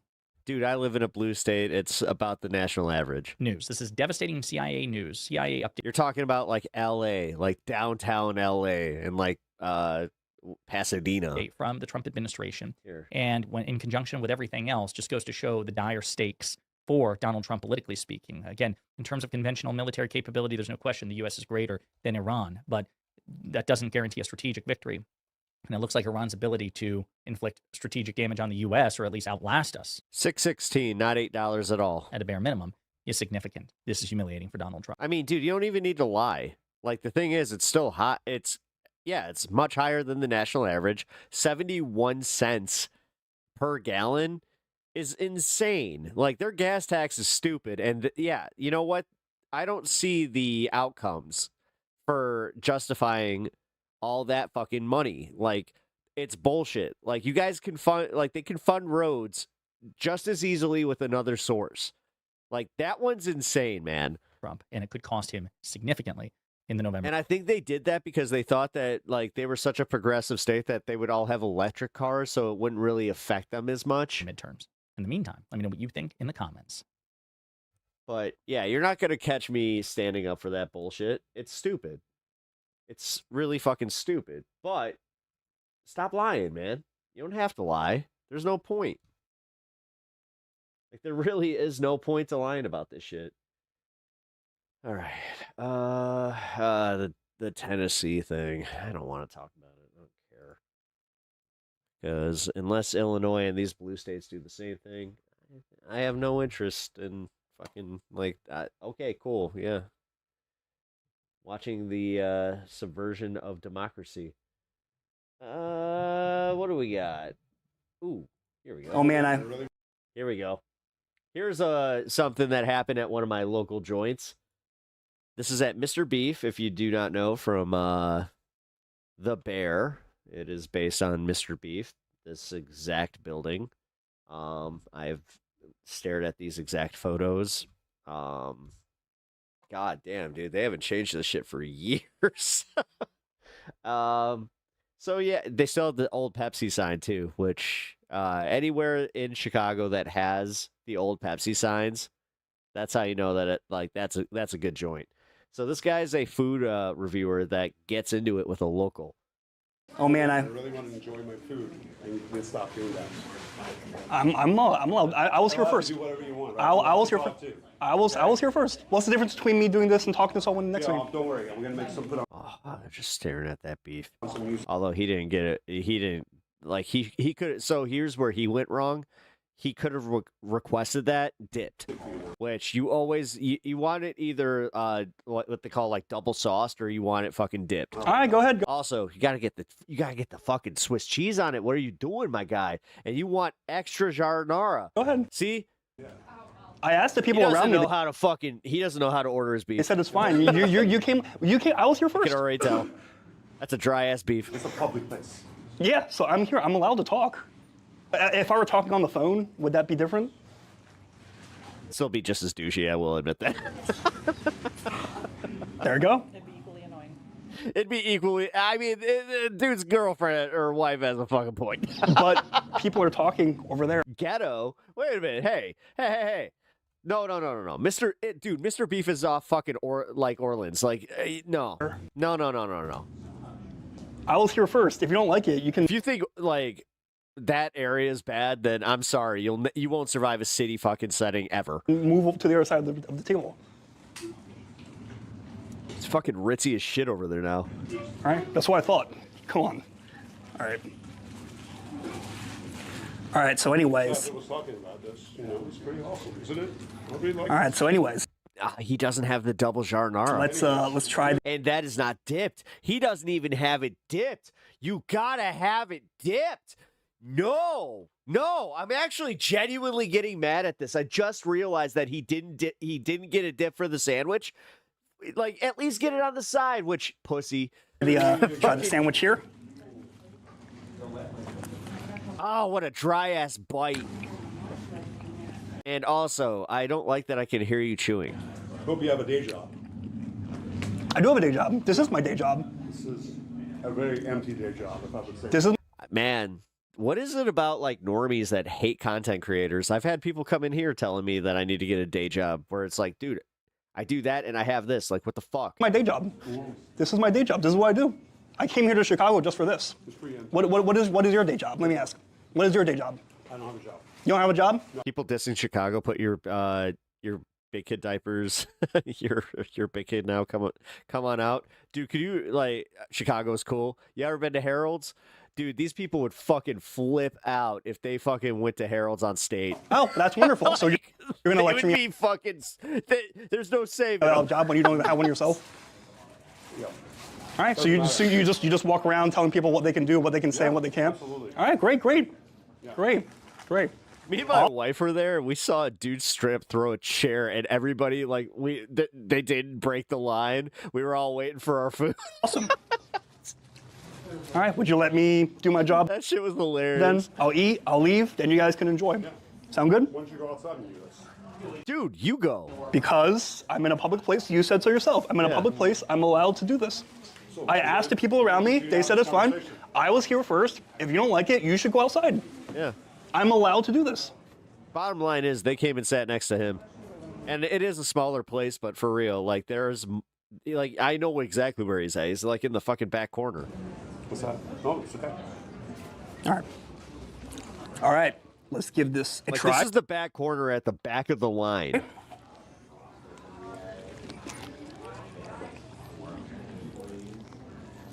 Everybody just like moved out of the way and was just like, yeah, they'll take care of it. I'm waiting for my chicken. You remember the guy getting a drink? There's a guy just straight up standing there getting his drink, didn't move with any urgency, just like whatever.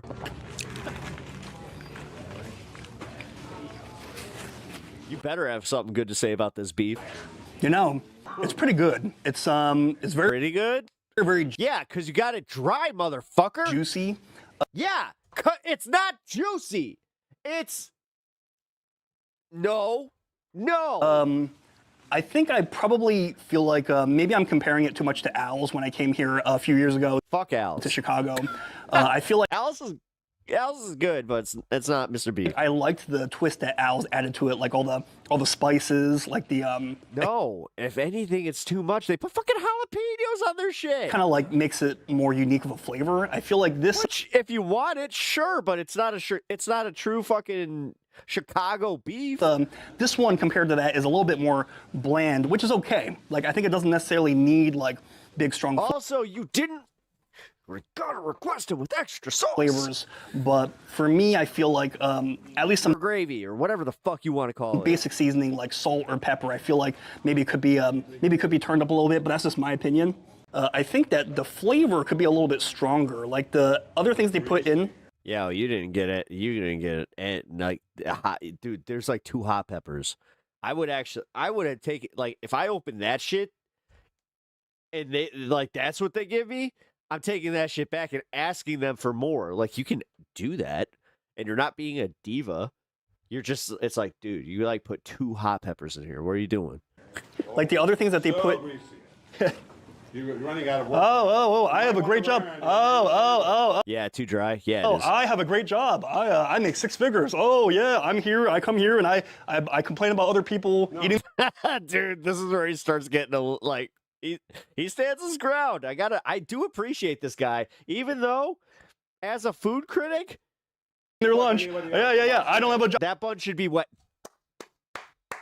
We're friends. Not myself, but I complain. We can get lunch together. You know how to order a fucking Chicago beef. About other people. Oh, yeah. Oh, great. Other people were there first, and I tell them that they have to leave because they were there. You need extra napkins so you can fucking dry off your hands after you're done eating that shit. And your hands will smell like the fucking hot peppers, but you want that. You want that all day or that reminder of just how good your fucking lunch was. First, because I want them to leave because I don't give a shit. All that matters is that I get what I want. I'm hungry. What I want. I get what I want. That's all you get. That's all you got. Oh, that's great. That's great. I didn't come here to hear a lecture, man. You started it. You started it. You started it. Sit over there. You'll be further. I'll be done in literally 3 minutes. Yeah. He's got it down. He's literally got it timed out, which means he might not even eat the whole thing. You're gonna keep going. You're gonna be sorry. You're gonna be very.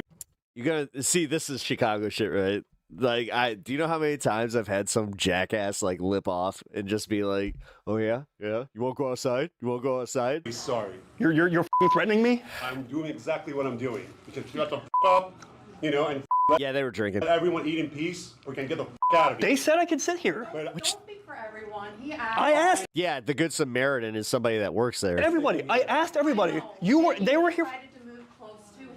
when you could have sat somewhere else. There was nothing going on He at that wasn't point. speaking when we first sat down. I have a right. I was speaking before. I was. I was speaking. The world doesn't have to be under. See, he's got a bone to pick. He hates content creators because he watches this shit too. You know this dude. Like, he's the same guy that fucking says, F girls need to get a real job while he's wanking it. But yeah, but you know what? I have a right to sit here in peace and eat. I have a right to sit. They don't have real jobs. Yelling about food. I have this right to sit here. It's a public place. Public spot, so I get to do what I do as well. Okay, same exact. No, it doesn't work like that. Now you're harassing him. Right. There is a difference, and you walked up to him. Don't apply to a public space. Yeah, dude. Bro. This guy This guy, this dude's from fucking Highland Park. I could already tell. This motherfucker's from Highland Park. Just far enough on the outskirts. You want to stand up for something, but I don't stand up for that. It's not public space. This is a private business. This is a private. But you're not the owner. No. It's a no. Whoever just said you're not the owner is dead on. I'm just telling you.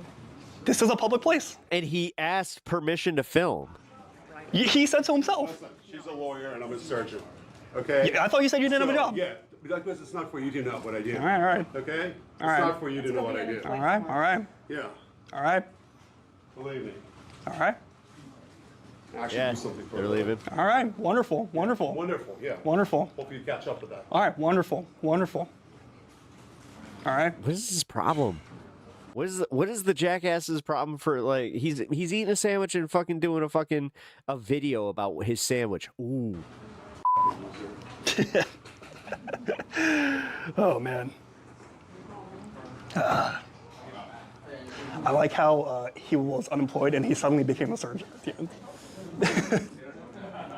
Yeah, thank you. I appreciate that. Thank you so much. Yeah. You're more thick-skinned than I am. Thank you. Yeah. Good luck with your video. Thank you. Good luck on your video. Appreciate you asking. Yeah. I understand that you're taking in your own space. You're moving the See? camera. That's Chicago right there. This chick's real. Where like. That guy is not that's not Chicago. That's Chicago suburbs, like fucking entitled asshole coming in. Fucking, he's got like his $1 million bullshit house. Yeah. Going to the fucking Hawks game. He's like, let's get a Mr. Beef. Yeah. I understand that behind the scenes. Rick. Sounds good. People are looking at it, they like the sex is like Yeah. having a normal conversation. Sounds good. I appreciate that. Thank you. What's your name? Savannah. Savannah. Thank you so much. All right. What's your channel? Sure. It's a UA Eats. UA Eats on YouTube? Yes. Yeah. Oh. Hey. I don't think I appreciate his review. I'm gonna be honest. Highland Park sounds right. Possibly Northbrook. Yeah, like Glenview. Like he's on that cusp of Glenview, Northbrook. That big house. Yeah. You know what? Yeah, right off fucking 94. Dude. Oh, we know where this motherfucker's from. Coming in here, acting like you're tough shit, getting all mad at a content creator. Please. You see some jackass with a camera like that, you just fucking move on. All right, like, cool. I actually covered that. Like, I did a walkthrough of my old neighborhood. Like, I grew up in Dundee, and I went to Dundee, and I was just like, it was fun. It was crazy, like, how people were staring at me, and they were just, it was like, they had never seen somebody with, like, a fucking Steadicam, and they were... I was like, dude, like, this is just another day. Like, everybody, like, you swear that it's just a, like, normal part of just, like, you know, hey, I'm gonna walk through my neighborhood, IRL stream, blah, blah, blah. Like, most of the time it is, like, this kind of thing where they take them into, like, the restaurants and shit. That's why you won't, like, I don't know. Like, I got this weird thing about doing it where I was just, I don't know about that. I do have a line. Like, if I'm at a protest, that's a different story. But, I don't want to be that guy. Besides, you're just a troll. Who cares? Libertyville. Dude, I like how we have this guy fucking pegged. It's because his wife, like, you could just hear it. Like, they're driving, like, a fucking Denali or some shit. They got it parked, like... They're just pissed off because it's just like, I had to go and find parking. Which I have to. I mean, I'll admit it. Like, as much as I take the train, I do have to park because, yeah, there's so many goddamn times I've had to fucking just drive in. Sucks. All right, let's do this.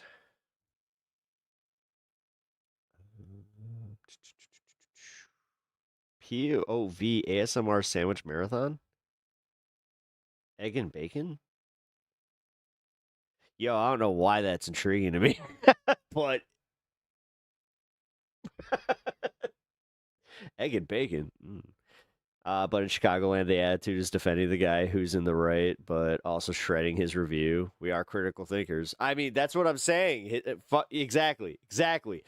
His review was bullshit. Like, you recognized it right away. You're just like, that bread is not fucking nearly dipped enough. Like, what the fuck is he doing? He is robbing himself of the actual experience of that sandwich. Like, come on, man. Why would you do that? It's like, I don't know, getting a Chicago dog without the fucking extra hot peppers. Like, come on, dude. I don't care where you're at. See, like, Gene and Jude's is my place. Like, I like to go, Gene and Jude's is super dog. But Gene and Jude's, when I go there, extra hot peppers all fucking day. Their onions are so goddamn good, too. Anyway, I'm going to stop talking because I'm fucking apparently really hungry. Let's go to something else. I need to get off this food channel.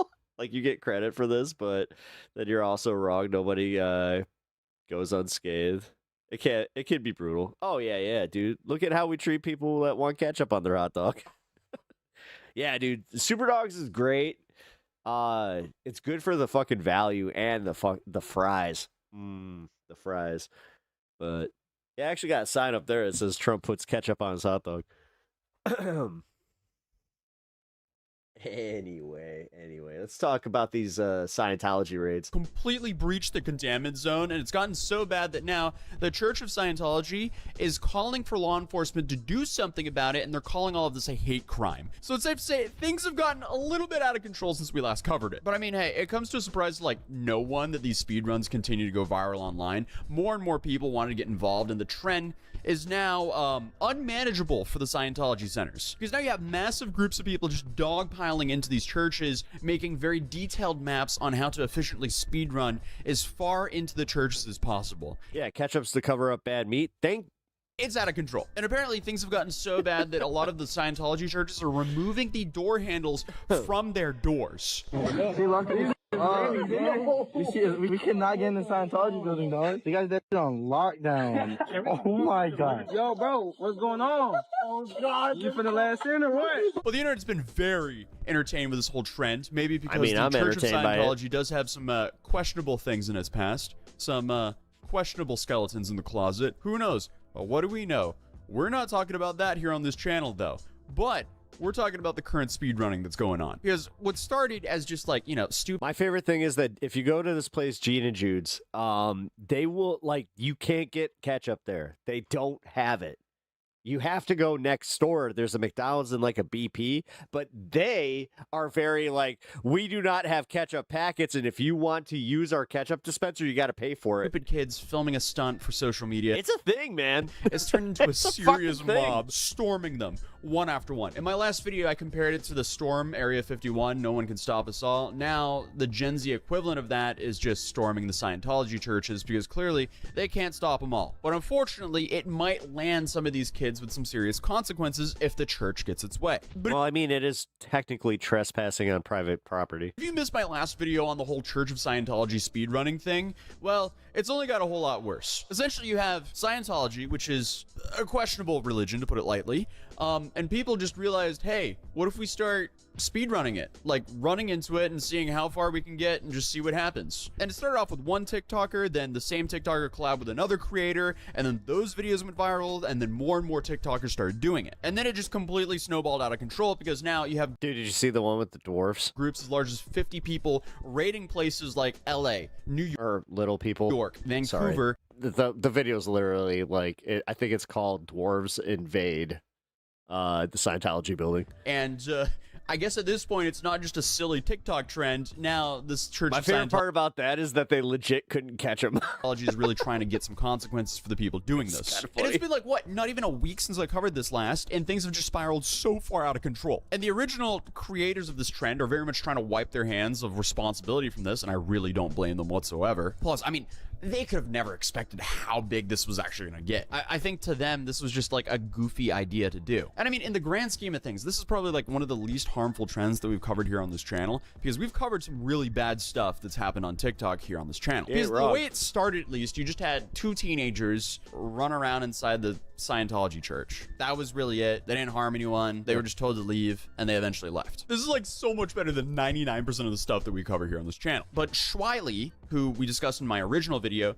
he's been named as the originator of this trend and was quoted as saying, "I do not condone what I did, even though I didn't break any laws. All I did was explore a building, and I was never asked to not come back to the premises." I like the added caveat there, even though I did not break any laws. Smart. I respect that statement. But he then went on to say, "I never once in my video or any comment section or anywhere promoted the idea of running through there or beating my record." And on that note, yes, big warning. We do not condone this behavior whatsoever. We're just talking about a viral We're just and I'm just watching this guy talking about this viral thing. situation that's happening. Please don't go speed run the Church of Scientology. But I mean, that's fair. The internet does just latch on to random things, and it's hard to predict what the internet's going to latch on to. Like, you had the whole Timothy Chalamet lookalike contest. I don't think anyone thought that was going to be that big. Then you had, obviously, the Area 51 event. I don't think anyone expected almost 1,000 people to show up to the Area 51 gate. I was one of them because I just wanted to document and see how many people actually showed up. 5 minutes, I'm already packed. I got my bags packed and ready to go. I guess it just shows at the end of the day, if you get enough people on board, it can become a trend. But hey, if you're going to storm something in the future, maybe storm, I don't know, a food pantry with 1,000 cans of non-perishable food, and you leave them there, and then you run off. Start that trend, please. But I digress. So initially, these videos consisted of 2 people, or maybe max 5 people, running through the Scientology church in Hollywood. And usually it was just running in through the front door and then out through the back door. That's it. And even though technically this is trespassing and technically dangerous for both parties, it wasn't too many people that it became violent or unmanageable. And it doesn't make it too much better, but for the most part, these groups were just in and out, and they didn't really cause any damage or anything. Very quickly, however, though, things changed a bit because people wanted to know what was deep inside this church. Like, what's going on in here? So people started pushing further and further, and they started mapping out the Hollywood building. Then people started bringing air horns and creating a detailed map of the inner workings of the facility. So things started to spiral from that point on. And it could also have to do with, like, this church on Hollywood Boulevard makes it feel a little bit less real and less like it was trespassing and gave people confidence. Like, I don't know, it looks a little bit like an attraction having, you know, the Walk of Fame on the sidewalk out front. And normally they stand with the doors wide open to the public with banners and books promoting their beliefs in the windows and even outside. And obviously this was how they were able to get in and start speedrunning this building. But for years, I mean, it's kind of been a trend where if they detect that you're not serious and you're just gonna hassle them, they like retreat indoors, they close the doors and they like shut down the shades and they just hide out and wait for the person to leave. This has happened over and over and over again. To the point where there are people that have built TikTok accounts off of just, I don't know, filming and confronting them and then watching them retreat into their base. And obviously it's not normal for people to storm buildings, so I guess they weren't really expecting this. It's not like they were out here building a Clash of Clans base trying to protect the base from people running in, but who knows, they might do that in the future. But of course, as these Scientology speedrunning videos started racking in millions and millions of views, a whole bunch of people joined in, and then it just turned into a disaster. This is just one snapshot of so-called speedrunners, including a man dressed like Jesus stampeding right through security at a Scientology building on Hollywood Boulevard, screaming as they sprint into the organization's notoriously clandestine halls. Because as I mentioned, people from other states are joining in, or at least expressing their desire to join in. But now it's pretty much gone global because the Church of Scientology has a building in a lot of major cities around the world, which I also feel like is one of the reasons why it's become so viral, because everyone has access, relatively, to a Church of Scientology to speedrun. Because as I mentioned earlier, the New York building's been stormed, the Vancouver building's been stormed. I mean, this trend has traveled as far to Australia or even Germany. This is crazy. And without showing them, because I'm not trying to endorse this or help people recruit, there are currently people making videos recruiting people to do more speedruns. So I mean, I can only imagine what the Church of Scientology is trying to do to stop all this right now. And I mean, this trend is honestly as unserious as it gets, because you have dudes dressing up as Gru and a whole bunch of minions. Minions! Tonight we meet Tom Cruise! Here we go. Hello. We are here to meet Tom Cruise. May we come inside? No. Curse you, Shannon! We live in some fascinating times. And of course, there was another dude who got a group of dwarves together and just here it is. ran in there as well. Where's Zenu? Let's find Zenu. Go, go, go, go, go. So this is again, like an NWO thing. I swear to God. what is going on? And while it's still a joke to most people, and the Scientology church does have a questionable past, and they've done some questionable things, it's still not worth catching charges over a TikTok trend. Because let's be real, the trend, while it can be entertaining, is quite dumb, and it's not worth having something permanent on your record. Having a trespass, like an actual trespass on you. Something like a hate crime for something stupid like this. Oh, but of hate course, crime. Shut up. On top of the legal ramifications, the Church of Scientology has also been known breaking and entering, maybe, for getting back at their enemies in their own way. So apparently they have something called fair game, which is a term they use to describe the policies and practices the church uses to combat threats. And while no, they're not hunting down people or disappearing people, as we know of. 420, there guys. are TikTokers now coming out saying that they feel like they're being followed by them. So that is interesting. And according to ex-Scientologists like Leah Remini, the church will go after you if they can, and the more people they can frame as enemies, the more they get to act like they're actually being persecuted for being a religion. You know, they're going to go after you. They're going to involve law enforcement. They're going to have you arrested if they can, for one purpose, to silence your voice and your platform. So this actually benefits them. They want to be able to say that they're being harassed. They want to reinforce this false narrative that they're a legitimate religion being persecuted, and you're playing into that narrative. And apparently there's no secret that if you try to leave this religion, they will follow you to the best of their ability. But as of right now, it doesn't seem like anyone's received any real legal repercussions, but they have removed the door handles on certain buildings. And a lot of people are also saying that it's important to consider that if you think these people are trapped in this religion, then by that logic, you could be rushing victims there. And then that kind of reaffirms their belief that, oh, they're being persecuted for doing this religion. Because, as Ramini previously said, Scientology loves to paint themselves as victims. Again, I don't know if any of this is true. We're just talking about this trend here on this channel. But I will absolutely keep an eye on this trend, and I'll let you guys know if anything else happens. But until then, I'll see you guys in tomorrow's video. Peace. All right. Here we go. This is the one I really wanted to watch with you guys. So what you're looking at are 4 YouTube channels live streaming at the same time, except they're not actually live. Here, pay attention to the second video on the left and see if you can spot anything weird. Guys, 2 more seconds. Oh, just cut!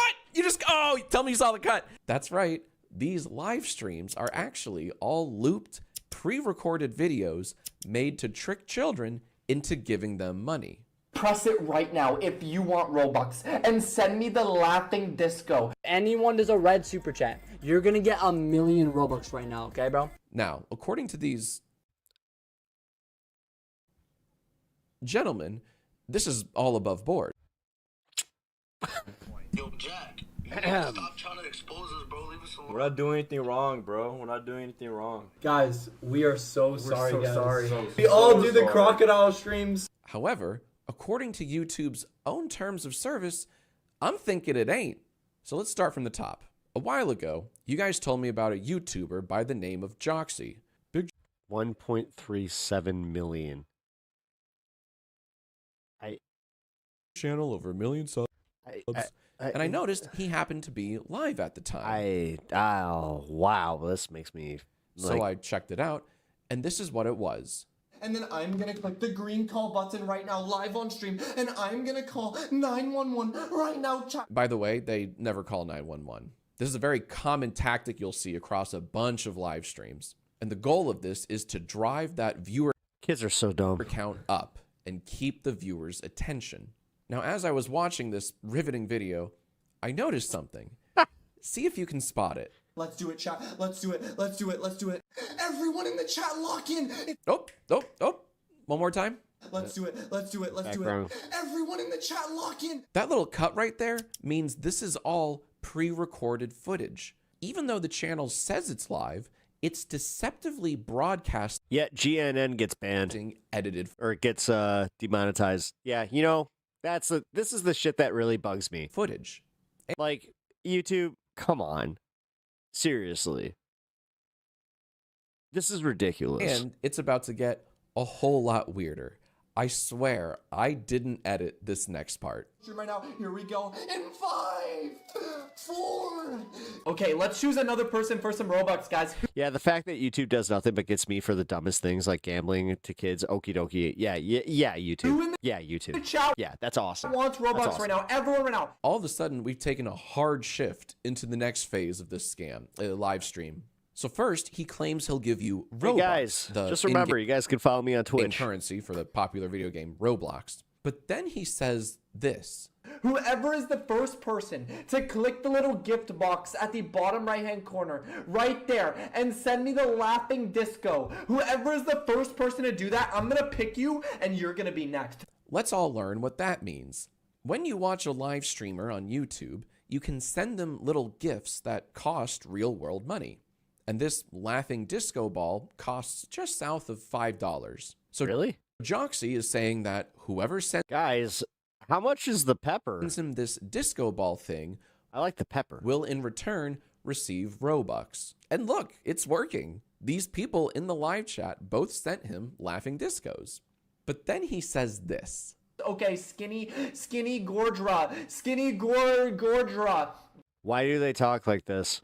Okay, you're getting Robux, Skinny Gordra. Now, I haven't seen... I want to slap every one of these guys. The name Skinny... like this, Gordra. If I had a kid or, like, if I caught my nephew, like, watching this shit, I would have to just, like, well, first with permission from his parents, be like, hey, can I give him just, like, one of those, like, nice little poppers right on the back of the head? You know, nothing, like, you just, like, you gotta...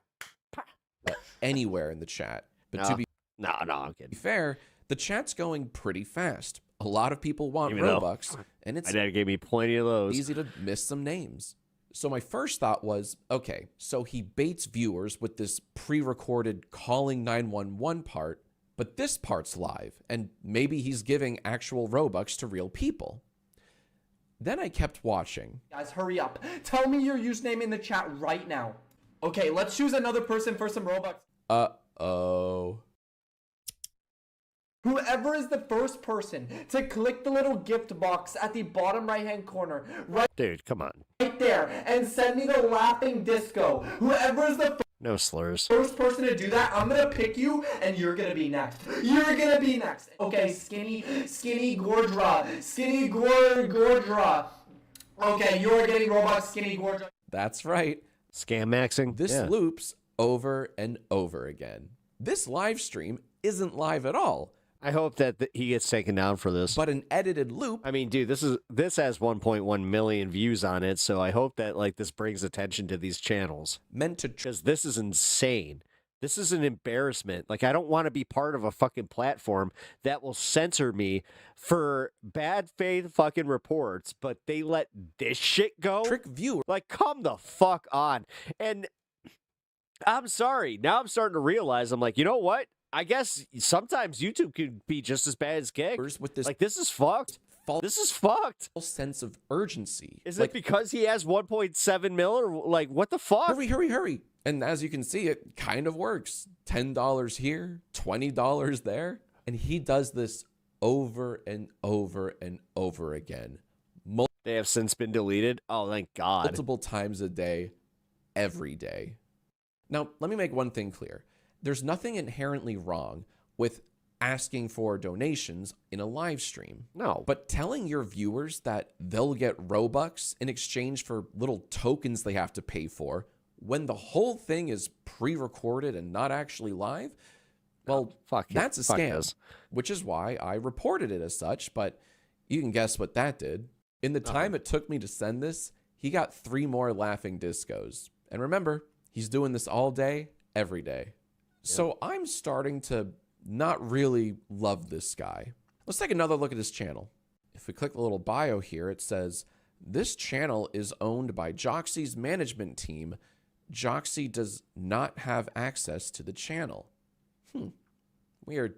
It kind of reads like a disclaimer meant to distance the personality from the channel. I'm sure we won't see that again. Well, let's take a look at his most recent video titled, We're So Sorry. Hi guys. We're so sorry. We are so guys. We all do the crocodile streams. Guys, I'm gonna be honest. Maybe I think. Oh, I have no. Oh, what the fuck? Oh my god. We might not. I have so much cringe right now that what the fuck? Be truthful with you guys. Charming. I do take some solace in that it's been disliked to hell and all of the comments are dunking on these chuds. But still. But oh, what's this? Joxy and 5 more? Oh, it links to more channels. Why, it's a whole network of Roblox chuds. Oh, yay. And wow, some of these are huge. So over the last few weeks, I have been collecting these types of channels like Pokemon. And I've made a group tab on Chrome called Roblox Chuds. I've clocked 12 of them so far, and I'm sure I'm not even close to catching them all. Oh, look, this one's live right now. Oh my god, it's the exact same scam we just saw on Joxy's channel. Quite literally the same video. Whoever is the first person to click the little gift box at the bottom right-hand corner. When I first came across this network of grifters, I checked to see if any of them were live. And 3 of them were. From left to right, there's Nexy, Silex, and Joxy. Later, Bacon Shafi also went live. And yes, all of these live streams are just pre-recorded, looped footage. You can see the cuts in all of them. Here's Nexy's cut, Silex's cut, Joxy's cut, and Bacon's cut. Predictably, Joxy's stream on the right eventually turned into the Robux grift, but what was really funny was when Bacon's stream did the exact same thing, and I was able to record my reaction live. Okay, let's distribute this, guys. Someone in the chat. Who wants some Robux, guys? Yes! Yes! Holy shit. 2 scams. Don't worry, I checked. This footage also loops.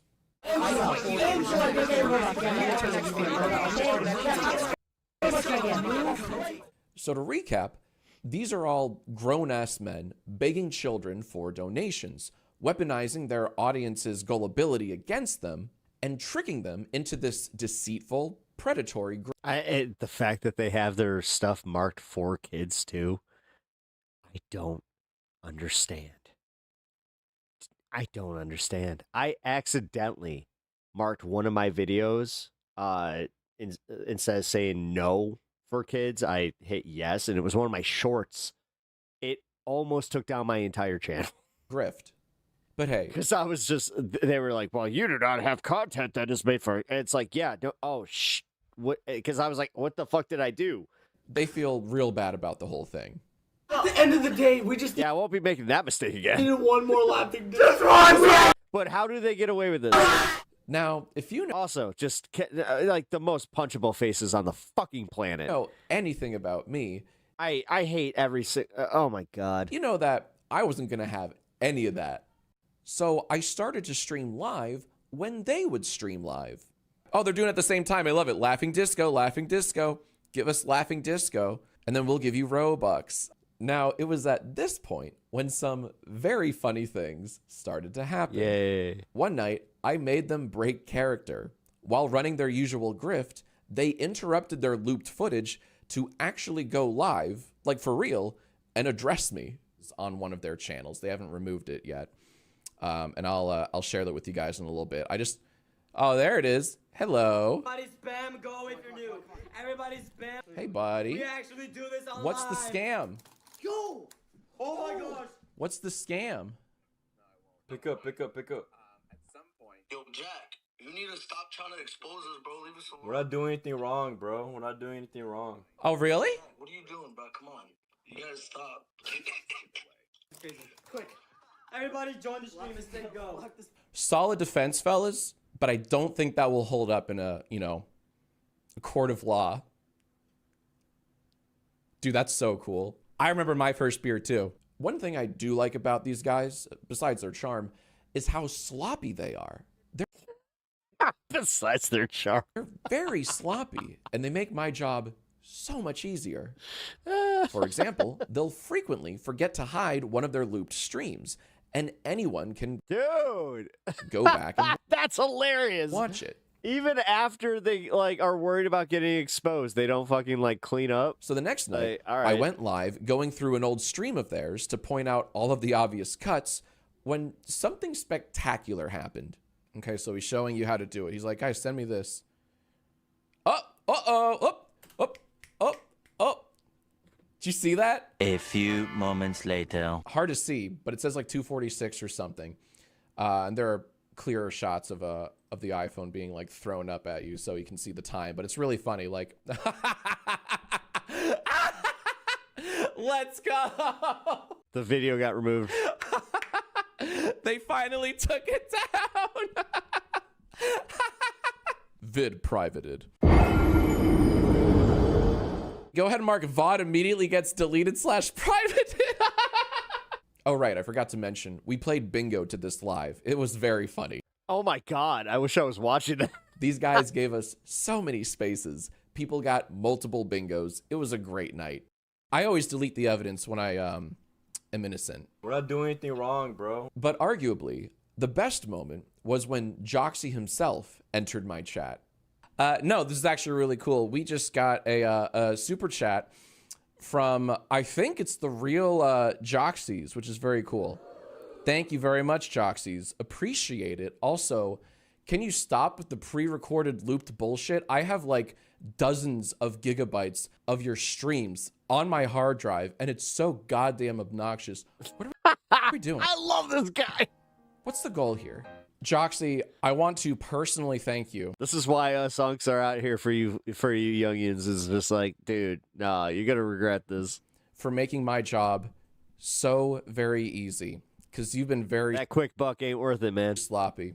You have left up all of these for me to find, anyone to find. Now, Joxy's... JJ Jax Films. I will be, I will show... Shit. My bad. Link this. Go back. I'm sure we won't see that again. Well, let's take a look at his most recent video titled, We're So Sorry. Hi, guys. We're so Called Roblox Chuds. I've clocked... Oh, man. Where was I? Okay. Damn. Yo. These guys, besides their charm...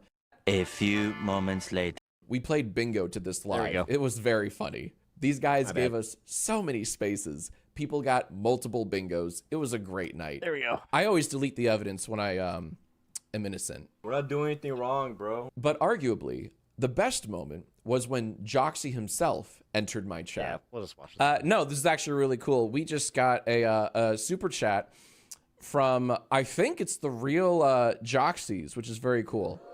Thank you very much, Joxies. Appreciate it. Also, can you stop with the pre-recorded looped bullshit? I have like dozens of gigabytes of your streams on my hard drive, and it's so goddamn obnoxious. What are we doing? What's the goal here? Joxy, What are we doing? What's the goal to here? personally thank you for making my job so very easy, because you've been very sloppy. You have left up all of these for me to find, anyone to find. Now, Joxy's is back, and Joxy's is defending themselves. I will show this message. Joxy says, hey, that ain't me. I don't run my channel anymore. All the loop stuff isn't me. That's the Asian guy. Honestly, that makes it all better. It's not me, it's the other guy. I didn't do shit. All right, there's a lot to unpack here. First off, him admitting that the footage is looped is an incredible admission. Thank you so much, Joxy. Just really helping me out here. I'm a little worried that YouTube's TOS might not give a shit about whoever supposedly runs your account. Yep. We love a blame shift. Oh, bro. Though we do. Speaking After of, this, yeah, there's no way. Let's talk about some of YouTube's terms of service. Are these fellas actually breaking it? He's a terms of service nerd like myself. We'll go line by line.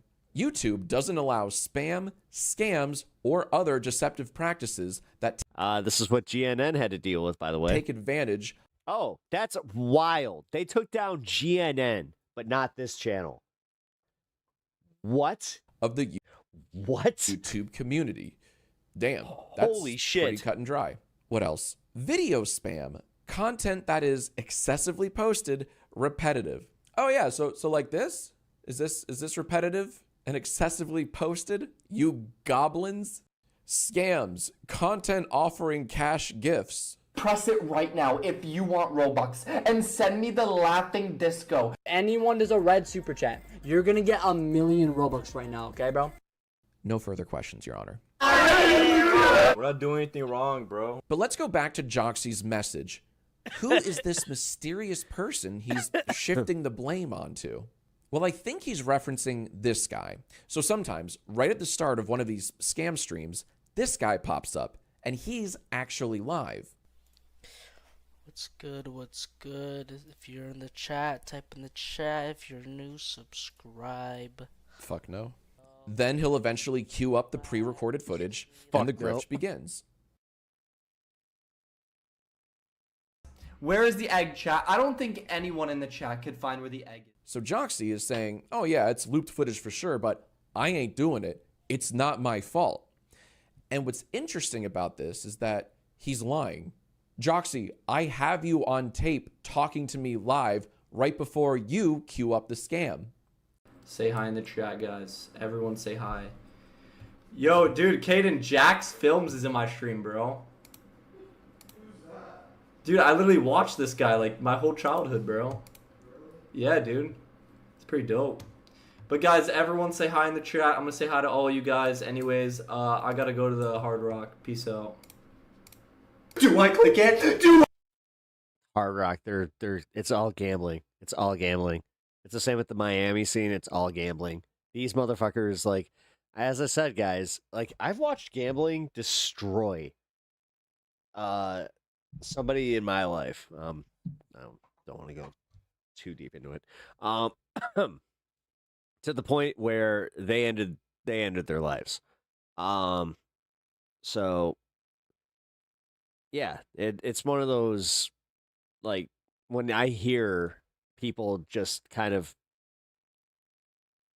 make light of gambling addiction, it really fucking takes me to a different level of rage where it's like, no, dude, I've seen this destroy somebody.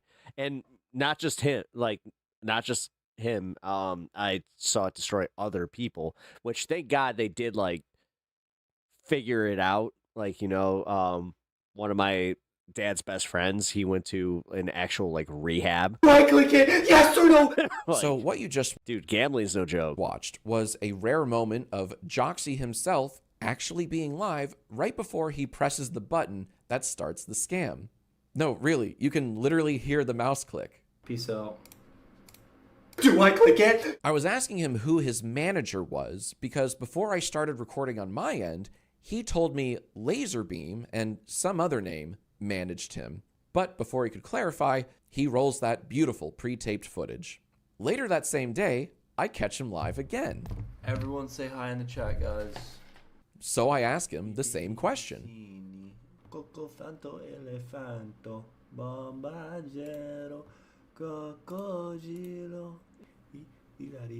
on. Come on. You said Laserbeam, and who else manages you? Swazzer. Swazzer. Thanks, bud. Swazzer, bro. Alright, everyone put your Roblox names in the chat. SW. Oh, no. WAZR on YouTube is my manager.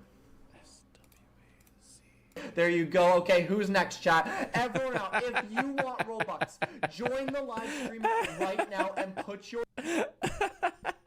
And here's Swazzer. Oh my God. Now, I do think Swazzer could be Joxy's manager.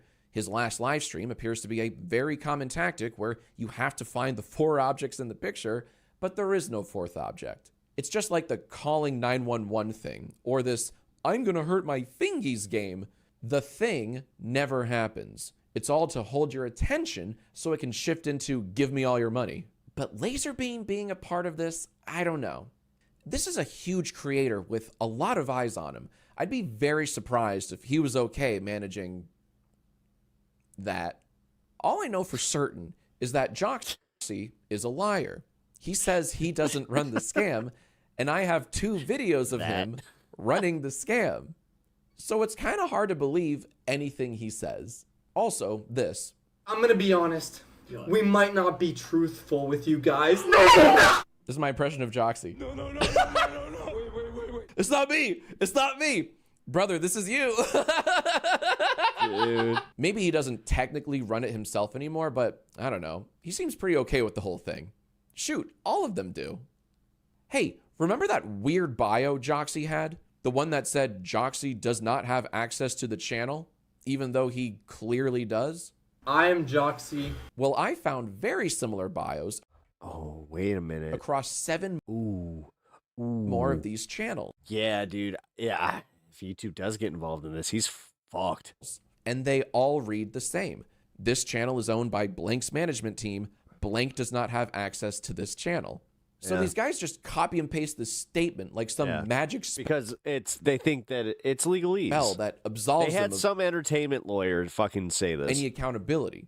Or in other words, we're not doing anything wrong, bro. Guys, Roblox chuds who are watching this, I know there are a couple of you guys watching this right now. I can also help you not scam children. I'm pretty good at that. First off, all my streams are actually live. Like, I don't have to fake shit. I don't have to do whatever the fuck this cringe is. Everything's actually live. Yeah. And so when someone on Twitch gives me a sub, I go, oh my God, thanks for the sub. I press the button and a little randomized message appears. When someone on YouTube gives me a super chat, I press a little button, super chat, and a little randomized message. Super chat. I like that. Message pops up to thank them. Isn't that nice? There's no deceiving anyone. There's no bullshit like, guys. Okay, guys, in 10 seconds, I'm gonna do it for the next person who sends me a laughing disco. But he never does it. Beep beep, good news update. At least one of the channels has been taken down. Now, obviously, this is just a drop in the bucket, but it's a step in the right direction. Who are you? Bacon, Shavik, Bacon, Bhutan, Bacon, Mud, Bacon, Shamsi. Now, let's hear that again with the corresponding channels. Bacon, Shavik, Bacon, Bhutan, Bacon, Mud, Bacon, Shamsi. How about that? Another one bites the dust. You'll love to see it. However, they do have at least 2 other bacon channels. And look, this one's live right now with some more pre-recorded bullshit. But the silver lining is that the chat is starting to wise up just a little. So to all the doomers out there who are saying, what's the point of even covering this? YouTube won't do anything about it. This is the point. Yeah. Keep reporting these channels and cite the specific clauses they're violating if you're as sick of this scam as I am. And I'm very sick of it. In conclusion, I think the big point that I'm trying to make here today is I'm going to call the funny number if someone in chat sends me 40 laughing discos.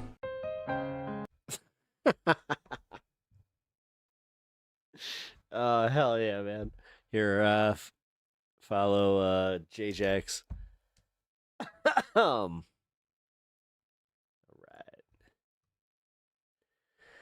right. Let me bring up this other fun video that we got for tonight. We're just literally we're chilling. We're doing the chill thing. The fuck is the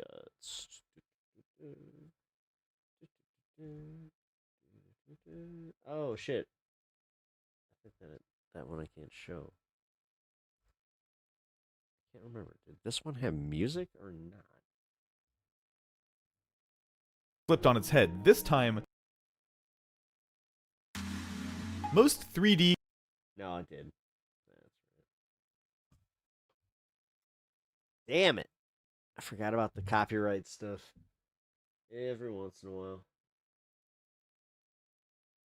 Ooh. CNN shows its bias first. Hey! Oh my god, thank you for the thank you for the laughing disco ball.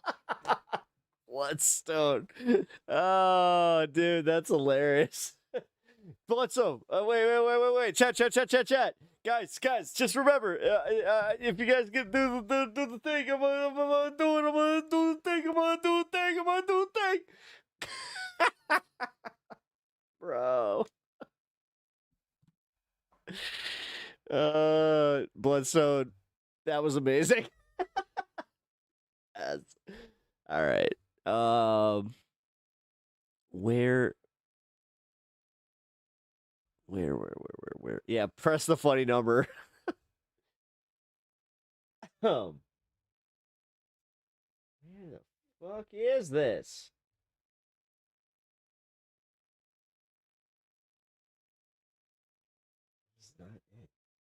Sorry, guys. I'm looking for the Sovereign Citizen video that I had up. Did they take it down? Because, like, I'm going through my history. I know for a fact that I fucking watched this. All right. Is this one of those moments where it's like, did I watch it last night and then wanted to bring it tonight? Let's see. I think that actually might be the thing that happened. I got so much serious content. I got the fart keyboard.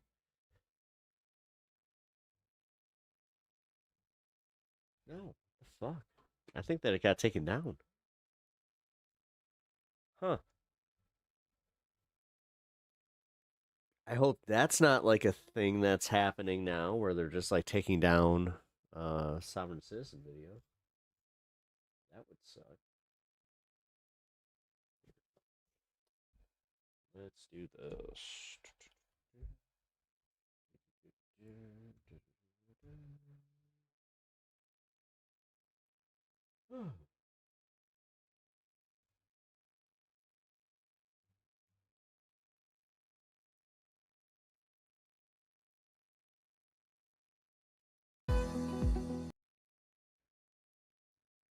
Because all right, cool. I did have to go through my history, but we got it. There we go. Oh shit. Cheers.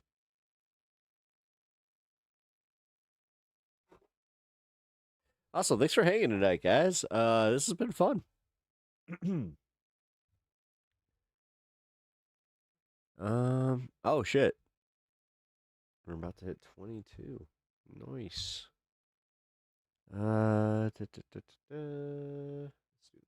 they did some unlawful, unconstitutional things that they 515 arrest me, filed my lawsuit, my civil lawsuit with the officer who arrested me because they did some unlawful, unconstitutional things that they did to me at that time. So I was going to take it there, you know. I didn't believe they had jurisdiction over me. I would wait to see how this case goes first before most fair judge in America. we do that. You know, see how the case goes first before you start jumping the gun. Like that's what I was waiting. You know, but ultimately, you know, this guy rules. If I didn't think anyone had jurisdiction over me, I'm not going to go there, man. I have enough important things to do in my life as it is. I mean, you've been sitting here since 8:30 in the morning, where it's now nearly 1 o'clock. You know what I mean? What? Really? Let's get this thing. That's a long court day. Done. That way you can move on with your life. We can move on with our life, and just everybody be happy. That's what it's about. All we want to do is protect our city. That's all we want to do, you know? And I'm going to do it at all costs. That's it. All right. I'm going to have you sign this affidavit. After that, we'll get you out of here. And so, Mr. Emitam, you are going to have to make a plan to meet with Mr. Petrov here so that you guys can exchange evidence. He is our chief DA here. The evidence that's going to present it to you. You can either do it here in court with us, or you can meet with them at their office, because you're going to have to get the evidence to look at it regardless. I'm happy to take any motions that you have now, and I can look at them, and then we can come back at a later date and I can roll on it for you. I see that you have a bunch of papers. You got to go to bed. Etch, good night. Yeah, way past, I mean, you guys all know I'm not usually on late like this, but Thursdays are the special days. But I appreciate you hanging. Yeah, I'm going to be doing a few more of these. I'm happy to take anything that you have.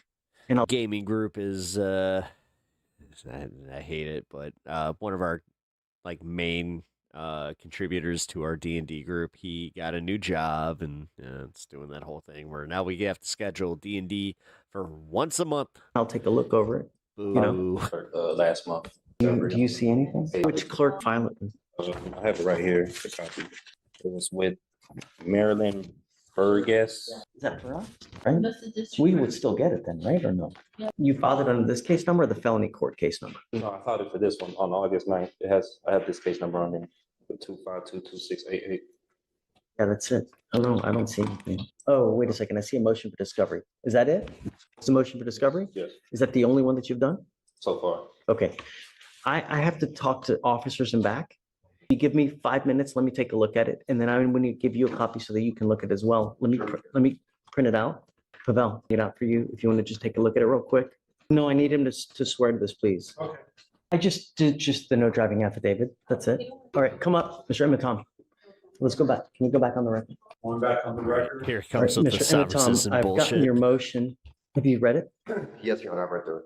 And Your Honor, at this time, the state wouldn't even be able to comply with this order because it's asking for an immediate order of discovery. It sounds like spontaneously going to give well, other than the that, opposing party. I mean, So there and needs is to there be is he timing asked? requirements, and it's not, the language is not aligned with crime procedure or penal code. But beyond that, the only two pieces that are requested that are reasonable that I can produce with a timeline are 1 and 7. Mr. Emitom, understand that you will get discovery, but sometimes it takes time. It's not immediate. It takes time to build a case, to get videos, 911 calls, reports from officers. It takes time. It's not immediate. In your motion, I guess it says he wants it immediate. Immediate order. There's just no way. We can't. An inspection. Yeah. But we will get it to you as he gets it, he will give it to you. I can grant you the order. I will take off the immediate provision, but I can grant you everything that you want. I'll give you their case file. I can give it to you when they get it. Yes, but Judge, this discovery order is requesting things outside of the scope of discovery. Well, I'm not going to give him the kitchen sink. I mean, like what? Everything else. I mean, so 1 and 7 are aligned. 1 is requesting any documents, papers, books, accounts, letters, photographs, videos, which are body cam, objects or tangible things not privileged, which constitute or contain evidence. Of course, I'm going to hand that over. Okay. 2, any and all names of any witnesses, the Harris County Superior Court, State of Texas. I mean, that's County so of Harris, broad, Mr. and Emmett. or any political. I mean, you want every subdivisions. single witness in Harris County? That's what that's asking for. Needed to properly represent myself for the case. That's 4.2 million people. Really? So that doesn't, it's, I mean, I'm not going to grant that. That's silly. it's too You broad. want- It doesn't go into just. I mean, imagine any and all names of any witness for the Harris County Superior Court, State of Texas, County of Harris, or any political subdivision thereof may have. That's so broad that to even try to comply with that would take years. That's, I mean, in relation to this case, yes, nothing else matters. The only thing that matters is this case and nothing else. So I'm happy to comply with the names of witnesses in this particular case. Yes, I will do that. And I can mark on there for this case only. Dude, he's being so. Are you okay with it? Your Honor, Oh my God, he's still gonna be a pain in the ass. In It's the- like, dude, he's getting. Oh my God, he's being so nice to you. event, Every time we watch him with the sovereign citizen, we're just like, oh, come on, man. in the event that He's you trying were to grant help you something like here. that, it would need to be filed by the Uh, defendant. What you're granting is what is written, not what is subsequently modified. Okay, I So, guess The language just needs to I'll be just, correct. okay, so I'm going to tell you is, you're right, Paul. I mean, right. So I just wanted to clarify that for the You're record. representing yourself. I can't do the work for you, right? He so kindly is reminding me that because I'm trying to, right. he's like, That's too broad. I've already given you too much. We can go down the list if you wish, but. Yeah, let's do it. I mean, we have. So 3, a true and complete original or certified alleged contract with wet ink signatures between the petitioner, the Harris County Superior Court, State of Texas, and or political subdivisions thereof may have law states that in order for the Harris County, and he's not. He has a hell of a lot of patience. Yes, he does. Valid lawful contract between the petitioner, let them bring it forward for petitioner's inspection or immediately dismiss all charges. I believe this is going into UCC. This is not. I mean, By the way, this is the last segment of the night, and then I got to peace out. So we have the chance to have a show Here tomorrow. you're going into the sovereign citizen type language. Just common law. Okay. Try and get some Your Honor, semblance of sleep. I will not be agreeing Doesn't to that. apply here. There's no, I mean, you're saying a true and complete original and or certified copy of the alleged, it's not even spelled correctly, contract with wet ink signatures between the petitioner and the Harris County Superior Court. I mean, So I'm opposed to that. what contract? Contract complaint, whatever. I know this is statutory and it's not going over common law, so I'm not familiar with the statutes like I explained before. Well, you're a lawyer now. You're gonna have to familiar yourself with it. But try me on statutes. I want to be tried on common law. You're gonna have to do it. I'm not sure. There's no common law here. It's done by statute. There's no common law here. It's all done by statute. And since you're the lawyer, you need to know that. I recognize the steps of the statutory steps. That's why I don't recognize. So being tried. Dinner? let me ask you this. I'm good. How on earth We ate dinner. are you gonna represent yourself if you don't even know that? So I get everything I need in my discovery. He's not, no, he's gonna give you I had one of the largest egg rolls you could probably ever get. body cams. It was like the size of a fucking burrito. He's gonna give you 911 call. He's gonna give you witness lists. And that's it. Right? Is there anything else that would be in here? I would, there may be dash cam I need to check. So I haven't gotten the body cam or dash cam yet. I need to check what all this. Mr. Emmett Tom, I mean, let's get real. If you're having problems with things of this very elementary nature, how are you going to represent yourself? I'm happy to give you a lawyer, but some things are just, I mean, there's He's no. trying, man. Let's conclude this hearing with the remainder of the list as well, and then we can go with. Hold on. That sounds like a killer egg roll. It was fucking delicious. Just so he knows. So number 4, a true and complete It was original yeah. and or certified copies of the criminal It record was really of the good. attorneys of record, judge, magistrate, pro tem, commissioners, witnesses, I also had some crab ragoon. Not gonna lie. as well as all We officers did a Chinese side dinner. of this court. That doesn't apply here, really. I mean, my criminal history, you think I have criminal history? It's also one of the benefits of just knowing where it's like, oh yeah, this is gonna be Do I need plenty. to ask you to go to a higher court or a higher court look at this matter? Was or- it greasy? I mean, you can do anything Yes. you want to in life until someone says no, right? But I don't know where you're going to get. I mean, appellate courts need jobs too. He's trying to save someone who doesn't want to be saved. I know. How far are you going to get? I Like don't know. at this point, he just needs to cut his losses and be like, all right, man, I tried. How much money are you going to waste? I really I don't know. tried. A true and complete certified copy of all oaths, commissions, as well as bonds of all officers of the court, including but not limited to deputies, court Pot clerks, stickers? judges, Hell yeah. magistrates, pro tems, commissioners that have or may No, I love pot stickers. decide to involve themselves in this matter, Hmm. appointed or elected, signed under penalty for perjury on and for the official public record. Well, I don't know what bonds you're talking about. What bonds? Like James? Bonds, bid bonds, Which ones? appearance bond, bid bonds. I'm not familiar with that. Affiliation of any and all states, witnesses, and all Yeah, Sully.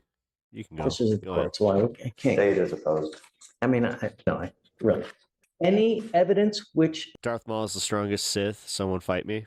I don't need to. in any way is exculpatory It's my dude. to the case. What? Yes. Anything in state's possession, I'm Although unopposed that last episode of Maul, to. I will produce anything exculpatory that's in our possession. But Number 8, documented proof of claim of injury signed under penalties of perjury with all immunities waived from the judges of this court, attorneys of record, the Harris County Superior Court, State of Texas, County of Harris, as well as this court, and for the official record. Documented proof of claim of injury signed under penalties of perjury. So what are you referring to there? What? Against me, whoever made the complaint against me, who's the opposing party. Okay. Well, the Harris County District. the Harris County District Attorney and the prosecutor. Oh my God. Attorney. Oh my God. Oh my God.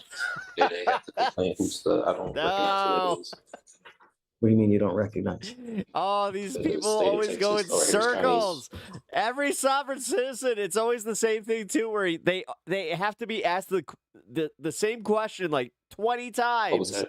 It's Right, so so- annoying. They alleged that you did something unlawful. As a result, the officer arrested you Come and on, then man. brought that information all to the Harris County District Attorney's Office. And then they, in a two-pronged matter, number one, I found probable cause in this case, and then a grand jury indicted You you put the Mall series out? Oh, that's on Disney on your Plus. felony case. So I it's haven't the been- Harris County. I haven't been indicted on that. I just came from upstairs. I haven't been indicted on. Also, interesting side fact: it's the last project that had George Lucas's fingerprints on it. where he originally was going to do that story with Dave Filoni before he sold the rights. On that case, Has it been indicted or no? So, well, I mean, they have, I think, up to 180 days to indict you. But, okay. I'm sad about I that. mean, I guess, would it be the information is that he's asking for? Because honestly, for as much complaining as people do with George Lucas, I respect him. It's his universe. Let him honestly, you can love or hate it, but the dude did the work. It's his baby. And that's why I think that everything that Disney did with it, specifically with the sequel trilogy, felt so hollow. But that's where things like Andor and the other things that lived within a certain time frame of that universe, that's why it works a lot better. You want the charging instrument, I guess, is what you want. Your Honor, again, I think it's just I know that it's textual misunderstanding. But if it were rephrased correctly, I can better understand what is being asked, and therefore that's why I cannot agree to this order, because I get it, but I'm trying to go through with him so that he trying understands. if it aligns with something I can understand, sure. I mean, I can understand what's being asked, and then I can turn it over. But I don't have that. This is not that. Yeah, there's a lot of stuff here. I don't know what's not being understood mostly. Here, let's go through number 13, just because there's a lot here that you got 16, and it's already 130. The CUSIP number tied to this case, which will show that this court and/or officers of the court are profiting off this case, and it is trading on the stock market on and for the official public record. I mean, I am the trustee for the name. Oh, come on. It's right here. I've been a straight up beneficiary for their name. I've been the trustee. I have my paperwork that I need to prove to the court. And that may well be good for federal stuff, but not for us. This is state. A copy of all officers of the court registration report and profile, which is registered under Dunn and Bradstreet on and for the official public record. You're going to have to go through this motion more. It needs to be more specific. Dude, the fact that he's entertaining it still is insane. This motion in its entirety at this point. So not 1 and 7 then? Not with the media, not that language. Oh, right. And we cannot modify that. So it needs to be more specific. And you need to have a more realistic guideline. They can't give you stuff immediate because he may not even have it in his possession. So I can't order him to give you something that he doesn't have in his possession. How soon can they get my next court date? Will they have it, or how soon? I don't even know. Body cam and dash, I can escalate that by the next court date. The lab, I'm unsure of a timeline at this time. The lab of the substance. Okay. And I'm going to tell you now, it takes a lot. It takes quite a while to get labs done because, I mean, you imagine we live in a city with 4 million people. Do you know how many people get arrested with illegal substances that have to be tested? A lot. You get in line in front of everybody else. I do have the lab results from the store that I got it from. I have the store that is in the lab result papers that they got it from in Houston. So I could submit that as well if it makes it quicker. I mean, I know you still have to do your own. I know that you're saying that, but there's always two sides to the story. True. So they need to test what they have to see what that is. And it's going to take a while, but it'll get done. You just be patient, but it'll get done. At this point, we are pending body cam dash in the lab. That is what discovery is pending. Typically what we do is we'll set it out 30 days and then we'll just have you come back. And when you come back in 30 days, we'll see where they are. And then at that time, you guys can make a plan to go over the evidence. And I'm not going to give him a copy though. He's just going to have to review it. I believe it's subject to inspection. Right. So you're going to have to. Oh my God. I just realized that they're actually going to let this guy do this. Hold on. We're going to just go to the end. Hold on. Every single person I can. And that's it. But I want to make sure if you're caught driving, I'm going to put you in jail and I'm going to make your bond so high you will spontaneously combust, because I want you to understand that I mean business and I'm protecting every single person I can. And that's it. Sign this right now? No. I mean, with jail or arrest if I don't sign this? Correct. That is correct. That's correct. Imprisonment if I don't sign this.